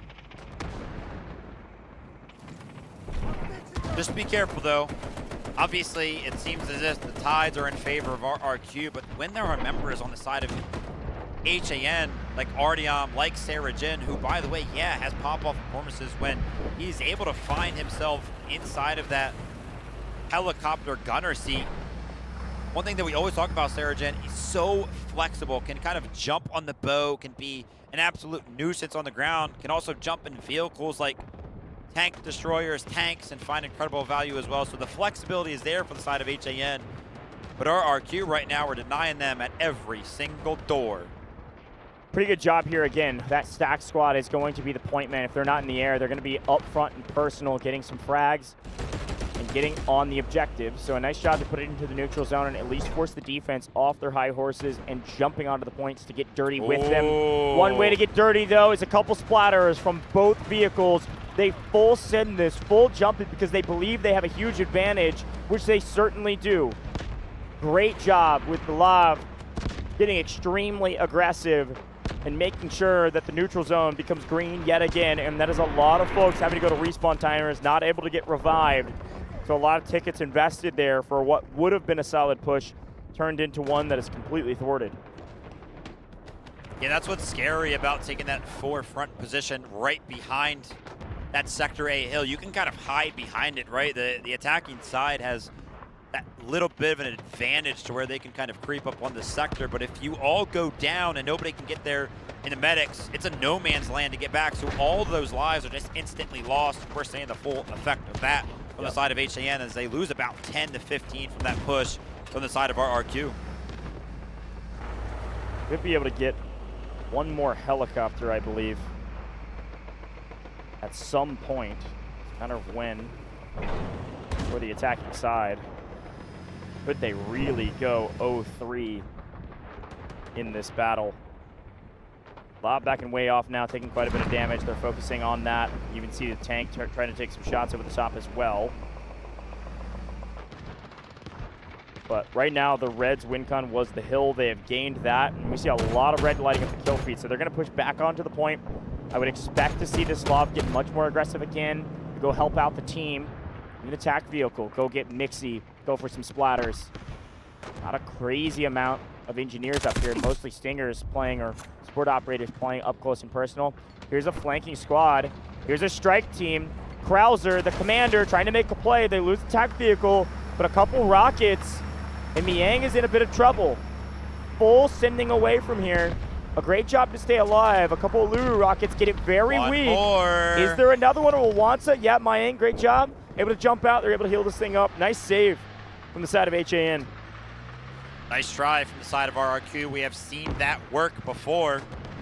So good to see them kind of resorting to things that work. Take a look at the Lob getting active, trying to make something happen, but it's under heavy fire right now. The boat's starting to get in the mix as well, trying to go ahead and help out the boots on the ground. And take a look at that. Miang nice hops play out of the tank, shoot some rockets over the way of the Lob, and that's going to be an overextension that's going to be punished. Yep.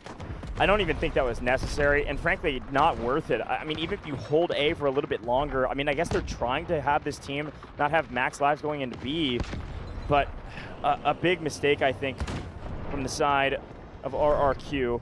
Vehicle advantage finally moves back the way of HAN. Still no heli. It does look like RRQ is going to retreat. Mauza is going to retreat all the way up on high because they've earned enough to call in another vehicle. So their next vehicle will be up on high ground where the C sector starts. Be able to shell down towards the B sector without worry of the helicopter yet of harrying you as it's falling down. This is a nice little win for RRQ. They'll get that vehicle up there, but that is classic strategy. That's what we expect them to do. And Wansa smartly gets the objective marked right before they capture it. Some nice score going to the side of HAN.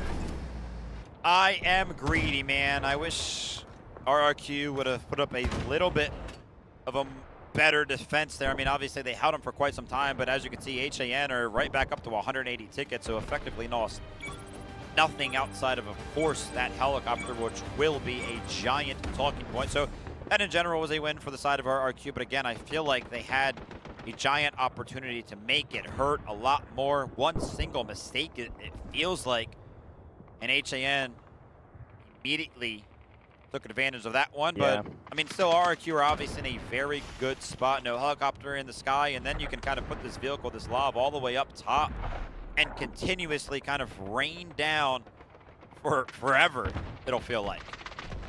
Yeah, now that we're into the B sector, a lot of the map has opened up. Got an AAV on the backside for the attack, as well as tank they've been utilizing. And bye-bye.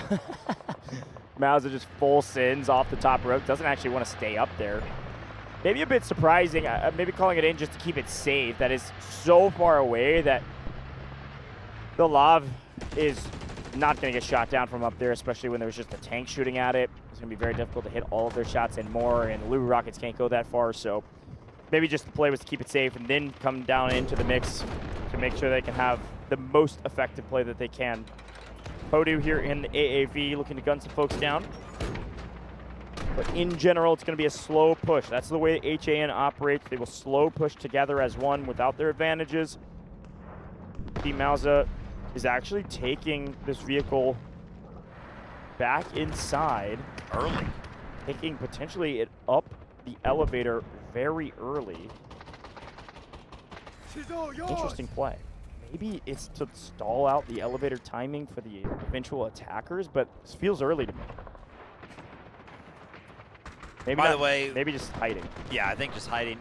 What feels like a little bit of an adjustment is, you know, we typically see Hodu actually prioritize repairing some of these vehicles, but she's actually been taking charge. She's been in the gunner seat of the AAV. She was actually the one piloting the boat out in the ocean. Something that I've noticed, but again, what feels like a little bit of an adjustment from the side of HAN. Usually other members on the team kind of take up those roles, but she seems to have switch to what feels like a little bit more of an aggressive role on the squadron for whatever reason. We'll have to see if that one ends up panning out. Look at Ragnarsson trying to get in position. ATV. Again, it's a slow play. They're going to slow push onto B1, try to set up a foothold. Classic strategy. Get into B1, get their spawns much closer, and then work their way to B2 and they have the advantage. B90 is actually rocking this lob on the backside. You're right, Hodu is taking some shots down range. At least just giving a bit of covering fire for the attacking force. We have seen teams been held on the B sector before. Doesn't happen that often, but when there's a huge disadvantage in firepower and vehicle presence, the defense can actually hold here. That is not the case right now. Just 2 to 3. HAN's done a good job of making sure their vehicles are way back on the back line. And the infantry are mostly winning their gunfights up close and personal. B1, complete control by them. Hold gain. See how they decide to address over to B2. Nice. Ooh, wow. Okay, I guess that's a caster curse. They were safe on the back line for a moment. Too many rockets. Brutal.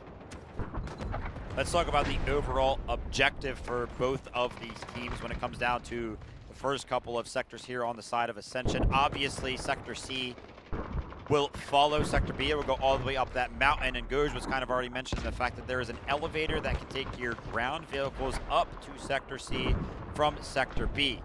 HAN are going to want to deny that. They're going to want to blow those vehicles up before they're able to jump into that elevator, before we make that transition. RRQ are going to be interested in doing everything they can to have those vehicles available for the defense of Sector C.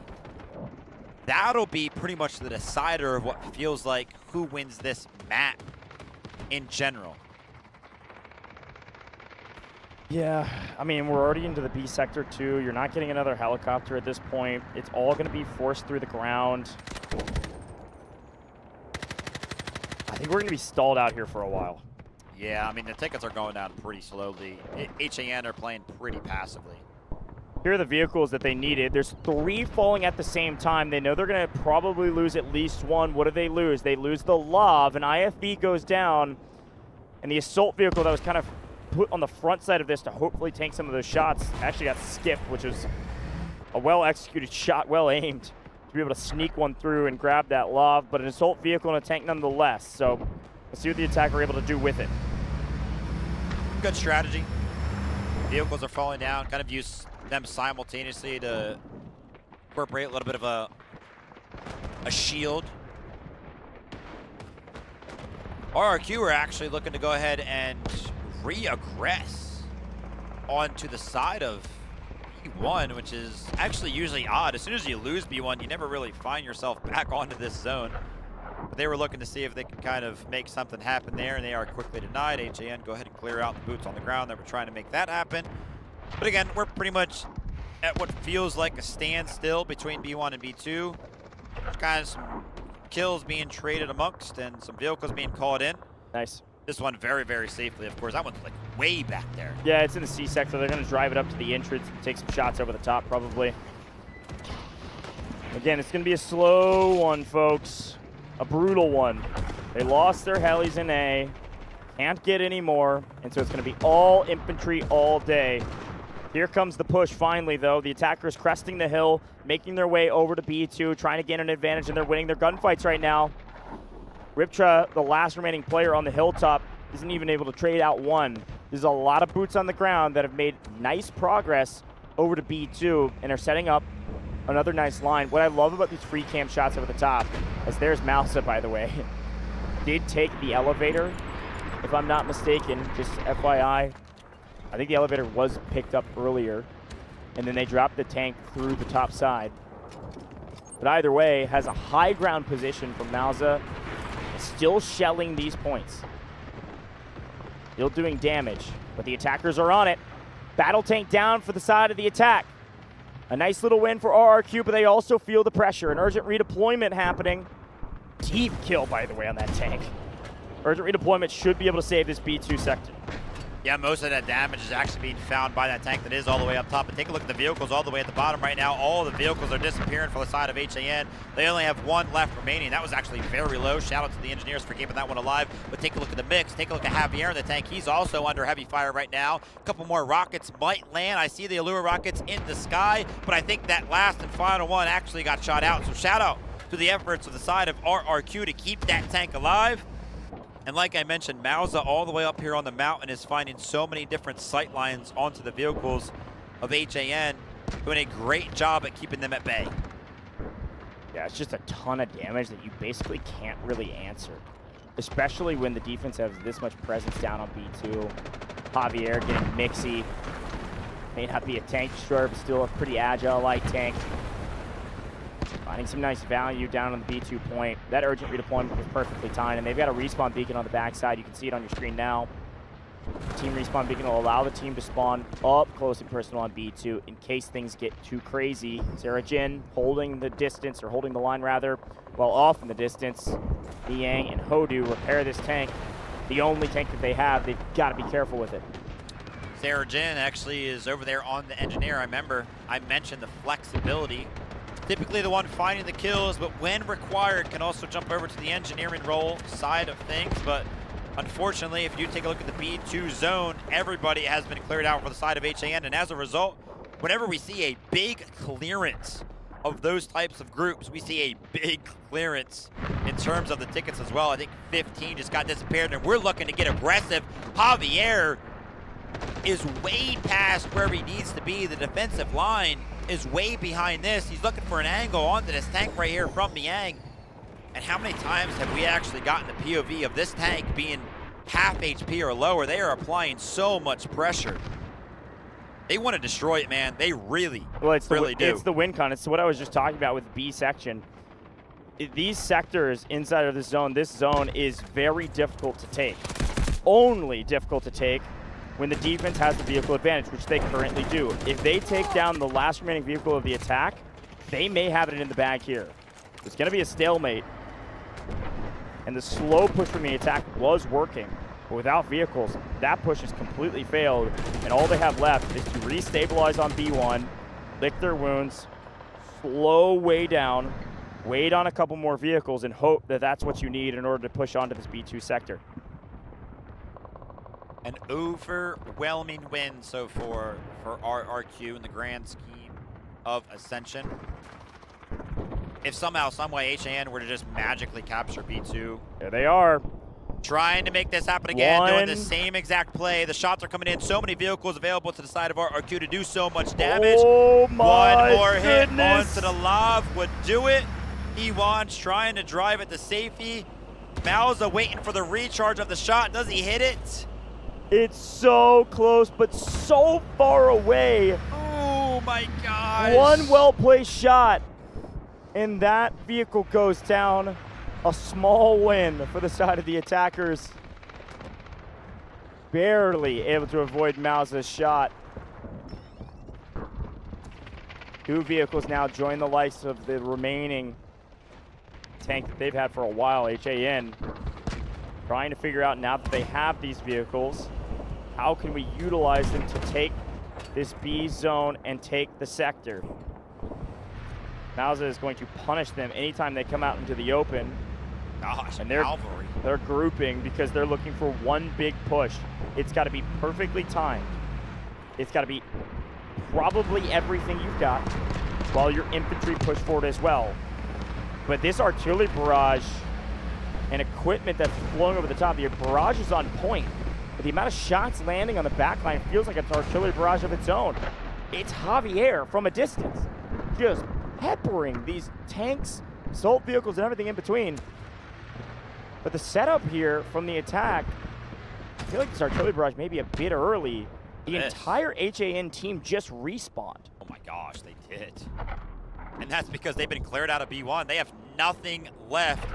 A huge resurgence from the side of RRQ to go ahead and make a stakehold over here on the side of B1. I mean, they can capture this thing for free, but what actually helps them the most from a position like this is that they get closer to those vehicles, and the engineers can start to help some of these vehicles off in the distance to hopefully go ahead and destroy them. Javier gonna try to play a flank again. Praying and praying. Scatter shot over the top. That's the successful hold of B2 for the defense. It's not even contested. And with that in mind, extra score going inside of the defense. Could see another vehicle. More artillery barrages or more. This goes on long enough, who knows? Could see something crazy on the B sector. I think what's crazy right now is that, right, B1 is falling back to the side of the defense. Vehicles are even, but a huge positional advantage for the defensive side. Attackers have got to get it together. HAN have got to figure out how to move as a team. Vehicles are waiting for infantry to stabilize, but the bodies just keep falling. I haven't seen more than 4 people push at once up this hill. This is a stomp. RRQ are doing such a good job. Take a look at the distance. Talavania is actually going to be picking up the assault vehicle from the Lav. And again, look how far that Lav can push up from the side of the fence. When's the last time we've seen a vehicle from the side of the fence up here by B1? I mean, they just feel so comfortable. They have so much space on the map of Ascension. It feels like HAN are still on Sector A, and they should be approaching Sector B.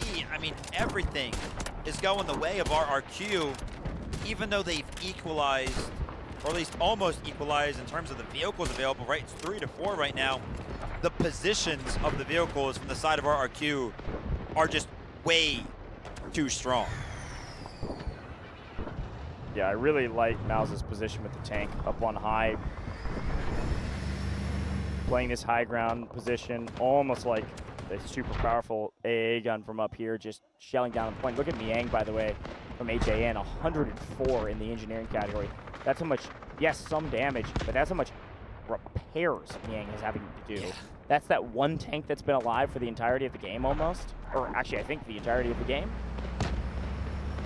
104 is ridiculous in engineering, but of course, in terms of frag, Mozera at well into the deep 20s. But a stalemate indeed. Stalemate means a stomp inside of defense. This is a crazy hold. Something's being cooked up over here. I mean, Mauza kind of dipped all the way back to go ahead and call in an assault vehicle, and Krauser's actually investing some amount of time to go ahead and pick up said assault vehicle. So keep an eye on that. They might be interested in putting down some sort of a vehicle respawn beacon and try to flood the troops somewhere. Do something with that. See ya. End it. Cannonball. Go join everybody down below. Yeah, I mean, here's the attacking push. They're going to swing back over to B1. But again, the retake of B1, honestly, was such a smart play from RRQ. It feels so obvious because it's like, well, we want the control everywhere. But sometimes if you overextend for a B1 push, you could actually lose that and then lose both.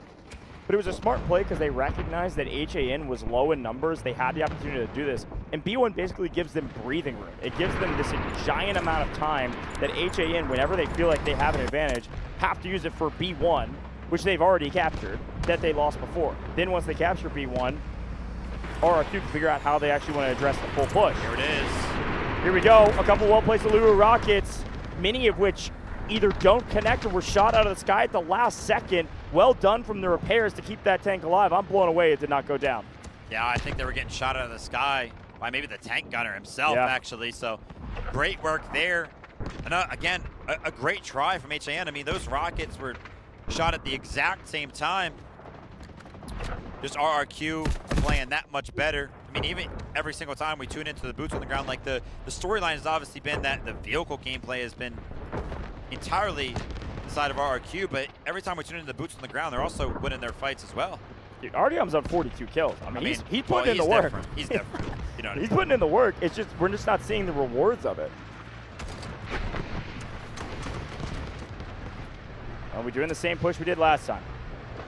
Take B1, crest the hill, fired our way over to the B2 sector. Feels like its own sector, good grief. B1 is a freebie. B2 is just nearly impossible for this team. Trying to push up here from the side of HAN. Obviously a giant cluster, and you can actually see how valuable or how much value they're putting on their tickets right now because they're so low. There were so many medics in the mist right now. They cannot afford to go ahead and do some natural respawns. They have to go ahead and get those revives in, and a great retreat actually from the side of Talavania in that lob. Started to feel a little bit of the pressure.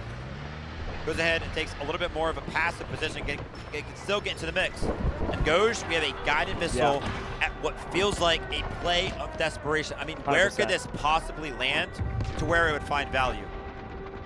When it was called in, I feel like most of the defense was just here on the north side of the B sector, but they've elected to drop it on the backside. What do they get for it? Not a ton. And it looks like the defense is going to answer in kind. They said, you have missiles, so do we. I was calling this out earlier. I knew we were going to see artillery barrages and more, but 4 from Krauser?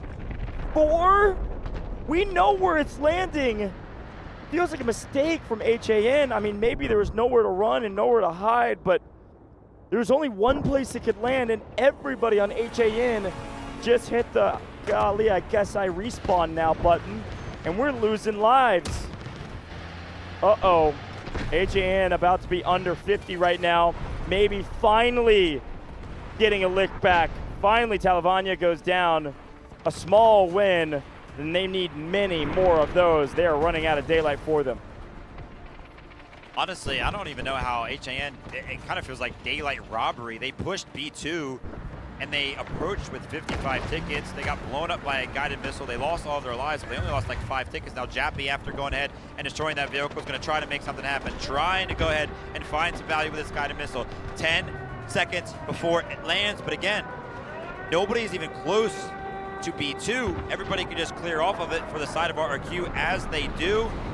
The missile was trying. He was trying. Mauza. Good read from Mauza. Did you see how he backed all the way into the corner and wasn't even looking down at the point? That was a great read. Mauza knew it's not worth the risk. Juice ain't worth the squeeze. One more kill from me, but I go down. Means my team loses the B sector. Still got a chance now, and this time a guided missile from the side of the defense. They're feeling the pressure on the B2. This is well earned, well utilized. This is going to zone them off. B2 now back in their hands. This one only finds a couple beacons, nothing more, nothing less. No more kills. However, a zone off is nice. The attackers' vehicles are low. Tank Destroyer getting extremely mixy because they have to. 32 lives and counting. Johan picks up the assault vehicle. They need a lot more than that to capture this point, though. Everybody investing their vehicles, everybody wanting to win right here, right now. But a big play, low HP. Somehow, Wansa, the commander, goes hero mode and goes sicko mode to stay alive. Are you kidding me? How is Wansa not dead? Talavania, you've got to land this last shot before you go down in the LAV, and he does. What a trade! The tank destroyer is going to go down, but you want to trade out your lob. You want to trade out, what is that? 4 of your vehicles, RRQ and B2 simultaneously. Whoa. The win con is almost gone for the side of RRQ. A great push from HAN, and honestly, it seems like they're back in this thing. 100%. I mean, 81 lives isn't a ton for the C sector. We'll talk a little bit more about that in a moment. The stats are on your screen. Johan on 40 over there, 47 for Artyom in terms of kills. Engineering still crazy, but I'm looking at revives. Shout out Carr, man. You don't oftentimes talk about some of these players. There's just so many stars on this HAN roster, but Carr showing us what it looks like to pick up a lot of revives, as well as Blake at 95 revives for HAN. RRQ doing a great job as well in the defense, but a couple standouts from HAN to put them finally over the line and finally able to capture Sector B. But again, we move indoors. We move to the CQB, and 81 lives for this sector. I don't know if it feels like enough right now. Really favorable trades for the attacking side. You basically only have Malza's tank that left alive up here, but yeah, I don't know. What do you think? I think that was a little bit too big of a momentum shift. I mean, RRQ invested everything, especially their vehicles. I mean, literally lost like 4. They were so far ahead. I mentioned the win con here for the defense is to take your vehicles up the elevator. That's all you want to do on Sector B. And instead of that, they try to go ahead and defend B2. I mean, they were feeling confident. They were winning throughout. But now, take a look at the disadvantage. Yeah. HAN on the attack have 4 vehicles, and RRQ only have 2 to answer. Yeah, and they already have 3 up here, too, because they called them in up here. It was such a favorable trade for HAN. And that's the way it goes sometimes. I can't even call it really a mistake from RRQ because they had to answer back the one mistake. The one mistake is not killing the man on your screen right now. Wansa. Body block. The commander is doing it all. When the team needs aid, they call the commander to make a big play, but an answer back. A couple vehicles go down. V90 with the lob, able to pick up, what, 2 of the attackers? Now 3, the assault vehicle goes down as well. The only thing left is a singular tank. The swings this time, man. We're on a seesaw right now. HAN try to go ahead and invest as well. Tank arrives. Finally, up the elevator it does come. That's going to be Miang finally joining the fight. He's going to look to go ahead and instantly take out this LAV. Does land one of those shots, but back into cover the lob does go. Now full control to the side of HAN over towards this C2 zone. How do RRQ go ahead and, you know, try to reclaim this hangar if they possibly can? I mean, they only have 1 vehicle available, and now the side of the attack, look at this, they're just calling in the reinforcements. Yeah, they may have lost a couple, they may have made a couple of trades, but when you're able to call them right back in, I mean, that's got to be favorable. Already establishing a foothold on C2 is a big win for the attackers. Now the question remains, do we have enough engineers to keep our vehicles alive when they enter the gauntlet that is the C sector? There is no doubt in my mind that both of these teams are high caliber teams, but I'm seeing strong, resilient mindsets in the face of gigantic momentum swings both ways. Crowds are just slow rolling through and splatting a few folks. Dangerous push from the side of HAN. Yeah, they take out the assault vehicle, but I think all of these bodies that are going down are going to be very hard to revive, so the tickets are going to fall. But take a look at this. Miang is trying to join the mix, trying to go ahead and help take out this LAV. The tank has now joined the fight over here towards C1, and it might be unsuspected, but somehow Javier is playing this perfectly. If he can go ahead and retreat, I would count this as a win. Definitely a win. He's very low, though. Nice trade on the lob. Why retreat when you can stay in the fight and take out the vehicle? Are you kidding me? How did Javier not die there? I mean, they got to get one back after what happened on the B sector, but still. Oh! Great ego chow from Javier. Miang taking a decent bit of damage on the backside, but gets some help from over the top infantry. Javier staying alive there and not getting traded. Again, such a big win. Here's another. Look at the guided missiles for the side of RRQ. 5. Yeah, and they just called an urgent redeployment to get everybody back onto the point, so they're fully restabilized back on C1. And you might be thinking, how so many vehicles? Folks, you remember how long we were on the B sector? Nice play. B9DHM. A big kill there to again cut down the reinforcements. Strike team is here though. Watch out. We got a lot of rockets and we want to use them, but double vehicle, double the fun. Changji won. A great effort. I don't think it's going to be enough. Artyom trying to do it all. Nothing. Talavanya picking up a crazy amount of kills. These vehicles are going crazy. But again, we spent so much time in the B sector. Man, these teams are going to keep going in vehicle after vehicle after vehicle after vehicle. It's going to be a bloodbath here on the C sector. And again, I posed the question, Vivid. Was 81 lives enough for this crazy sector? I don't know. They're going to try it again. Upon initial approach, when we first saw them try it, I think they pretty much all missed their rockets. There was pretty much no damage taken. They're trying to make something happen on the back lines, but why don't we go ahead and take a look at the front lines? It's a trade. Vehicles are being traded indeed, but if this strike team can make something happen, RRQ will have 0 vehicles left. Get the rockets out, make something happen. The knife connects on one of the bodies. B9's trying to stay alive. Oh my gosh, again, a sliver of HP. These Slavs will not go down for the side of RRQ. That was a hero play from Talavanya. When the knife hit the engineer, I thought that was GG's. Oh my goodness. V9. 32. Yeah, V9 going crazy right now in that lob. Okay. He's at a stalemate. Can you even call the C sector a stalemate with this amount of action? No! They're gonna steal it! He steals it! He gets it! What a steal! Millisecond difference on getting that vehicle. If it falls, it's still a win, but if it survives, it could be everything. The cavalry are here and they almost ruined that tank's chances of staying up, but it stays up, folks. What a huge shift in momentum again. HAN, when their backs are against the wall, they make big plays at the right times. Woo! Artyom's nasty. Guy's crazy. We only give him credit for how good he can aim, but take a look at the instant decision making there. Well done. RRQ, man, they thought they were safe. They called that thing so far back, but the strike teams can get some crazy angles sometimes. Take a look at this. Nice trade. He's looking to go ahead and return the favor. The tank destroyer does go down. Now the LABs are going head to head. Krauser jumps out, lands one of the rockets. Tank starts getting the mix from the side of HAN.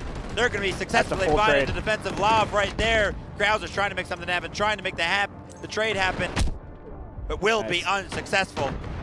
Oh my gosh, I'm seeing a number. It's 24 tickets available. This back and forth, it has looked, honestly, like HAN have been winning the trades. They've been stealing vehicles, but we forgot C1 hasn't even been touched yet.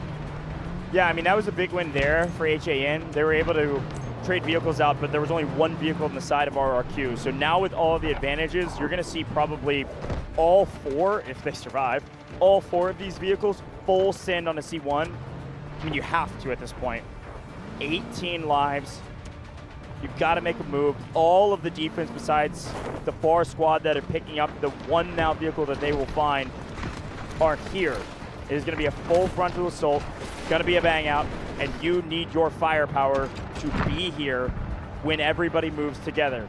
Big flank. We've got a team respawn beacon. I'm expecting urgent redeployments, and I'm seeing a lot of red in the kill feed. Wanta, Sarah Jin, Kamosi picking up some bow kills. Tank destroyer gets active. You got to sack at least one. You got to sack at least one, and they trade again. No vehicles for the side of RRQ, and now you sit in the house. You have the advantage. Urgent redeployment comes in with a respawn beacon from the side of RRQ. They're just stacking bodies, praying that these lives go down.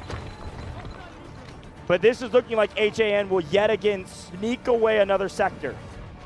They're trying to, but the flood's still coming. The urgent redeployment is still active. And so does strategic beacon. Take a look at all the bodies joining the fray onto the side of C1. And I am seeing the red bodies disappear very, very quickly. I'm seeing the respawns be forced to happen in the feed as well. Crazy. What a great beacon. again, you see 16 of the 20 players spawn in an instant on this C sector. HAN made a call. The call was back up, and with the Lav down, they want to make one more push. The problem is they only have 4 more lives. These players are forced to respawn when their timer is done. I don't know how many red players are on the map already, but the lives tick down so aggressively. There is a chance that one player has died. One player could be the difference between this team winning or losing here. All green alive, most of red. Looking like they've calculated correctly. They have one more play, one more push, and they hardly have a vehicle advantage. They have to win this here, and they do. Tank Destroyer is going to come in and has got to get absolutely mixy and Insano style. It's not going to happen. Watson's on 1 HP in a dream. They don't have it. They don't have enough firepower. They don't have enough bodies for the C sector. 81 lives was not enough. A perfectly timed team respawn beacon, a perfectly timed urgent redeployment. RRQ is holding the line. The only thing you could pray for is an overtime, and you're not going to get it. Green's even on C2. RRQ hold. They take map 1.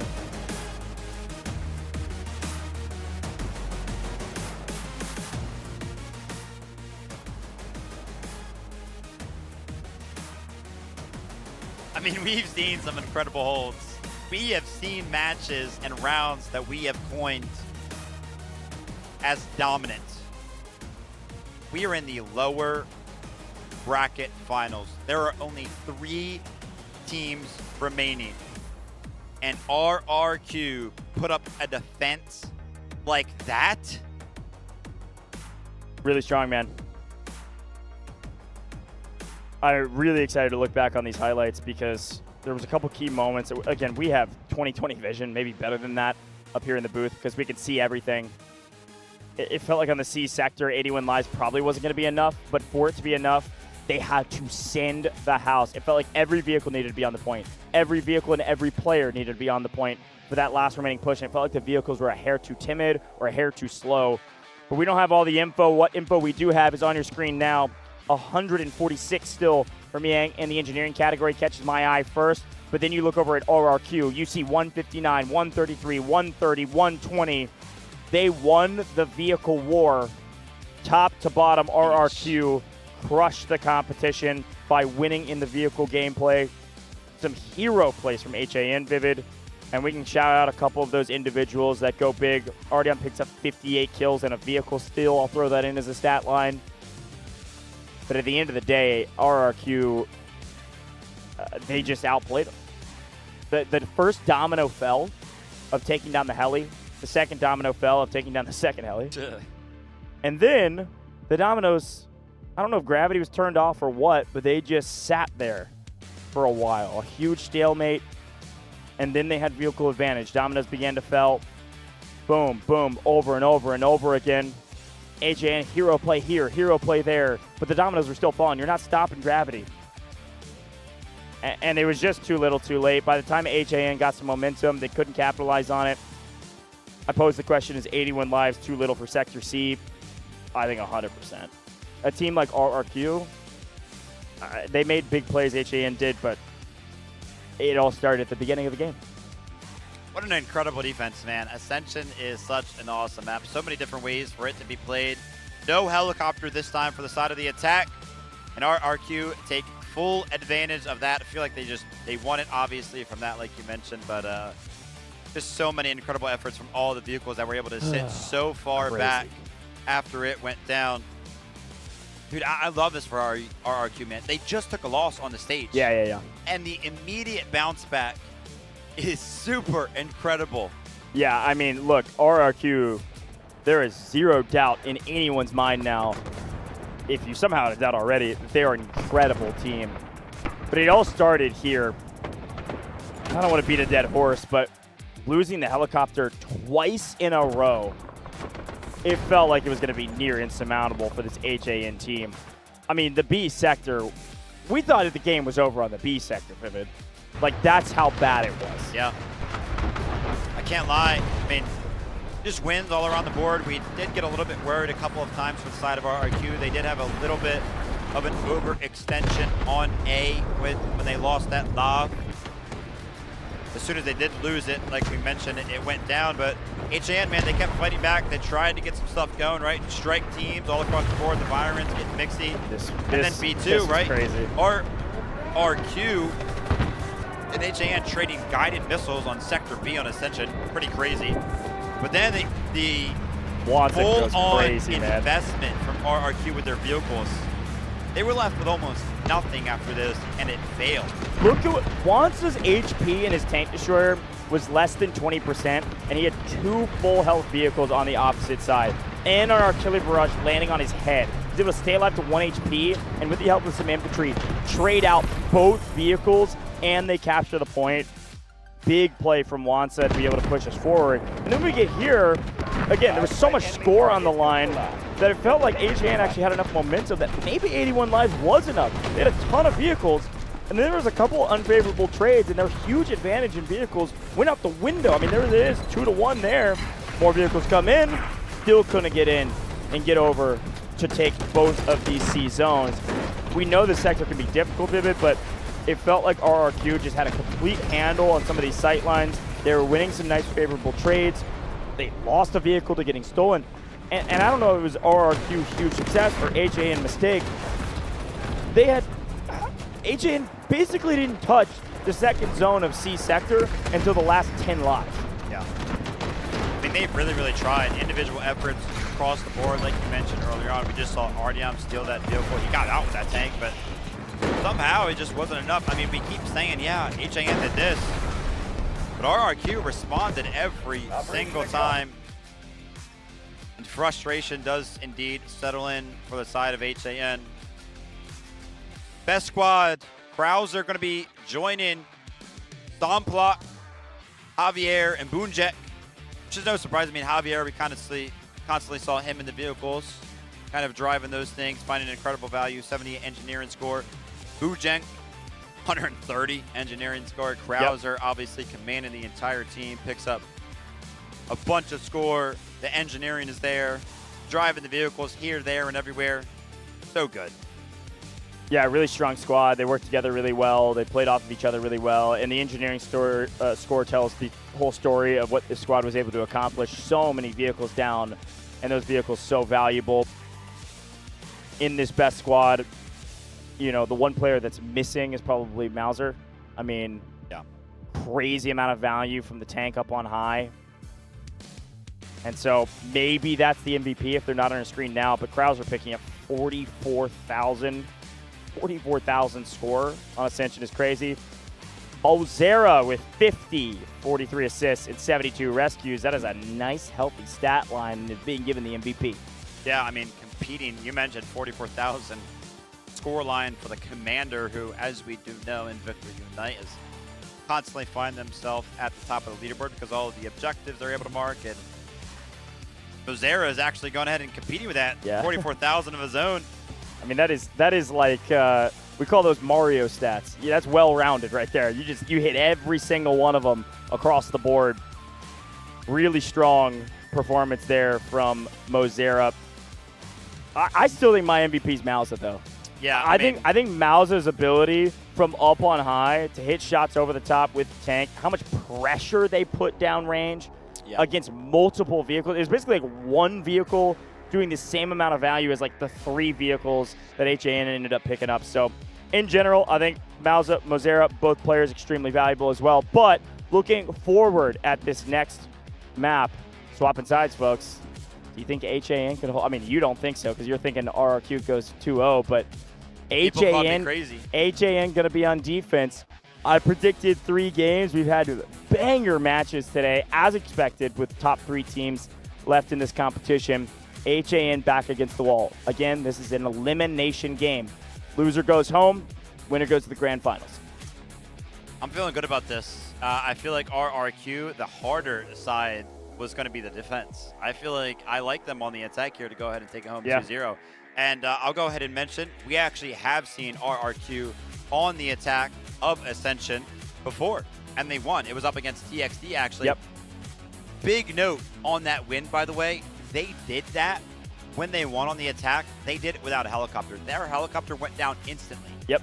And they still pushed TXD through. Ooh, so, buddy. I don't know. I mean, RRQ are pretty good on the attack. I think they got it, man. 2-0. I called it. I still believe in HAN. I believe they can pull this one out. I believe they can force us to Game 3. I want to see a Game 3. I know you all too. I'm seeing chat light up saying that was fire. It was a ton of fun to watch. I totally agree. These games have been crazy, and I'm excited to jump straight back into the action and flip sides and see what happens.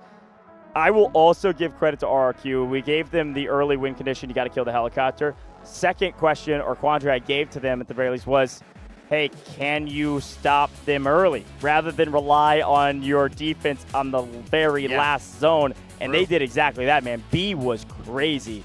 Almost held them in the B sector on Ascension is impressive stuff. But again, it started with the heli going down. Without air superiority, B is more difficult than oftentimes you find it to be in either pubs or even in comp when you do have the heli. Yeah, absolutely. Our players are actually rejoining the stage. They were given the opportunity to go ahead and take a little bit of a rest and kind of talk through the things because, again, the stakes of this match are very, very high. And as they do go ahead and jump back up on the stage, I'm hearing a lot of screams, a lot of shouting, a lot of excitement. And I can only imagine, without even turning around to see who's doing it, I bet you it's RRQ. See them in a huddle now. Player F on the far right. One of the players we've had a chance to interview from RRQ on their win earlier against TXD.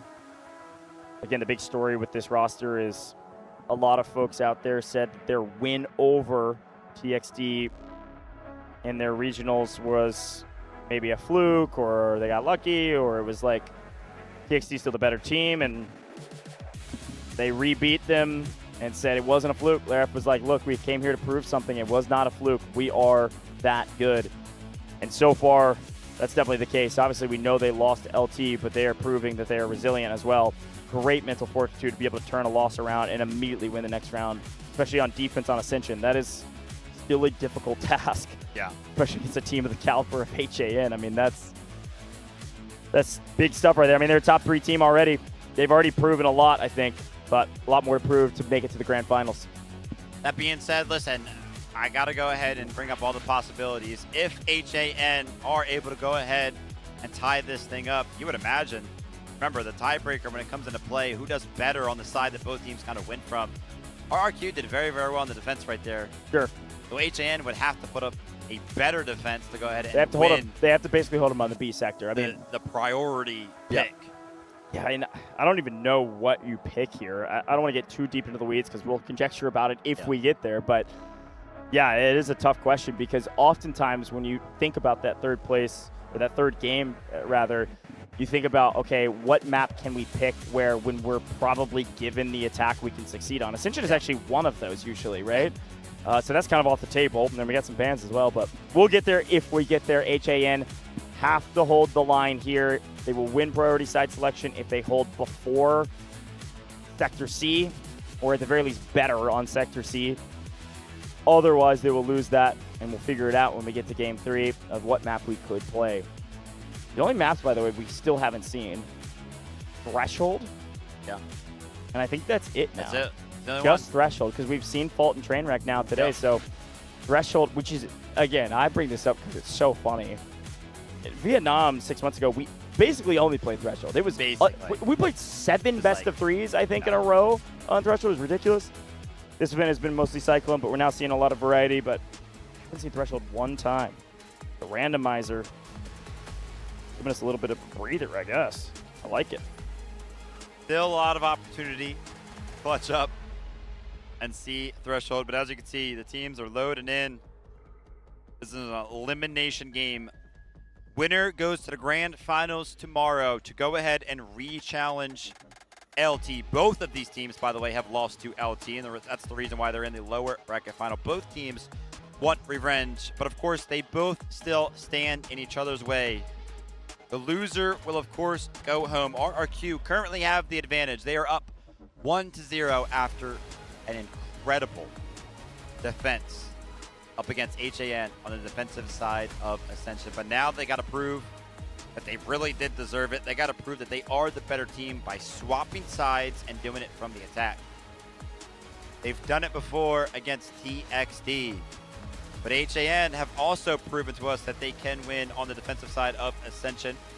Or I mean on the attacking side when they played RBN. So both are capable. A lot to prove. Who's going to come out on top? I predicted RRQ. I said 2-0. And I'm still feeling good about that. I'd be feeling good if I were you too. I believe in HAN though. Again, the resilience question is kind of out the window at this point between the top 3 teams. They've all shown moments of resilience, so just a matter of execution now. It starts here. The first couple seconds. Crowd's been loving the games today. Right back into Ascension, folks. HAN going to be in the green. On the defending side, RRQ attacking. RRQ have to capture every single point. They got to get to the Spire and take it all if they want to win 2-0. But Hodu, Wanza, and the rest of HAN, it's their time to be the defenders. It's their time to stiff-arm the competition and take RRQ down. Let's go to game 3. Let's see what HAN can do on the D. It early starts with this play from Somplak. Can they win? Yes! RRQ win on the ground and they win in the air. Whoa. What a start yet again. Somplak, it's not going to be in the pilot seat of a jet, but he gets the opportunity to rejoin the airspace, this time in a helicopter. That being said, the helicopter is actually under heavy fire right now. HAN are trying to make something happen. They're trying to go ahead and get something in return for the lob that they just went ahead and missed. But Somplak, like I mentioned, an opportunity to go ahead and prove to us that he can be the pilot that we know he can be, and making some incredible moves to go ahead and stay alive after being put down to about 20% HP. RRQ, if they can go ahead and reset, wait for that helicopter to get active, they're going to have a big advantage. I was not expecting that, I'm going to be honest. I know Somplak is a fantastic pilot. Maybe heli is where he thrives. Krauser's up in the sky with him, by the way, if we saw that. But the battle for the high ground, overlooking the A sector. Currently for the side of the defense. Decent hold for them. Here's the problem. HAN can't really get active with their tank because the heli can do what it wants right now. So it's going to harry the tank mostly to give the attackers a ton of breathing room up here and have vehicle advantage up on and around the point. Krauser, commander, is the gunner in the helicopter. You don't see this that often, frankly. But the good news, I think, with this position is you do have eyes in the sky and have a ton of intel that doesn't have to be relayed to you. Another AA in trouble and another AA down. This is an inevitability, unfortunately. Once you win the first fight, you usually win the second one. Plays vertically over the top. There's almost nothing they can do. It's not often that we see in Warfare the driving skills of our operators come into play, but that is the second time that I remember over the course of this event here in Wuhan, China, where I have seen the vehicles have the opportunity to get away from these aerial vehicles, but they squander. They clip something, they clip some natural terrain, and they get stuck. And that just happened right there. And it allowed the lob to go ahead and go down. Now Krauser is going to start to have one of those performances that we saw from the opposing team. Sarajin was in a similar position last time HAN were on Ascension. And I have a feeling he's going to get a little taste of his own medicine. And the attackers now with free reign of the high ground. Mauza again shelling points with the tank. The attackers have complete control of the A sector and are making quick work of the defense. The value from the helicopter immediately being felt, and the vehicle advantage immediately being pushed. Great job so far from RRQ. All right, Sector A fell pretty quickly. As expected, the dominoes will continue to fall unless this helicopter is dealt with, or unless HAN can kind of get another one of those lobs back up and online to go ahead and suppress that helicopter the best that they can. But take a look at this. The tanks are already playing a position that is... he's got to. Like, this is just a full retreat. I mean, the heli's going to obliterate them if they're not careful. Are they just going to give, like, B1 and B2 instantly? I don't think they give both. They give B1 for sure. I think the tanks need to get to a high ground position to maybe make a play, because you can pop in and out of the tunnel. So maybe they send at least one up on high to make this helicopter think twice about some of the positions that they're in, but there's a lot of folks back here. That's a lot of defenders that are nowhere near the objective. Yeah, again, they want to keep those vehicles alive because they know how badly it can hurt to be in a disadvantage when it comes to those vehicles towards that C sector. So, again, the win for the defense on the B sector is typically just keeping those vehicles alive and taking them up the elevator. Now, again, the attack is going to want to do the exact opposite. It's going to want to deny access to that elevator. Krauser, Somplak, you got to be careful. You're taking a lot of damage right now. Please keep this helicopter alive. You have such a big advantage. Do not lose it. And that's the angle I'm talking about. I mean, if you can ramp it up, maybe you can get a little bit more vertical. But if we get one tank up on high, you're going to have a lot better of an angle to actually shoot at this helicopter. Of course, there's dangers with that, but a strike team is on the move. Uh-oh. And who else besides Javier, man? Uh-oh. This guy is a menace on the map. Javier is going to go up to the high ground here, get the teammates to spawn with him. Can't imagine he's got enough damage. Ooh, maybe with that shot over the top, he might. Rocket. A little extra damage, but engineers are there. He needs to cut some of these engineers down if he can, or get some teammates to help him out. But they've got these tanks pinned right now. Here comes the help. Can they make it happen? I mean, this is a very, very hard angle. You would like to see some reinforcements actually go ahead and have the opportunity to join the fray. But here's what's really difficult about sending Javier and Bucek to do that. Is that, remember, how this works, how this game works, is you can, readily spawn on your squad specifically. So Javier and Bucek are going to ahead and make that push, but Somplek and Krauser are the rest of their squad who are up in the air. So you can't get reinforcements. Yeah, RRQ has to send a different squad other than those two guys to go ahead and do that. So that way they have 4 engineers, 4 Olurus ready to go ahead and blow up those tanks, because 2 alone is not going to be able to do enough damage. Yeah, unless you could bait him out somehow and get the heli to help you out. I totally agree. All right, here comes the attackers. They've already pushed through B1 as expected, mostly given to them. And now they push for either the high ground or go through bunker to be able to play for B2. So far, HAN have stabilized, stopped the bleeding for the most part, but there's still a heli in the sky that we're continuing to see light up the kill feed. That's the commander earning a lot of extra score. That's the commander that can call in a lot of things for their team. So watch out for Krauser. I actually really like that idea, to be honest. The more I think about it, having Krauser in the gunner seat of the heli, he's going to have so much score to be able to play around with his team. So something to watch out for. Something else to watch out for, RRQ could obviously, it looks like, take B2 right now. We have seen multiple times in the past on Ascension, the attacking team does not capture B2, so that way they have more and more time to try to take out those tanks at the bottom of the elevator. And take a look at this. Yes, they are all actually jumping off of the B2 point. They have one goal in mind, and it's going to be those tanks. Yep, 100%. A good reminder for the people at home. You don't see this in pubs, folks. A big delay on capping B2 so they can try to make a play for these vehicles that HAN still has left over. They know exactly where they are. And the answer to this play is an urgent redeployment for the defense. All the defenders are respawning. The problem is their respawn point is a lifetime away right now.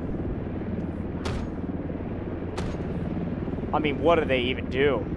They're parachuting down. Their spawn point was all the way up on the mountain. They're trying to get trimmed down from the skies. All the vehicles from RRQ are fully aware of this. They're trying to make something happen, but I don't know what HAN can do at this point. That's hilarious. Because the entire team of RRQ is about to start to approach that elevator. Yeah. Actually, potentially a mistake, potentially intentional. RRQ, they go ahead and capture the sector. I don't know. That was a lot of defenders that just died that are now on respawn timer. I mean, the transition time is so long. Here we go, though.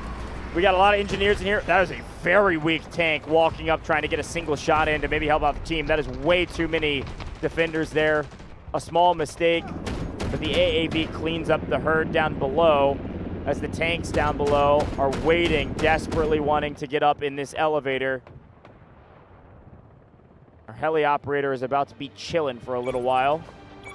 Maybe some sneaky plays over the top, dropping some folks off, but Krauser has found 33 kills in the first 2 sectors and is topping the charts. Well over double Artyom, who is the top player on HAN. This is a stomp so far. HAN need to make a big move right now that we're in CQB and the heli is going to be mostly unavailable. RRQ are actually going to be able to potentially catch the elevator on rotation here. This is bad news. It does take a little bit of time for that elevator to go ahead and ride all the way up. As you can see, they're just now entering.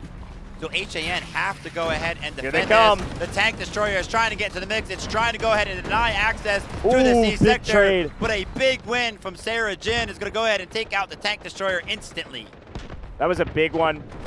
I like the idea from RRQ here to hopefully sack one of these vehicles. I called it a trade because I just assumed we lose one, but no, I think it might get out. I think that might just be a free win for the side of HAN. Wow. Voodoo taking the Lua rocket on potentially a scouting report. That one didn't find its way towards any of the vehicles, which is a little bit odd. But we did just see an attack onto the C sector, by the way, where the attack was able to call in so many vehicles. Like, you could constantly keep calling them in. So trying to invest them like we just saw with the tank destroyer right there is not really a surprise. Keep an eye on this. Oh my gosh, sneaky. Awareness. I think that's using some Lua rockets to make sure people are up there or not. Yeah. It is also worth mentioning too, yes, the attackers can call in a ton of vehicles. The defense doesn't have that luxury. Helicopter's gonna start blowing those things to smithereens because they have air superiority. So this feels like something that the attackers should know and therefore can kind of slow burn their way through the C sector since they have so much time with the lives they have. Very good point. As we take a look towards the C1 sector, we did see this concrete little barricade being built, so it's gonna make it just a little bit more difficult for the attack to kind of come in, but currently it seems like we are at somewhat of a stalemate, which leads me to believe that RRQ are potentially waiting for something to happen or trying to cook up some sort of a play, and that play is going to be sending the lob in. Nice shot there from Jappy. Unfortunately, we'll go down. But, yeah, again, I mean, tangible vehicles. It's a 2v3 here. Wansa getting extremely aggressive because they need a trade, and there's a call from the teammates. We got it low. Wants to go in and clean it up. It's 1 HP. There it goes. Finally, Veronica with a nice shot and a good trade. Krauser's trying to go ahead and find that flank. Miang is constantly looking for it. Take a look at the awareness that's trying to come in right now. Krauser is going to go ahead and hide and wait for the reinforcements to go ahead and join him. Can Miang make this happen? Krauser. He's sneaky. Trigger control finds the kill. Uh-oh. Commander versus commander, but one has a tank. Who wins? Oh, there it is. D2 was the objective marked, by the way, from the side of HAN, and I think that just ran out over the last couple of seconds, so some score is going to be in flux from the side of HAN. Again, what are you looking to do with the score? You're looking to call in more vehicles, but Gouge already made the point. Good luck with that. Heli in the sky. Did obviously drop Krauser off. Elsa is finally going to be joining the battle. But listen, I think, I don't know. I think the play here for RRQ is, like I said before, just slow push. You're in no hurry. Just slow walk your way through these points. 159 lives. Just, I mean, eventually they'll get up there. Yeah. Wait on the rest of your vehicles. Ladies and gentlemen, this is going to be a long C sector. No reason to full. I think a full stand here by RQ is just a huge mistake. There's no way they do that. Completely different approach as well to how comfortable the vehicles feel on the defensive side of things because that helicopter is in the sky. That secondary gunner seat can continuously just spawn in on that helicopter and keep jumping out into this cavern on the backside. By the way, a tank destroyer has spawned all the way in the back of the map for the defensive side, and it is currently very, very low. Yep. The helicopter has to find that thing. That is one of the biggest advantages, keeping the vehicles at bay for the side of the defense. It's still alive, and it's currently getting repaired. I think the helicopter failed at destroying that thing when it spawned in. Yeah, I don't think they actively have a gunner right now, so have fairly limited damage that the distant pilot can do. You have some, but without your main gunner, it's going to be tough. All right, here's the attack's first push. They've slow rolled, waited for a tank destroyer to come down from the sky, and now they have it. The attackers say, all right, we're going to get through this cover. We're going to get through this little bunker. We're going to take C1, and so we've marked it as such. 2 minutes to have control over C1. This is where they're going to set their foothold. They're going to get prepared. They're going to put respawns here. They're going to get everybody over to C1 before they push over to C2. Even vehicles come blasting their way through to grab this point. Got to have control of it at the end of the minute and 30 to get the extra score, but they don't really care about that right now. It's just a little cherry on top. They want one of these vehicles down. They want the tank destroyer dead. E1's going to fall very, very quickly, but that is not where the bulk of the defense is currently set up. We still know what kind of effort the side of RRQ is going to have to put in. Take a look at this. Lav's actually going to be taken down. That's going to be Cranberry now. Access to that tank destroyer. Like I mentioned, the helicopter needed to destroy that thing on rotation. It failed at that, and now the tank destroyer is immediately finding value. Yeah, and that was a full commit there because they earn that extra score if they take down stacks in the tank destroyer. It's the one that's kind of marked for death from the commander, so they full send for it and get punished for it. Maybe the first real mistake for the side of RRQ. Again, we're even right now in terms of what happened last game to this game. The difference is that RRQ showed up here with maximum amount of lives, and if it goes any further, they've also got a heli. Like I said, the attack can continuously call in these vehicles, and eventually probably what's going to happen is they're going to look to go ahead and, you know, pinch these vehicles from one side, a two-pronged attack. And actually, that's a huge kill from Javier. Not even need to do that. Javier with a little bit of an overextension, and take a look at this. Whilst that's happening, the tank destroyer gets destroyed. Veronica's trying to make something happen with a little bit of a flank. But as a result, we have 4 vehicles that are about to storm the C2 point. 2 tanks stand in their way from the side of HAN. The flank is trying to come in. The Lav is under heavy fire right now. It's forced to retreat, but eventually the tanks are going to be on the receiving end of just that. Tank destroyer and a Lav in this choke point. Nice heal up. B9. To be honest, like, they can just sit here because the tank is forced to answer this, and it's forced to not defend C2. And by the way, there it is, Somplok. I asked you to go ahead and find the value over here, and you finally do. The tank destroyer gets destroyed simultaneously. Lav from the side of the attack goes down. 2 for 1. But a return, a trade. The tank goes down from the side of the defense. It has been a absolute staple that has helped them defend this thing. But now Sarah Jen is looking to go ahead and return to favor. Krauser is under heavy fire. Actually, the whole squad of RRQ is under heavy fire. The retreat, a full-fledged retreat from the whole team. But it's not enough. Sarah Jen returns the favor. But on the other side of the zone, C2 is being captured by just a handful of members. Sarah Jen, hero mode with the help of all those magnetic bombs. A 1-for-3 trade, and maybe they were willing to get so aggressive because they're immediately able to call 2 vehicles back onto the map. But even still, a win for HAN, and they need about 10 more of those given the state of the lives of RRQ. Respawn beacon comes down. Team still on the map. P1 in the hands of the defense.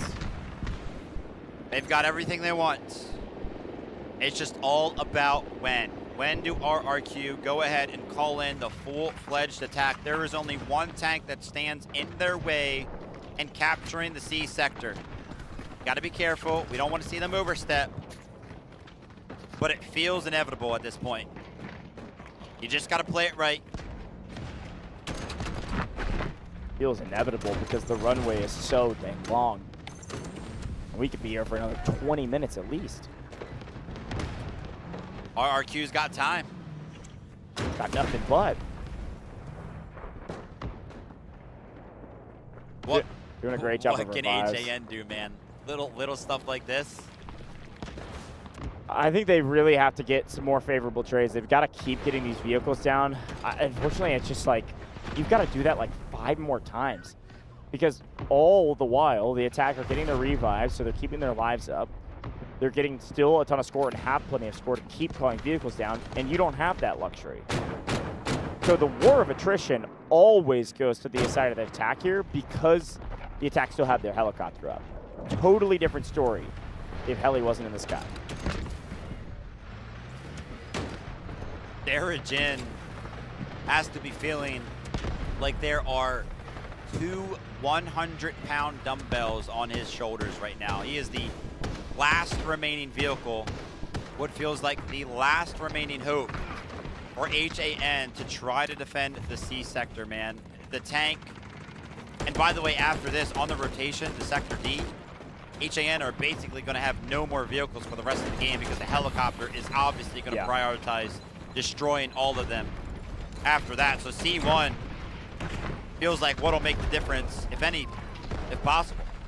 Yeah, I will say there's one play they can make if they can hold on. This is a pretty big fight through the smoke right now, and actually the vehicles are going to get active. So I'll talk about that if they're able to thwart this one, and well, that will certainly help. Jae-Song able to pick up a vehicle in transition with the AT-4 and the help of Sarah Jin in the last remaining tank for the defense. A nice hold.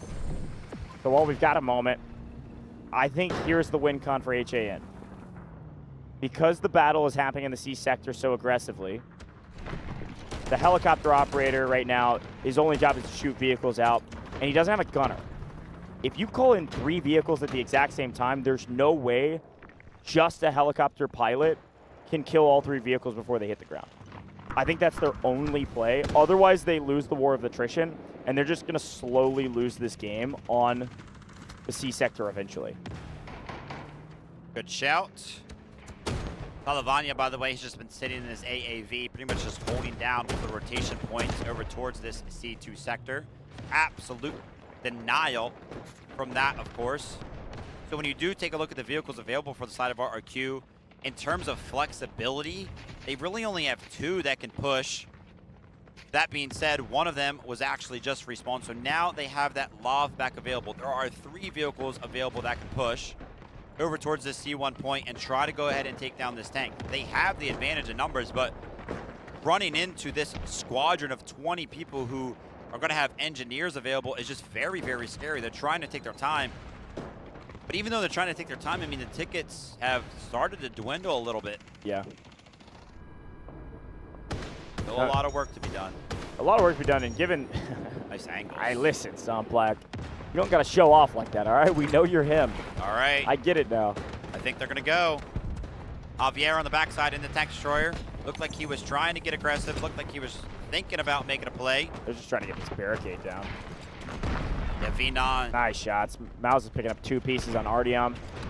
V9, by the way, last time just kind of full sent with the lob. Taking a much more passive approach, trying to go ahead and clear out some of the cover, like you mentioned. Wands is starting to feel the pressure. Yep. Urgent deployment is in. So is a tank destroyer, but it's very, very low. It's off to the center over there in a little bit of a tunnel.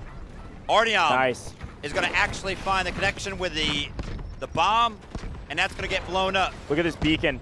Perfect beacon to be able to retake here on C1. It's just out of the sight line of where the attackers could take shots on you, and with the urgent redeployment and pairing, so many green bodies immediately pushing their way back to the point, especially if we can get this trade on the vehicle over the top. B9 is in trouble right now and is having to back up, and that's going to allow our defense to retake C1 yet again. The flank, they found the beacon. They're going to find the tank as well. Surely the damage comes in. You guys are right next to it, but no. Incredible defensive effort. The side of HAN, they turn around just in time. Another beacon as well. very well done to utilize your score effectively, especially when they feel like they can't call in more vehicles. Just keep popping those things up and keep putting bodies onto the point. I talk about the attack winning the war of attrition because of the vehicle game, but if things keep going like that, the only war of attrition that will be won is HAN winning just because RRQ is losing lives finally. Eventually the defense will win. I just assumed with the vehicle advantages that RRQ has, they could full send and win the war. But so far, that's not the case. It's all about the tank, like I mentioned. Sarajin, the world on his shoulders. Let's take a look at how everybody has done so far throughout this match. Krauser, of course, towards the top, on the back foot of being the gunner, and the helicopter. Sarajin towards the top, not necessarily that many kills, but the score is there. I like this adjustment from the side of RRQ. They're going with something that's a little bit tankier, no pun intended. Something that has a little bit more HP. The tank destroyer is not finding the value that they need, so they're going to take a different approach. Dax on the bow, trying to get something connect through the smoke. Every life may matter. The sector is hard to take, both of these teams. And making that feel like the understatement of a century. This is actually a big advancement from the side of Krauser. He's going to be trying to use this assault vehicle to cut off some of the rotations and constantly be a threat in terms of the possibility of an attack. Which, by the way, they currently have a vehicle on each side of the rotations from C1 over towards C2. So basically 2 members for RQ. No way, again. Oh my I mean, how many engineers does the defensive side have?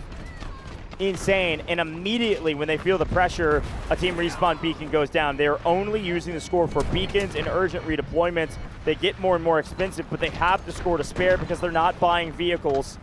HAN is still holding the line, but the pressure is on. If Sarajin falls, it may be time to finally say RRQ may take C sector. Here come the infantry on the beacon. They got to make a big play as well and hopefully trade something out. But Sarajin down, and all of a sudden, we are in trouble. Stacks and Cranberry on the flank side. They're trying to make a run towards C2, but Krauser and the assault vehicle, like I mentioned, cutting off those rotations, taking back towards a look towards C1. Look how many members have spawned in on that strategic beacon. It's 13. They're constantly flowing in, but now the vehicles are going to go ahead and try to get into the mix. This is going to be the AAV that's supposed to be holding off the rotations, but now it can join the attack. Full commit. You have to full commit here. This is your win con. This is your position to win. You have to do it now. With Sarajin out of the battlefield, beacons down, urgent redeployment down, you have to make the move. Full send, and that's exactly what the AAV is doing. Gets up onto the point, drops bodies off, and is looking to blow anything up that moves. If it moves, it dies in RRQ. If they take Sector C, they should take the game. What a brilliant 120 life hold on the C sector.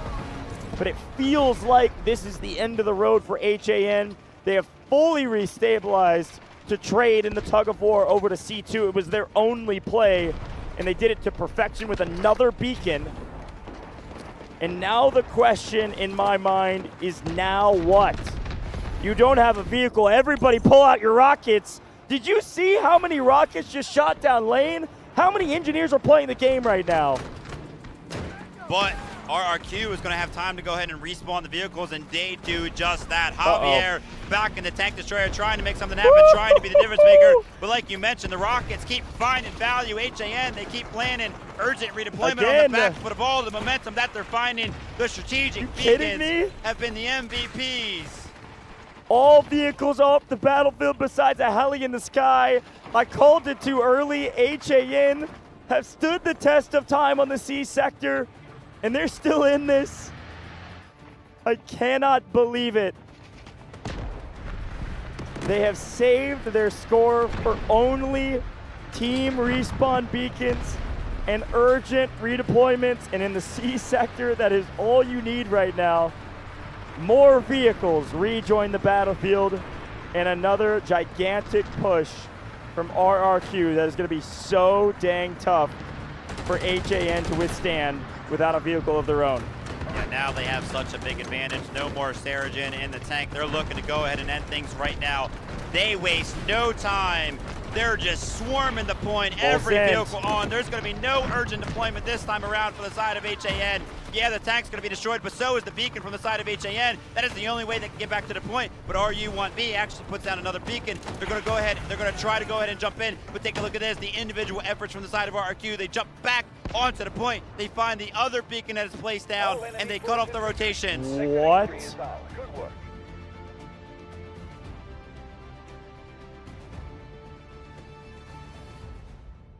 Are you kidding me?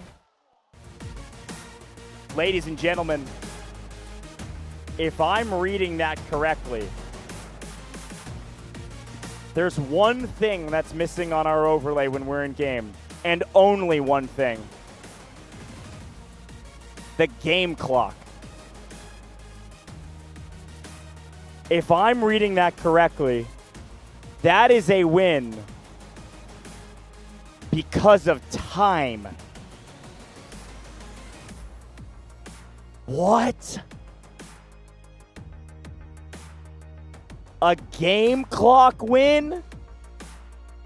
I mean, I knew we were on that sector for a while. I didn't know how long.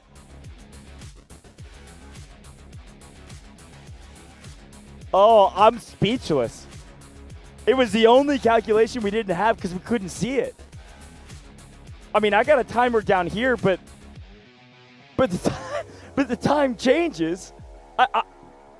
They were about to capture. That was it. I mean, that was the game. If they get through that sector, that is GG's 2-0 game, set, match. We'll get 1,000% confirmation on that, but like, I'm 99% sure. Walk me through the stats that you can see on the screen right now. Are you joking? I mean, we know how it went. I feel like we have to emphasize Sarah Jin on the other side. 94 engineering, the most out of the entire lobby. We saw how long he was able to go ahead and delay the attack. Put the team on his shoulders, man. Artyom up there as well, no surprise. 44 kills. Wanza, for probably the first time ever since we have seen them, especially during this week. He's not at the top of the leaderboard. Doesn't matter. Dude, I literally don't know what to say. I actually have no idea what to say right now besides G friggin' G's. Let's take a look back on some highlights. There certainly were plenty of them. RRQ, Somplac. He said, forget the jet, guys. I'm in the heli. I'll show you how to operate this thing. With Krauser in the gunner, a fantastic win.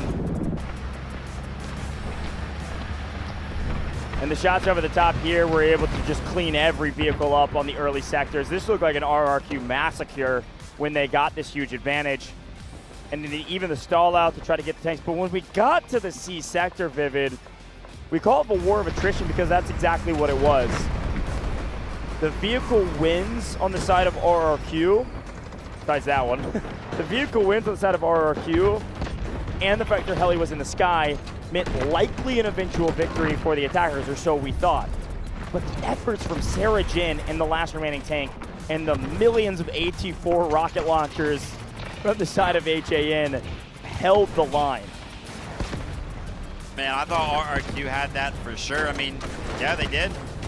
Just one remaining factor to save the day.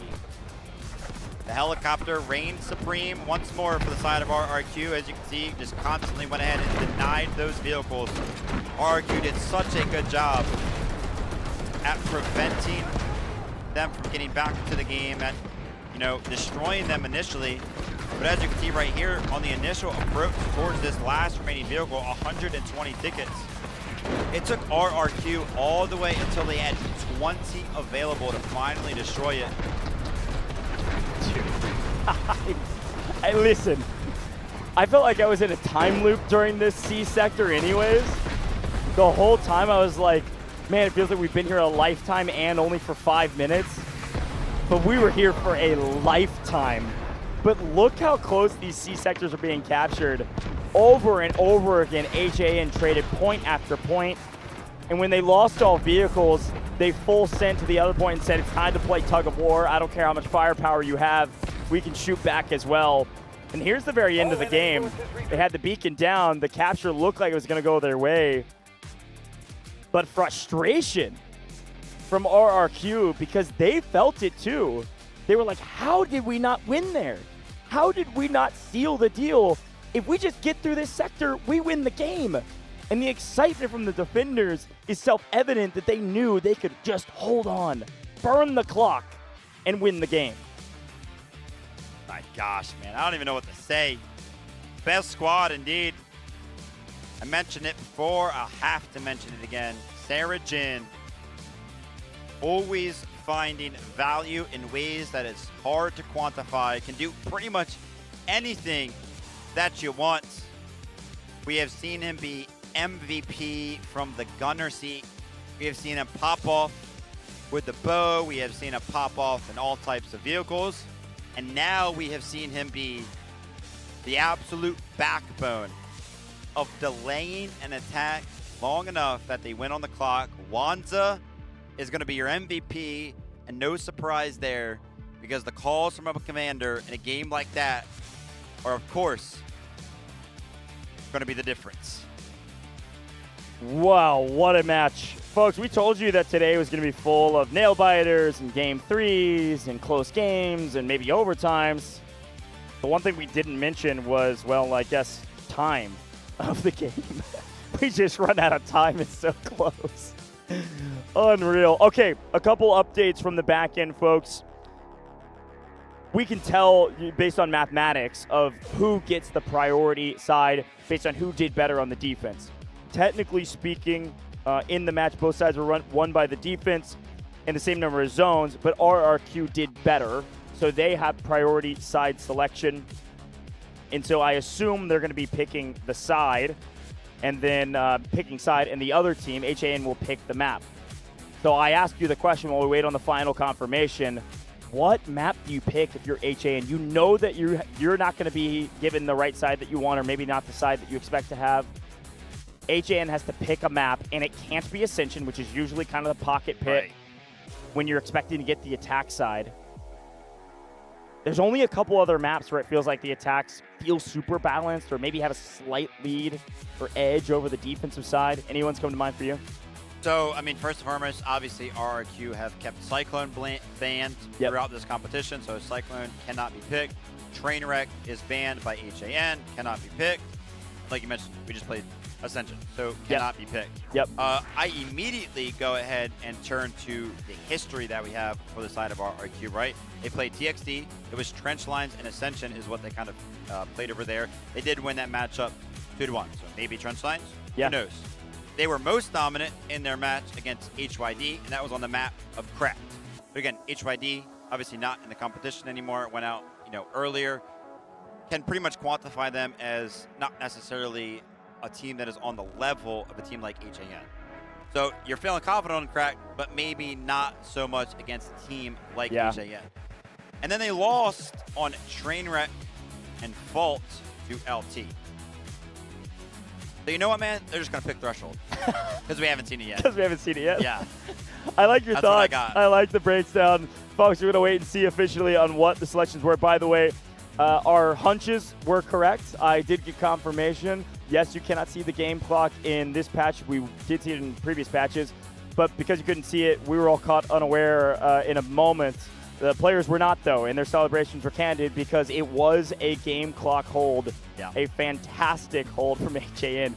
Barely able to hold the line and force us to game 3 with a huge nail biter. So listen, folks, thanks for just sticking with us and riding with us all the way to the finish line here, because it has been a great day, and we've got one more game to showcase this HAN RRQ battle. It's been a battle for the ages. I'm honestly so surprised that both sides won on defense. On Ascension too. Like, I know the map's long and the C sector is difficult to break through, but both teams just put up crazy hero plays. I mean, huge shout out to Sarah Jin, too. I know it makes a ton of sense to give the MVP to the commander, but Sarah Jin was the lone... Oh, hold on. We'll shout out Sarah Jin some more. Officially, the map has been chosen. Round 3. We are playing on Cracked, baby. Wow. I mean, you brought it up. I think it's the right play. It feels like a solid play for HAN here. And they get the attacking side. What do you think? Oh my gosh. I mean, before we jump into things about the map, by the way, I hope you guys can kind of hear it, but things are going crazy out there on the stage. And again, I keep mentioning it. It's RRQ once again screaming, shouting, kind of cheering on themselves. And they just keep bouncing back from these wins. Like when you think about it, emotionally speaking, from a mental standpoint for competition, if they're up there on the stage still cheering on after watching that win basically slip out of your fingertips, and you could still kind of relock in, man, that's why they are a team that is so good. All right, Cracked. A very quick map. RRQ were dominant, in my opinion, in the vehicle side of things. Now, obviously, the initial approach on Cracked is not necessarily going to feature vehicles, so I'm a little bit worried for Sector A. After that, as long as they get through Sector A in a timely manner, and they approach Sector B and C, I think they will win. Because, again, vehicles start to come into play on Cracked a lot much more than they used to. But now, you know, currently how the meta has shifted, you can actually control the vehicle spawns from the defense very, very well. We always see it anytime on Crack now. They try to go ahead and call in those vehicles behind the vehicle all the way in the back of C. But with that tank positioned, you could just destroy it so easily. I feel like RRQ, this is a good choice. Well, listen, I mean, at the end of the day on Cracked, we've said this a couple times, there's basically zero room for error. It's the thing you just brought up. Like, if you get an early vehicle advantage, you just win the game straight up. So, yeah, I don't know. It's fun to talk about, like, what you could or couldn't have chosen or where you could have found an advantage here, advantage there. But based on the information we have, by the way, it looks like RRQ had priority selection, no? Yeah, they did. They picked the map. They did not elect to choose side. So if our information is correct. HAN. Oh no, okay. Hold on. Sorry. We're going back and forth 1,000 times here. HAN picked Cracked. We're good now. I got 6 different intels from 6 different people. Just got the 100%. Oh, okay. Now we've got people debating which way it was chosen. Either way, we're playing Cracked. That's all that matters, folks. Either way, we're playing Cracked. And HAN have to be on the... Listen, why don't we just go up on stage and ask them? I mean, listen. Who picked what? At the end of the day, it doesn't change anything besides what we're doing and how we're playing right now. Oh, my goodness. But what is fun to talk about is this map, Cracked, because, look, vehicle advantage is a huge thing. It is a map that, okay, final confirmation, I will relay it to the audience because I finally have it and everybody's agreed. We won't believe you. RRQ had priority side selection. Or could pick the map, right? Okay. They chose, instead of picking side and letting their opponents pick the map and then they get to choose the side, they picked the map Cracked, which is pretty uncommon, frankly, comparatively. And therefore, HAN had the ability, once we got Cracked, to say, hey, which side do we want? And HAN picked attack. Does that change your opinion about the selections, or is it all about the same comes out in the wash? No. Still feeling confident. My 2-0 prediction for this is absolutely gone with the win, though. I was that close to being correct. I'm going to be honest. I'm just here for a good time. You know what I mean? Like, I am just here for a good time. I would love my prediction to be correct. And I think it certainly could be. Chat, throw it all out the window. Comes down to a single map. And HAN had to attack on Cracked after a crazy game clock hold. Ooh, buddy. Let's have a good one, folks. This could go over in a blink of an eye, too. Reminder, Cracked is probably the shortest map in our rotation. Whether you capture all the points or you get held at the line on A, it's still oftentimes the fastest. I'm sweating up here, man. It's hot. We're sweating up here. We're just talking. We're not even playing. We got nothing on the line. These guys got everything on the line. They're over there chanting, screaming comms and everything like that. For the grand final on the line, though, what better way to finalize who's going to be playing for a championship tomorrow.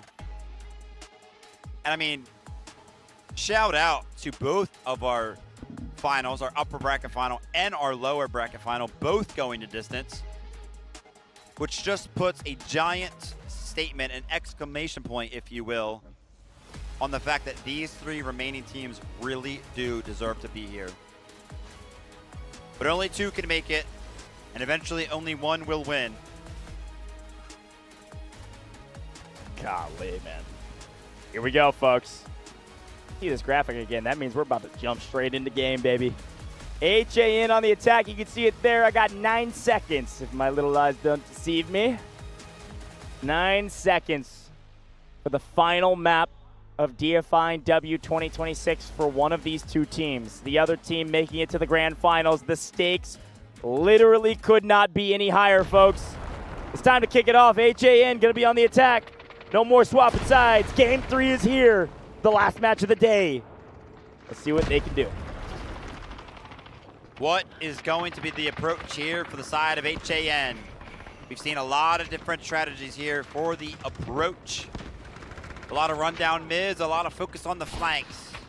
To me, early on, it does look like HAN are going to put a giant focus on those flanks, and I like this because, yep, Artyom is a player that can find so much value when you get up close and personal. This guy's going to hit his shot. This guy's going to end the game with 50+ kills. It's almost a guarantee.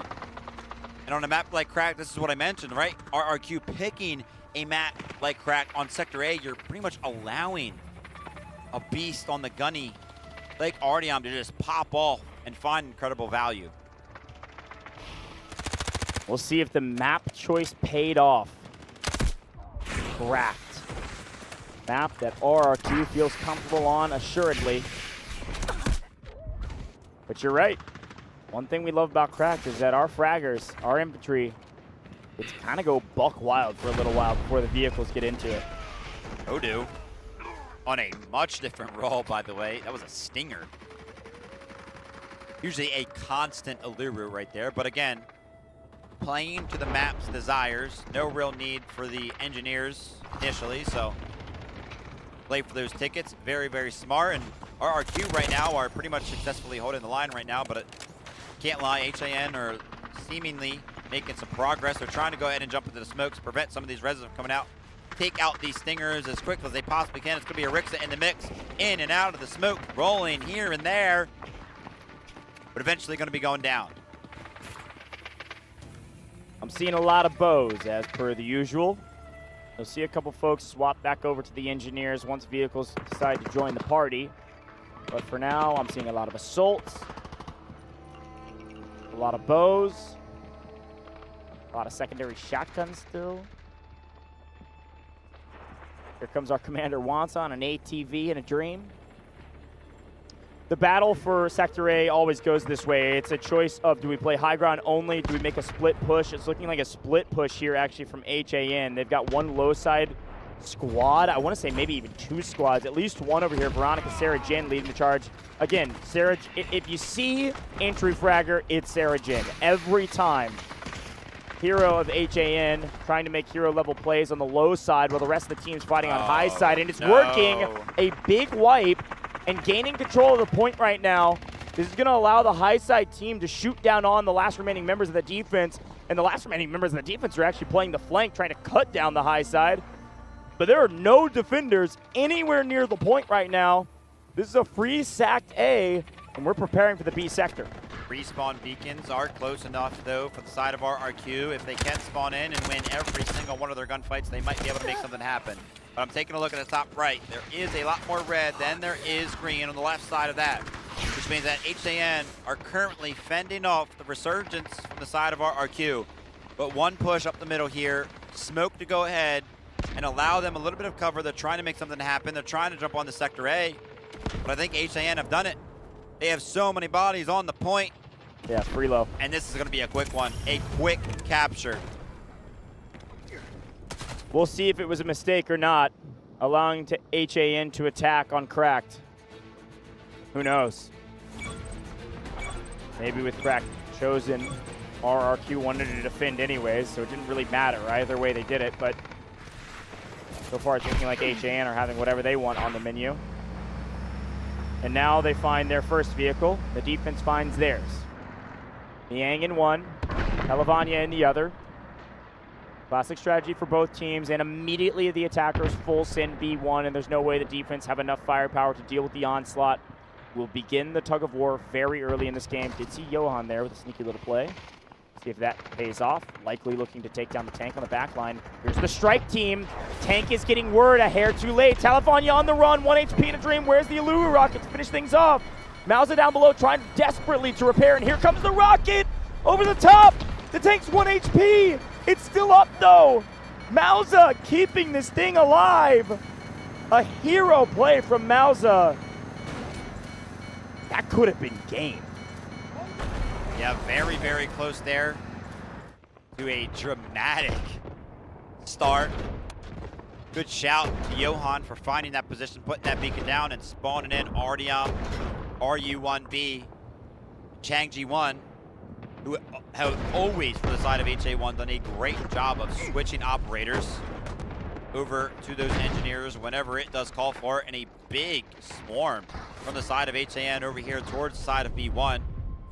Man, sometimes the tickets, they surprise me. We've only been on the B sector for a little while, and we're already down to 160. Obviously, HAN will recuperate at some point, and tickets will not continue to go ahead and dwindle this quickly. But again, sometimes it is surprising.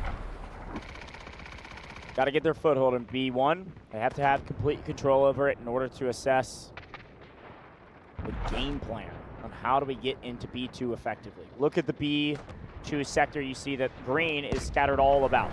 One, they need to make sure their tank stays alive, so there's a couple folks back there. Two, the rest kind of have this forward push line, preparing, trying to get info on where the attack is deciding to full send, and the rest are on respawn, and they'll be able to jump the point as needed. Popey kind of front lining there for the defensive side on Nox. Fortunately, not a great stat line for him right now. Playing solo, though, going to catch a couple people in transition. No, immediately punished. Fortunate there, Carr was able to spin, turn, and burn on him. Uh-oh. And we're seeing a lot of gunfights go the way of HAN on the flank, on the front. RRQ need to start winning some of these if they want a chance to hold the line a little bit longer on the B sector. They don't have to win on B, but I don't know if you can allow HAN to go to the C sector at full capacity. Yeah, this fight over here to the side building. Actually, hold that thought. Krauser is starting to feel the pressure, recognizes that there are no members of the team anywhere near B2, wants to go ahead and get everybody back into the mix. But take a look at the left side of your screen. I mean, so many kills for the side of HAN that are not really getting responses. Yeah, I mean, B2 is pretty much empty right now for the side of RRQ. They got to get somebody on the point. I mean, yeah, you got to get somebody on the point. Why not at least send the tank to make sure it's not full cap? Now, I mean, I guess luckily for RRQ, the attackers didn't just full send on B2. Uh-oh. Great shots over the top from Niang. That was like the last pixel that rocket could hit this tank before it cleared the other side of the building. Huge opportunity for the defense to get some momentum back, but unfortunately, Televania is still a terror on the map, but still alone. Like I mentioned, a little bit of a weird battle that'll usually be like a 4v4 off to the side, where you see Krauser off in the distance on an elevated position. Niang will sit here for the rest of the game, by the way. Yeah, that's right. That's exactly right. A couple more vehicles should be coming in for the attackers sometime soon. B2 is held, so that's good news. If you're RRQ fans, they do get some score from that. They had marked that objective. And a lot of that secondary shotgun in the kill feed. It's the usual here, correct? Yeah, I think Televania continuously going into this little alleyway right now is going to get countered soon by the side of HAN. Right now, there are just all medics, all stingers on the point. Yeah. But they will call the engineers to go ahead and play around this very, very soon. Yeah, or the assaults, yeah. Maybe a couple Byron magnetic bombs. Really do a lot of work. But a couple vehicles coming in. There they are, the attackers. We knew they were coming in soon. And here they are. More than a couple. I don't think three's a couple. I think it's a few. And that's a tank destroyer. That's a lot, and an assault vehicle. A big momentum shift. And I have a feeling Talavania is about to feel that pressure any second now from either these vehicles or the infantry trying to make a play. Again, Hoodoo actually maintains on the Stinger. Now that the vehicles are kind of joined in the fray, she will go ahead and switch over to the engineer side of things, but she's been finding herself in some different roles throughout the day, so that's been great to see. Still finding value. That's going to be Sarah Jen on the lob, by the way, trying to go ahead and push back with the boots on the ground. But take a look at B2, the progression bar in the middle of your screen. It's all red. It's all HJN. Yeah, they don't have another urgent redeployment yet. Oh, no. It's on timer right now, so the CD's up. Talavania is going to have to try to make a play here. Oh, no. That telephone pole just ate that shot. That actually, I think that may have traded Sarah Jin out if that one would have connected. Look how low Sarah Jin got to and is able to stay alive. That is so unfortunate for RRQ because this will be a capture for HAN. And Talavania stuck? Might be stuck.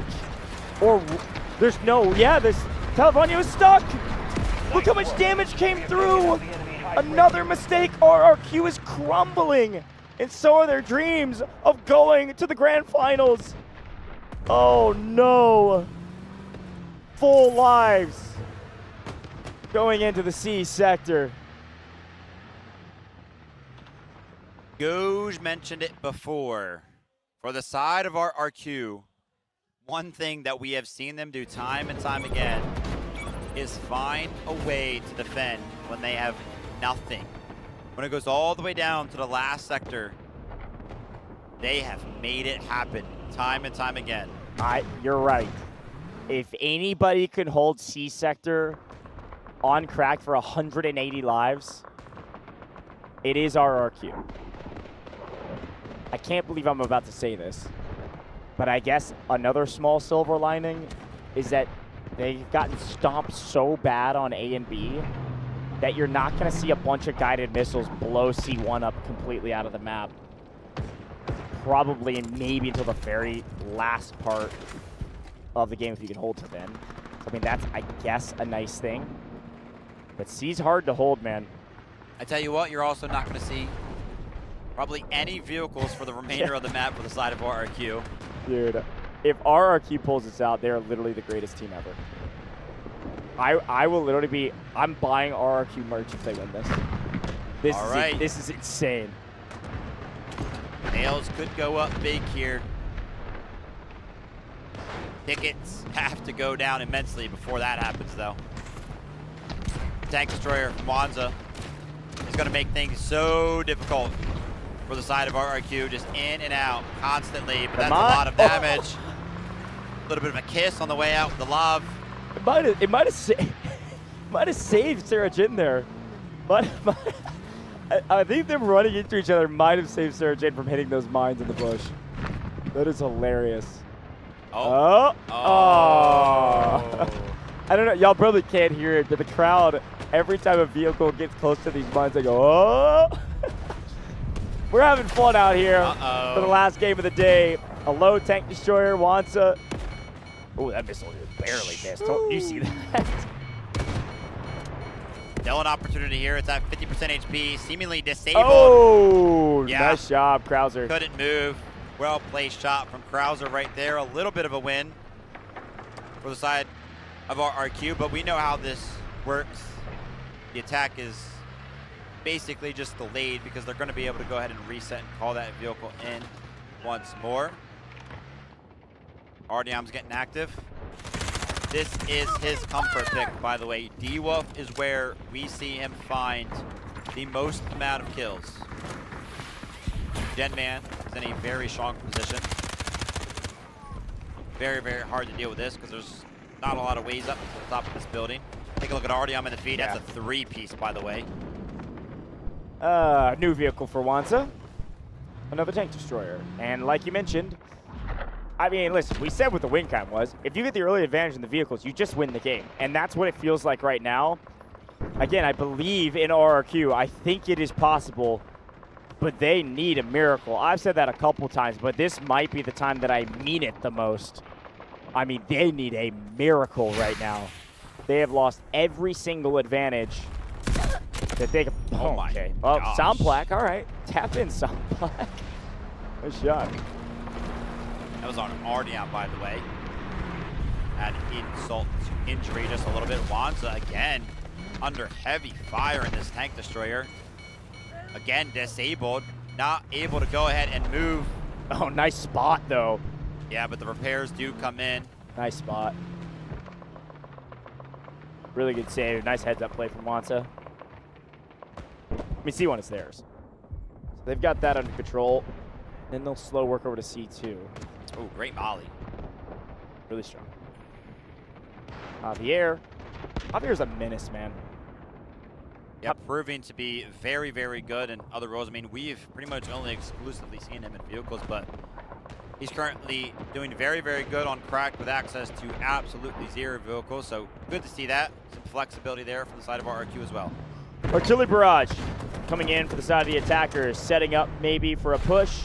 We're zoning off for the backside. No, it's going to land directly on C2. It's going to make the defense think twice about which angles they're holding. This could open up the street for the cross in the rotation here for HAN if they choose to move now.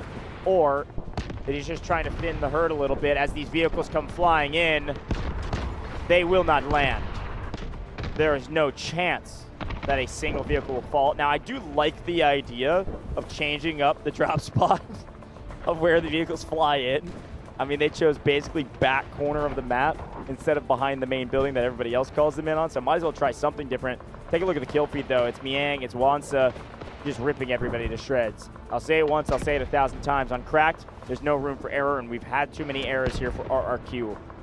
Vehicle advantage means that it will be kept unless they make a huge mistake. HAN in a very strong position right now. Now complete control of C1, and the entire attacking line is swinging towards C2. Yeah, I mean, it just feels like a matter of time here before HAN find the opportunity to go ahead and close things out here towards C2. And actually, taking a look at it right now, Wanza, with this run through the zone, have actually cleared everybody out, and there are no defenders left onto C2 now. Obviously, RRQ are going to be given the opportunity to jump back onto the point. They're going to have to go ahead and invest something to help. It's going to be the artillery barrage this time around. Not a lot of score to go around for the side of RRQ. Bend it while you got it. And HAN got a couple Senevas down below, holding the CQB positions indoors. Okay, a nice little trade there on Wanza. Able to take one vehicle down. The artillery barrage from the defense has done enough damage. The attackers aren't able to just full win here. Blake's holding the line inside and knocking people down as well. Look at him go. Blake is him. Finally, he's down. A good effort. Take a look at this over here on the C1, trying to play a little bit of that tug of war. Rix is trying to make something happen. As a quick reminder, just relaying some of the information, 130 tickets still remain for the side of HAN. They haven't made a ton of progress on the C2, but again, the advantages are there. The strategic beacon for the side of RRQ, by the way, was at 10. Yeah. So that's helping out. But every single time they hold C2, it's on the back foot of being able to call something in. I mean, the first time it was the urgent deployment. The second time it was the artillery barrage. The third time it's going to be the beacon. If they can keep rotating those in and out, they might be able to make this thing work. But a little bit of an adjustment, by the way, from the side of Wanza. He's no longer feeling comfortable on that tank destroyer. He actually switches things up. He calls in that tank instead. So we'll have to see if that's going to be the difference for HAN to go ahead and close this thing out. RRQ's done the right things at the right time. Maintain control of C2. 60 lives down now, so they're putting up a pretty good fight considering all the advantages that HAN have. Sarah Jen getting a little bit more aggressive as well. Shots over the top. Look where the defense, I mean, the defense is totally pinned inside of C2. I mean, it's where they want to be, but can't leave. And move around to the flank, dead. Move out towards C1, dead. 10 in an arms race. And certainly have more score, so I think they lose that arms race as well. Artillery barrage is going to be landing on and near around the point. We'll see if it gets any value or just scares some folks. Oh! The battle of the Senivas, a battle of the shields. But RRQ win. Mauza yet again being a hero for the team. By the way, as a crowd, we have been able to get quite loud here in Wuhan. But from individuals screaming, that shield play, I think, exerted and was rewarded by the loudest individual I have heard so far throughout this week. The single person. The single Big, Seniva player potentially in the crowd. Seniva OTP, that's right. Oh, that's funny. All right. Can RRQ do it, man? All odds are against them right now. If anybody can, it's RRQ. Yeah, they're pretty crazy for still being alive right now and not necessarily falling in. And we actually see 2 Senivas from the side of RRQ. Great adjustment. It is worth mentioning, too. This is their 6th game of the day. 6th game in a row. Oh, yeah. There's no other team that's done that yet.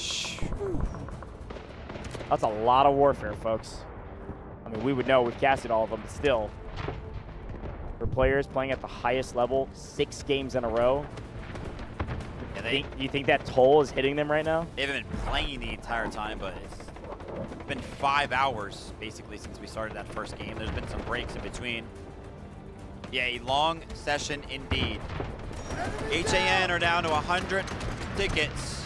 RRQ have done a great job of holding them so far. We keep mentioning that eventually it feels like they'll topple. Something is going to happen. I mean, maybe they can wait for the guided missiles. Maybe this story will write itself and HAN will fail to attack in a timely manner. Maybe the timer will run out. Don't say that, bro. Hey, look, I mean, all the things that we've been saying about HAN were the same things we were saying about RRQ last map, okay? And C1 is falling to RRQ right now. B9 trying to make something happen on the bow. Opts for the utility and opts for a little bit of help from his teammates. By the way, a blink of an eye, we're down to 90 tickets. I just kind of shouted out that we were at 100. RU on B trying to make something happen on the Stinger. B's getting flushed out. Senivas are finding incredible value, but Wanza is tired of dealing with the Senivas. He's tired of watching his team go down. I guarantee you a tank shell will win against the shield of a Seniva, but the overextension right now, Talibani is actually on the prowl. A couple of rockets land down to 50% HP, but the retreat comes in. But Sarajin, now the brunt of the attack, now the objective. Very weak. The Allura rocket comes in, one more will do the trick. Nice save again. Sarajin has now survived on 1 HP twice in a row. But you're right, we're losing lives quick here, and we currently, HAN does not have control of either zone. This is essentially a full reset in the C sector for HAN with 80 lives instead of the 180 they showed up with. RRQ is doing it right now. And finally, we've played long enough on crack that our first guided missile will land. Now, this is 2 places it can land. It can either land on C2 and try to clear it off and make a play, or what we expected to happen, guided missile landing on C1. A couple more of those, C1 could get blown to smithereens, and then it is a 1 capture zone sector. Maybe this is what HAN has been waiting on. Feels a little risky to play for the destruction of C1 rather than play to win earlier when you have all these advantages, but hey, I'm not a pro player. I'm just here to yap. The guided missiles are starting to fill up, though. I did see the number 2. Yeah, they've got it. I mean, they have enough. They're going to bring them all down on C1. RRQ are actually managing to pick up one of their own right now. Wanza, again, under heavy fire. They're trying to make something happen from the side of RRQ. Look at the push. But HAN have actually stalemated in terms of the tickets. They've done a great job of finding the revives necessary. And yeah, a great all-in approach on to the point of C2. Wanza in the tank is going to be at the forefront. everybody from the side of HAN is getting into the mix. They're jumping into the building, and they have absolutely cleared out the entire side of RRQ. And as a response, the urgent redeployment is called in. The guided missile does land onto the point of C1. Yep. And we're going to be notified, hey, listen, objective C number 1 is under heavy fire. The guided missiles have landed and almost neutralized the point of C1. But you want to talk about being neutralized, take a look at the C2. Under heavy fire, Krauser's guided missile could be the saving grace, but 15 seconds might be too long. This is it. Enough guided missiles have landed on C1. C1 is falling. C2 in complete control. I asked the question, was it too early or too late? And it sounds like it was right on time. A guided missile! Oh my gosh! Holy cow! RRQ pick up 8 with the missile and push this game a little bit longer. If there's anybody that can hold, it is RRQ. That was the moment HAN needed to seal the deal and go to the grand finals. And the missile says not yet. Not today. What are we talking about? Oh my gosh. The cookie. It is starting to crumble for the side of HAN. 2 vehicles down. I mean, yeah, you've got enough score to go ahead and replenish. There's no way. But the time, right, that RRQ is now allotted to go ahead and find a reset of their own. Could they call in a vehicle now? There's the tank that's still alive, right? Maybe? The attackers just called in another vehicle back here. Yeah, a couple more coming in. So I think the window of opportunity is gone, and they invested a lot of that score into the guided missiles. So down in numbers, but 54 lives remaining. RRQ have held HAN for 130 lives. And they tried to do what you talked about. Again, it was just a hair too late. Miang with a big pickup there. I cannot believe that. Job's not done, though. Got to do it again. Got to get the score up so you can get another missile. We've got 2 on the side of HAN, and you know they're going to use them at the perfect time. The defense feels the pressure, so what do? They actually extend out. They push outside of the point and just go start slaying out. If you can pick up some kills here, kills there, force this team to be down in the low 40s, high 30s for their next push, make sure their push is in a full team of 20 like the last time, you've got a pretty good game plan right now. The problem is if you overextend too much, you're going to have to use either another urgent redeployment if it's off CD, or lose. And that's your only win con, is urgent redeployment, and then hopefully another missile. There is another missile available for RRQ. They've tied the biggest missile of this competition, and here comes the first push. There's a lot of red bodies on the map, which means guided missiles being called onto C2. The defenders begin to scatter. Could this be a bait? Could they send the missile to the far right-hand side? They have the intel that all of these players are over here. Or is it going to land directly on point?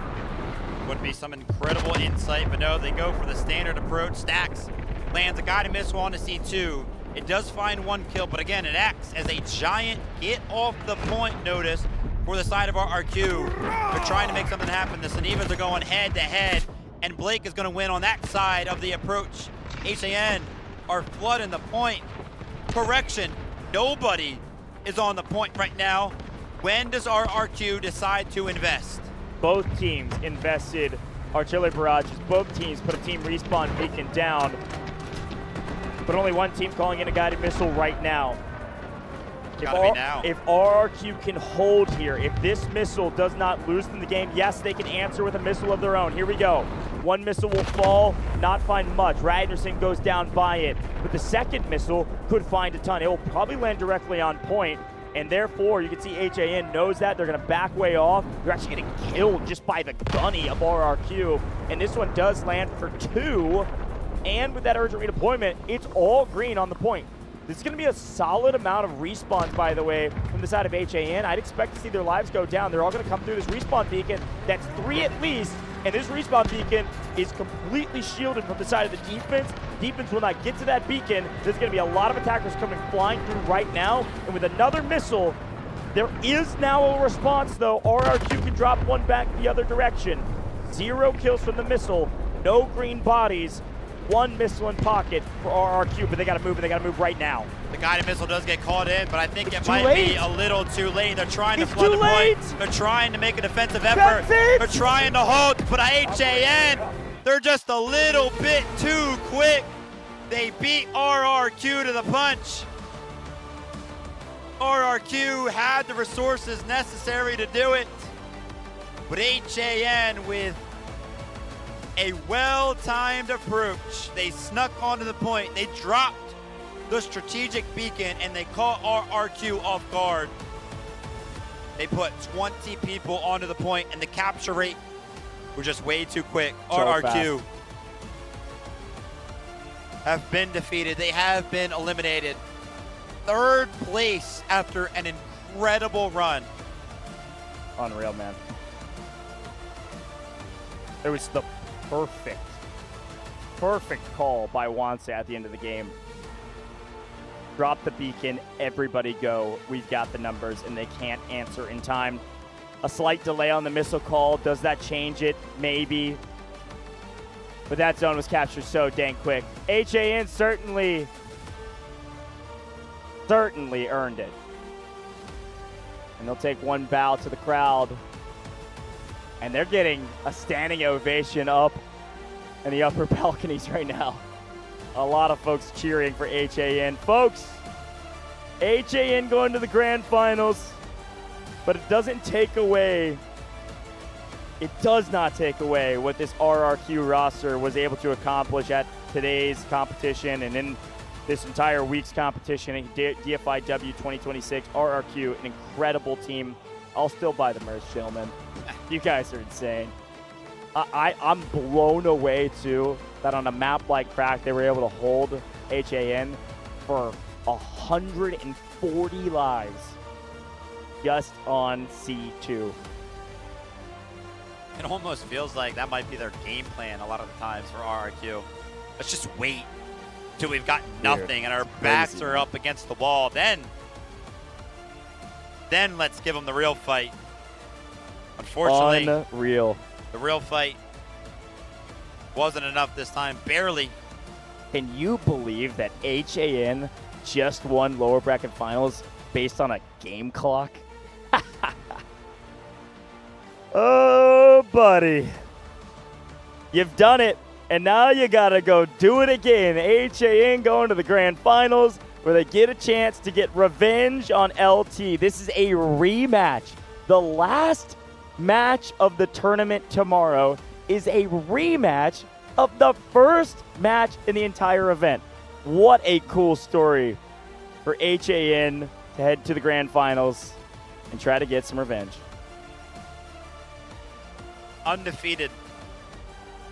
I mean, actually, RRQ just handed HAN their first loss round-wise in a very long time. The emotions.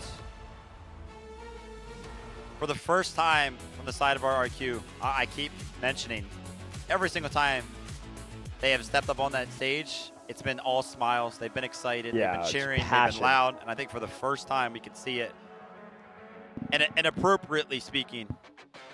Yeah, I mean, let's the say other side, the sadness. I totally agree. I mean, the passion is so self-evident in the ups and the downs. Oh my gosh. That's the way passion works. Take a look at the stats, though, Vivid. Walk me through what you're seeing, man. There's a lot of crazy stat lines here. 72 kills. Our goat, Artyom, dude. I didn't even know he was anywhere near that throughout that game. Artyom, an incredible V. I mentioned that's where he feels comfortable on a map like Crack, on an operator like Dfiw. But down the line, though, I mean, HAN had multiple players into the 50s. You see Stacks, see Kamosi, I see Sarah Jin. Well done there. On the other side of things, I mean, still Popey trying to make it happen as well. Somplak, and individually speaking, saw some plays out of him, but dude, RRQ, man. You were close on the RRQ call there. I mean, those teams were so evenly matched. Yeah, it literally couldn't have been closer. I mean, the amount of storylines from just that match alone. What a match to end day number 4 here with Delta Force Invitational Warfare. 2026 has been a banger. All of these teams have leveled up from last year. We've got new teams joining the ranks, of course, as well, that are showcasing that they can play with the best teams in the world and are some of the best teams in the world. Folks, let's look back on the highlights. Oh, man, I feel like this game went on forever and was over in a blink of an eye at the same time. And so as we look at these highlights, we do remember that Sector A and Sector B fell incredibly fast. Yes, it was a really tight game. Yes, these teams felt evenly matched, but on Cracked in the first 2 sectors, it was incredibly one-sided. HAN rolled through on the attacking side, rolled right over RRQ in the first 2 sectors, Vivid, and it gave them a huge advantage going into the last sector. Yeah, and this is why we put such a big emphasis on, holding some of these early sectors to try to help out the ticket economy side of things. If you could have got them to a point to where they didn't have 30, 40 lives, we would have been talking about a completely different game. But obviously, it just all comes down to the vehicle side of things. In practice, super, super hard to play for the defensive side, especially when you make mistakes like this. Talavanya squeezing the tank into the alley and just finding himself absolutely vulnerable to every single explosive available for the side of HAN. Yeah, we've been casting over Cracked forever. I mean, literally, I casted over Cracked almost 3 years ago. And something that was added forever ago was the destruction of C1, of course. And that's where the entire game and the game plan flipped on its head. I think, or at least from my perspective, HAN really felt like they could win without doing that. I mean, they came in with 180 lives. Here at 140, they did a ton of damage. Were able to take down C1, take down all the vehicles of their opponents, and even put C2 into the neutral zone. This is early game, what it felt like. But over and over again, RRQ just kept putting up a defense on the back of urgent redeployments, on the back of plenty of team respawn beacons. They just kept putting bodies on the point, and they clutched up when they needed to most. I mean, the guided missile coming in the very first couple times, that kind of told the story of where and what the game plan was in the second half of the attack in the C sector. It was, all right, blow C1 up so we don't have to worry about it, and we just put all of our effort into C2. And an incredible save from Krauser. That was tied for the biggest guided missile of the tournament. And that alone dropped this team from basically 60 to about 40 lives or so. And so then the body stack at the end, I wish we could have seen that last missile fall, because I think it kills like 14 people. Yeah, and it was available, man, for, quite some time prior to that. So maybe just not thinking it was needed. Or maybe the player that had it was on respawn or something. Like, we don't have all the info. Yeah. But still, yeah, either a misplay or just unfortunate timing. Brutal. You could see the excitement there from the side of HAN. They know exactly what this means. Obviously, grand finals, and RRQ also knowing what this means. What a run, though. I mean, we've talked about him time and time again. Shout out to RRQ. Thank you guys very, very much for how well you guys have played and how much passion you brought to the stage. Thank you, HAN, for a very incredible game. Thank you, Yoan, Artyom, RU1B, and Changji1 for being the best squad. No surprise, 72 kills, 40 kills, 26 kills, 36 kills. I mean, just constantly the best squad as well. I mean, dude, nobody can hold a candle to Artyom's slaying power right now. Sure. Unreal stat line. I mean, again, this was the map where he needed to pop off. This was his job, was as infantry, go pop off, do your thing, get as many kills as humanly possible, make their life hell, and that's exactly what he did. So well-earned best squad and likely MVP as well.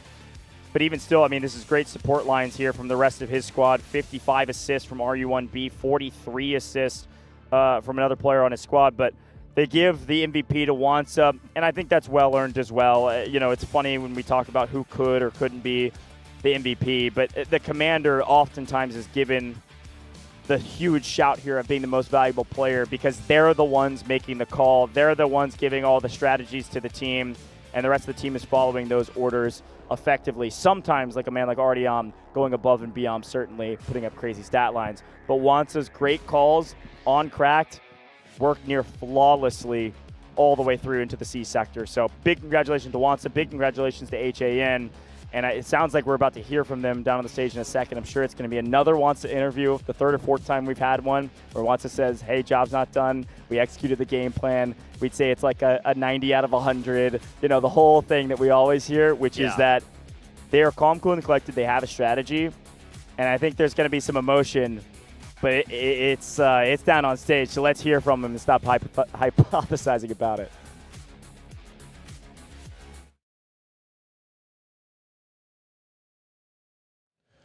欢迎来到采访，各位好，我是狂人。我们邀请到了 HAN 的 Wansa 来给大家打个招呼吧。Wansa, please say hi to everyone. Hi everyone, this is Wansa from Team Han. 首先，恭喜你们获得了这场比赛的胜利，拿到了这张决赛的门票。第一个问题是，我想知道此时此刻感受如何？ Congratulations first for your victory. How do you feel right now? We're so happy. Yeah, me and our team so happy to win, and we're eager that we played such a tight, so close match. So, yeah, excited. 这是一场非常紧张、刺激的战斗，他们非常高兴和荣幸能够赢下这场战斗。是，其实我们也知道，就是指挥官担任到这个载具手，的队伍其实蛮多的，这种风格挺多的。但是你的风格是特别冲锋的那种，经常会冲到对方的敌阵当中去打穿插。为什么会有这样的风格 We know that many commanders also play vehicles, right? But few players are aggressive like you. How do you think of that? I think I'm good at taking chances, taking risks, and yeah, play offensive and make chances. And I think that's what I am. Yeah. 翁萨说：“这就是他打得激进一点，才能够更好的抓住更可能的时机，抓住所有的机会。”很有趣的一项布置的方式。那其实我也想知道，就是你是怎么去讨论这场比赛的鏖战呢？其实打得真的还是蛮辛苦的。We know that the match right now, or just now, was really hard fought, was really intensive, right? And how did you communicate? How did you fight it? As a grown man, we try to chase victory, and we try to stay calm. We try to stay offensive. Yeah, I think that's what we did. 翁萨表示，他们只是做了力所能及的，他们保持尽量的冷静，并且像他们平常那样，保持他们激进的打法，获得胜利。是的，其实，在攀升这张地图当中啊，我觉得非常艰难。在一个点，当在这个室内载具一辆一辆变得数量越来越少的时候，当时队内是怎么沟通的？怎么扛过这么困难的时期的？ Wonsa, when you played on the map Ascension, we noticed that your vehicles all being destroyed more and more. How did you handle this challenge? Every time we got our vehicle destroyed, we thought that we had to take revenge on the second round. So yeah, and I think we did it well. We also broke a lot of vehicles on round 2, so I think we did it well. Yeah. 翁萨说，在第一局里面，他们的载具的确是遭到了敌人的大量进攻，所以他们下去冷静复盘，说在下一把里面，他们一定要去进行一个复仇。明白。那最后一个问题，如果你要跟明天的龙腾说一句话，你会想对他说什么？ Wonsa, you're facing LT in tomorrow's grand final. What messages do you want to send to them? LT, we will show you how we revenge. 他的信息就是，龙腾，我们会好好的打一场漂亮的复仇战。感谢王萨接受我的采访，再次恭喜你们取得了决赛的门票。接下来把时间交还给评论席。Thank you. Looking for revenge as expected, and also calm, cool, and collected from Watsa yet again. Oh man, listen, a great interview as per the usual with Wansa. That's again like the third or fourth time that we've heard from him. Yeah. It's the same story every single time. He's proud of the team, excited for the team, but zero emotion on the face. It's like a complete contrast to what we saw from their opposition last match. And I think RRQ's passion is self-evident, but Wansa's composure is also self-evident. Yeah. They know they should be in the grand finals, and they're excited to be there. Poor Wands, man. Busy guy. This is a little bit of a recap of today's results. LT versus RRQ, our first matchup, the upper bracket finals. LT remain undefeated. They're in the grand finals, and RRQ versus HAN. We just kind of watched this one unfold, and HAN came out on top. So our grand final was set, HAN versus LT. And the reason why I said, man, Wanza, busy guy, he's got to do the interviews. You know what else he has to do? Picks and bans. He has to worry about those picks and bans. Here's a quick look back on where we've been and where we're going, folks. We've made it. We got one more left. A best of 5. Yes, you heard me right. A best of 5 tomorrow for the grand finals. We will at least see 2 maps, no matter what, in a best of 5. We'll explain all of that a little bit later. But LT versus HAN. Compare their roads to get here again. LT win 3 times, and they're in the grand finals. HAN lose, and then 1, 2, 3, 4 wins in a row to get to the grand finals. They've had to play 2 more matches than their opposition. They had a grinder of a day today with some crazy games. that the picks and bans are coming shortly to figure out what they're playing against the Who that they already know of LT. Man, I'm so pumped about this grand finals, and I am so excited to see Threshold. I've got to see it, man. We got to see every map at DFIW, right? In 2026? I mean, let's just avoid it for old time's sake. You think? Yeah. Oh, I want to see it. I don't know if we will. Okay, here's the way. I mean, we'll talk a little bit about it now since we have some time. Here's the way it works. That ban will permeate all the way through the best of 5. So whatever map that they decide to ban, we will not see no matter what. That is something key to remember. And then the 2 maps in the middle, that usually it's 1 randomly drawn that we've shown every time. It's just 2 randomly drawn. That's pretty much how it works. It's the exact same as always in like a best of 3. Same deal. You win the priority side selections. Tiebreaks are a little bit different. But here's that timing, by the way. You're wondering, hey, when are you starting things? It'll be the same as today. It'll be 16 GMT plus 8. It'll be 4 p.m. over here is when the game will kick off. We'll be live a little bit before that, though, if you want to hear us yap at the top of the broadcast about each of the players on both of these rosters. Really, really strong teams. You know, it's funny, looking back on that, actually, the LT-HAN matchup off rip, right? At the end of the match, we actually heard from LT. You remember what they said in the interview? They said, we expect to see HAN later. We expect them to see them in the grand finals. So a nice prediction from LT. They know who their top competition is. I mean, it was close. It was very close. But a good call from them, good recognition of power. I don't think LT will go in overconfident in a moment like this. They know exactly who HAN is, and they're ready to get another win. It's going to be loud here at the Hangshan Sports Center, folks. Tomorrow, grand final is going to be packed. It was loud today. There's actually a bunch of people still standing up waiting for the picks and bans because they want to know desperately which maps we are playing tomorrow as well. And you know what? For the sake of DFIW 2026, maybe it should just be Cyclone and Aftershock. What do you think about that? Dude, what? How you even put that out into the ether? I understand the Cyclone pool Aftershock, though. We've only played 1 map of Aftershock. We played, and it was weird. And we played 1 map of Fault. We played 1 map of Trainwreck.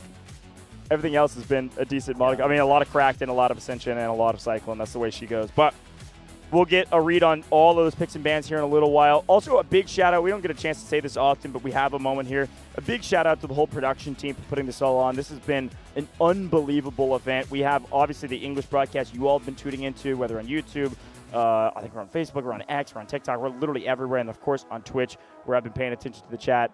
Thanks to everybody that's been in the chat, watching all of the last 4 days. 1 more day tomorrow. And also a big shout out to our Chinese talent. You've been seeing them behind us.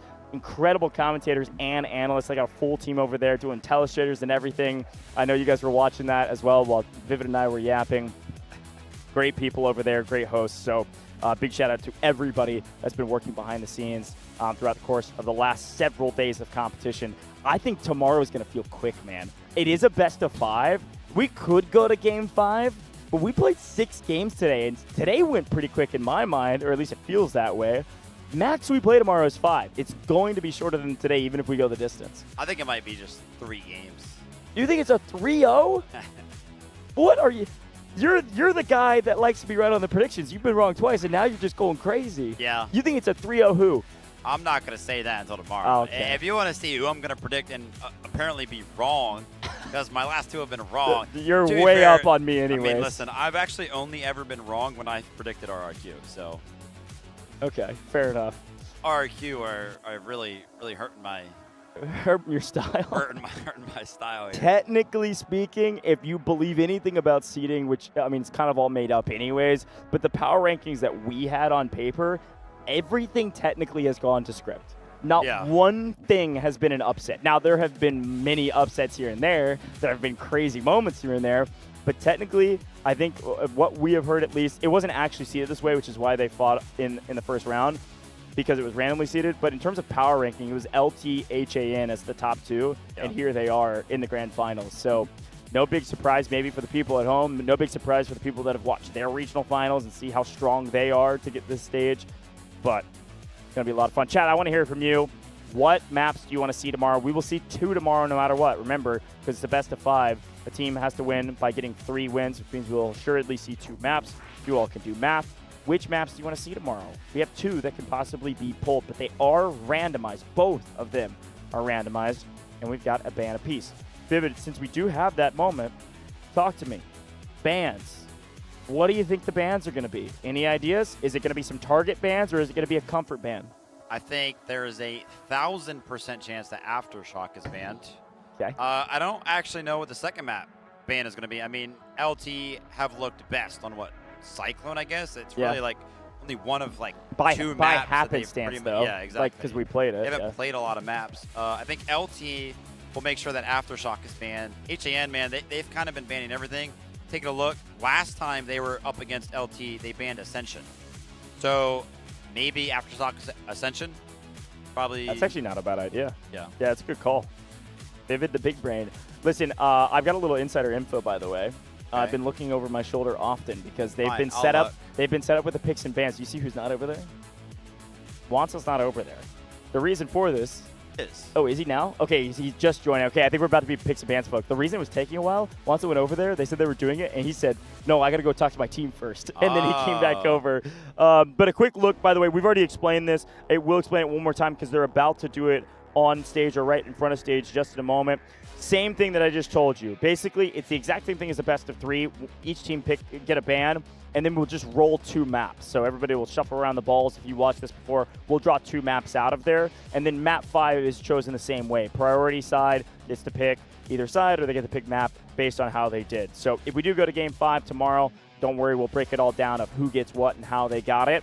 But overall, picks and bans will feel very similar. Here it is in front of you two. If we do get to the 5th round, the side that reaches 2 wins first. So little sneak peek. Ooh. It's 2 wins first because technically you can't do the attack and defend thing. You know what I mean? Yeah. So it's whoever gets their first 2 wins technically has priority selection where they can either choose, hey, I want to choose side once the map is chosen, or I want to choose the map. So fun stuff there. But here we go. PP session. Let's see what happens. According to our rulebook, LT will have the right to All right, I choose called first. it. Okay. Said it yourself. I said LT are going to be an Aftershock, HAN are going to be an Ascension. That historically is what happened. Big brain Vivid, let's go. We'll see if they want to make any changes here. HAN are going to have the first ban. Ban Ascension. They're banning Ascension. This guy knows ball. Called it. Guy knows ball. All right. LT with the opportunity to go ahead and switch things 可以 up. 搬一张你们的图。 Maybe they saw something that they didn't like about HAN. Maybe they just don't like Aftershock. Eeny, meeny, miny, mo. The verdict is in. LT. Oh my gosh. A big cyclone ban. That was for the crowd. LT's playing to the crowd right now. A big cyclone ban. What does that mean? Could be a fault pull. Could be an Aftershock pull. Gosh. Both of those are in the mix. What do we think? Chat. Oh! All right, Matt. I mean, that's about as shovel as it gets right there. Rounds 1 and 2. Here we go. Will be played on Oh, fault. My goodness, the crowd goes crazy. So this will be our round 1 and round 2 map. All right. 现在我们来决定我们的 Dude, 攻 if 防。 it's Aftershock, I'm going to crash out in the best way. So, LT will attack first, and you will defend first. Okay. LT, we got to write this down. And I will draw another ball to decide Here we our go. round 3 and round 4. 就第四和第三次我的 Map number 2, 然 which 后 of course can mix the we're balls. guaranteed at least round number 3, so we are going to be guaranteed at least 1 round on this next map because it is a best of 5. Potentially going to distance. Actually, I just saw LT, man. It is actually hoping for something. I would love to know what map they're kind of hoping for. Come on, threshold, right? Regardless of what they're hoping for, they are going Threshold. to get. Oh! Did he say threshold? Oh my gosh. Oh The my crowd gosh. goes crazy for threshold. Was it trench lines? It's over, thanks. Oh, dude, I swear I heard threshold.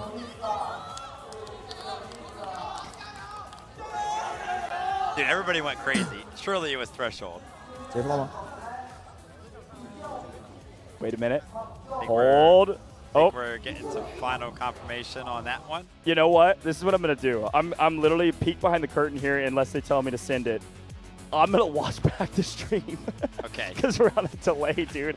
I actually, Give us a few we gotta minutes. get it. Can you get a final reading on what that second map was? Was it threshold or was it trench lines? Tell us the final reading behind the screens. We have to get this correct. I freaked out a little bit too early. Oh man, what a day. Anyways, okay, it was threshold. We were right. We were right. The graphic was wrong. It was threshold, not trench lines. Dude, I swear, I was like, I am not that crazy. I have been thrown all over the place. Folks, we're going to threshold second. That means we are starting on vault. We will then go to threshold. That is the final order. Could be 3, could be 4, could be 5. You never know where we could end up. We could end on trench lines, technically, on map number 5 if we get there. Vivid, any final thoughts of the broadcast as we wrap up the day? I think the fact that we got best of 3s that went the distance across the board with the upper bracket and the lower bracket finals, that's exactly what I wanted to see. I feel for RRQ, man. My heart is honestly shattered. I predicted them to win. I thought they had it. They came up a little bit too short, but HAN have proved that they are the better team. And yeah, LT versus HAN, this is going to be a big one. And historically speaking, man, I mean, obviously Threshold we haven't seen played throughout this competition entirely. Vault has been a rare one, but we did see LT, a single time on it, but it was just to kind of close it out. So Dude, I don't know, man. Tomorrow's going to be crazy. I have no idea what's going to happen. I think with some different map polls, I'd be like 100% LT's winning, no questions asked. Vault in Threshold, that feels like the greatest equalizer of all time. Like, I think any team could win. I think we could even go to map 5. Man, I'm so pumped for this one. It's going to be a lot of fun, folks. We have had a blast in the booth today. This has been 4 days of competition. Day 5 will be our last day. This is your last chance to make it, to be a champion. You have to win, and who knows if it'll take 5 or if it'll take 3. What a great day of competition. One more day, folks. The best of 5. That is it. Vivid, any final thoughts of the broadcast? Anything you loved from the day? Everything, man. Loved it all. Love the fact that we kind of saw Fault for the first time, and there it is, final confirmation. Fault will be played over the course of the first 2 rounds, and then Threshold will be played on round 3, and if required, round 4 as well. And then the tiebreaker, best of 5, baby, will we end up going to distance? Will we end up going to distance? I'll put the prediction out. No idea. I'll put the prediction out now. Because these are the maps we pulled, yes, we're going to Game 5 tomorrow, folks. That's the coach prediction. Going to Game 5, it's going to be a banger. We went the distance today. Could not have gone any longer. 6 games in 2 matches. 1 more tomorrow. That's all we got, folks. Thank you for being here. Thanks for everything. As a reminder, we couldn't do it without you, the viewer. This has been an unbelievable experience here in Wuhan, China. And I think at the end of the day, I'm just really pumped to get into the action, into the grand finals. LT versus HAN. This is it, folks. We'll see you tomorrow. Same place, same time. You're not going to want to miss this. I promise you. See you then.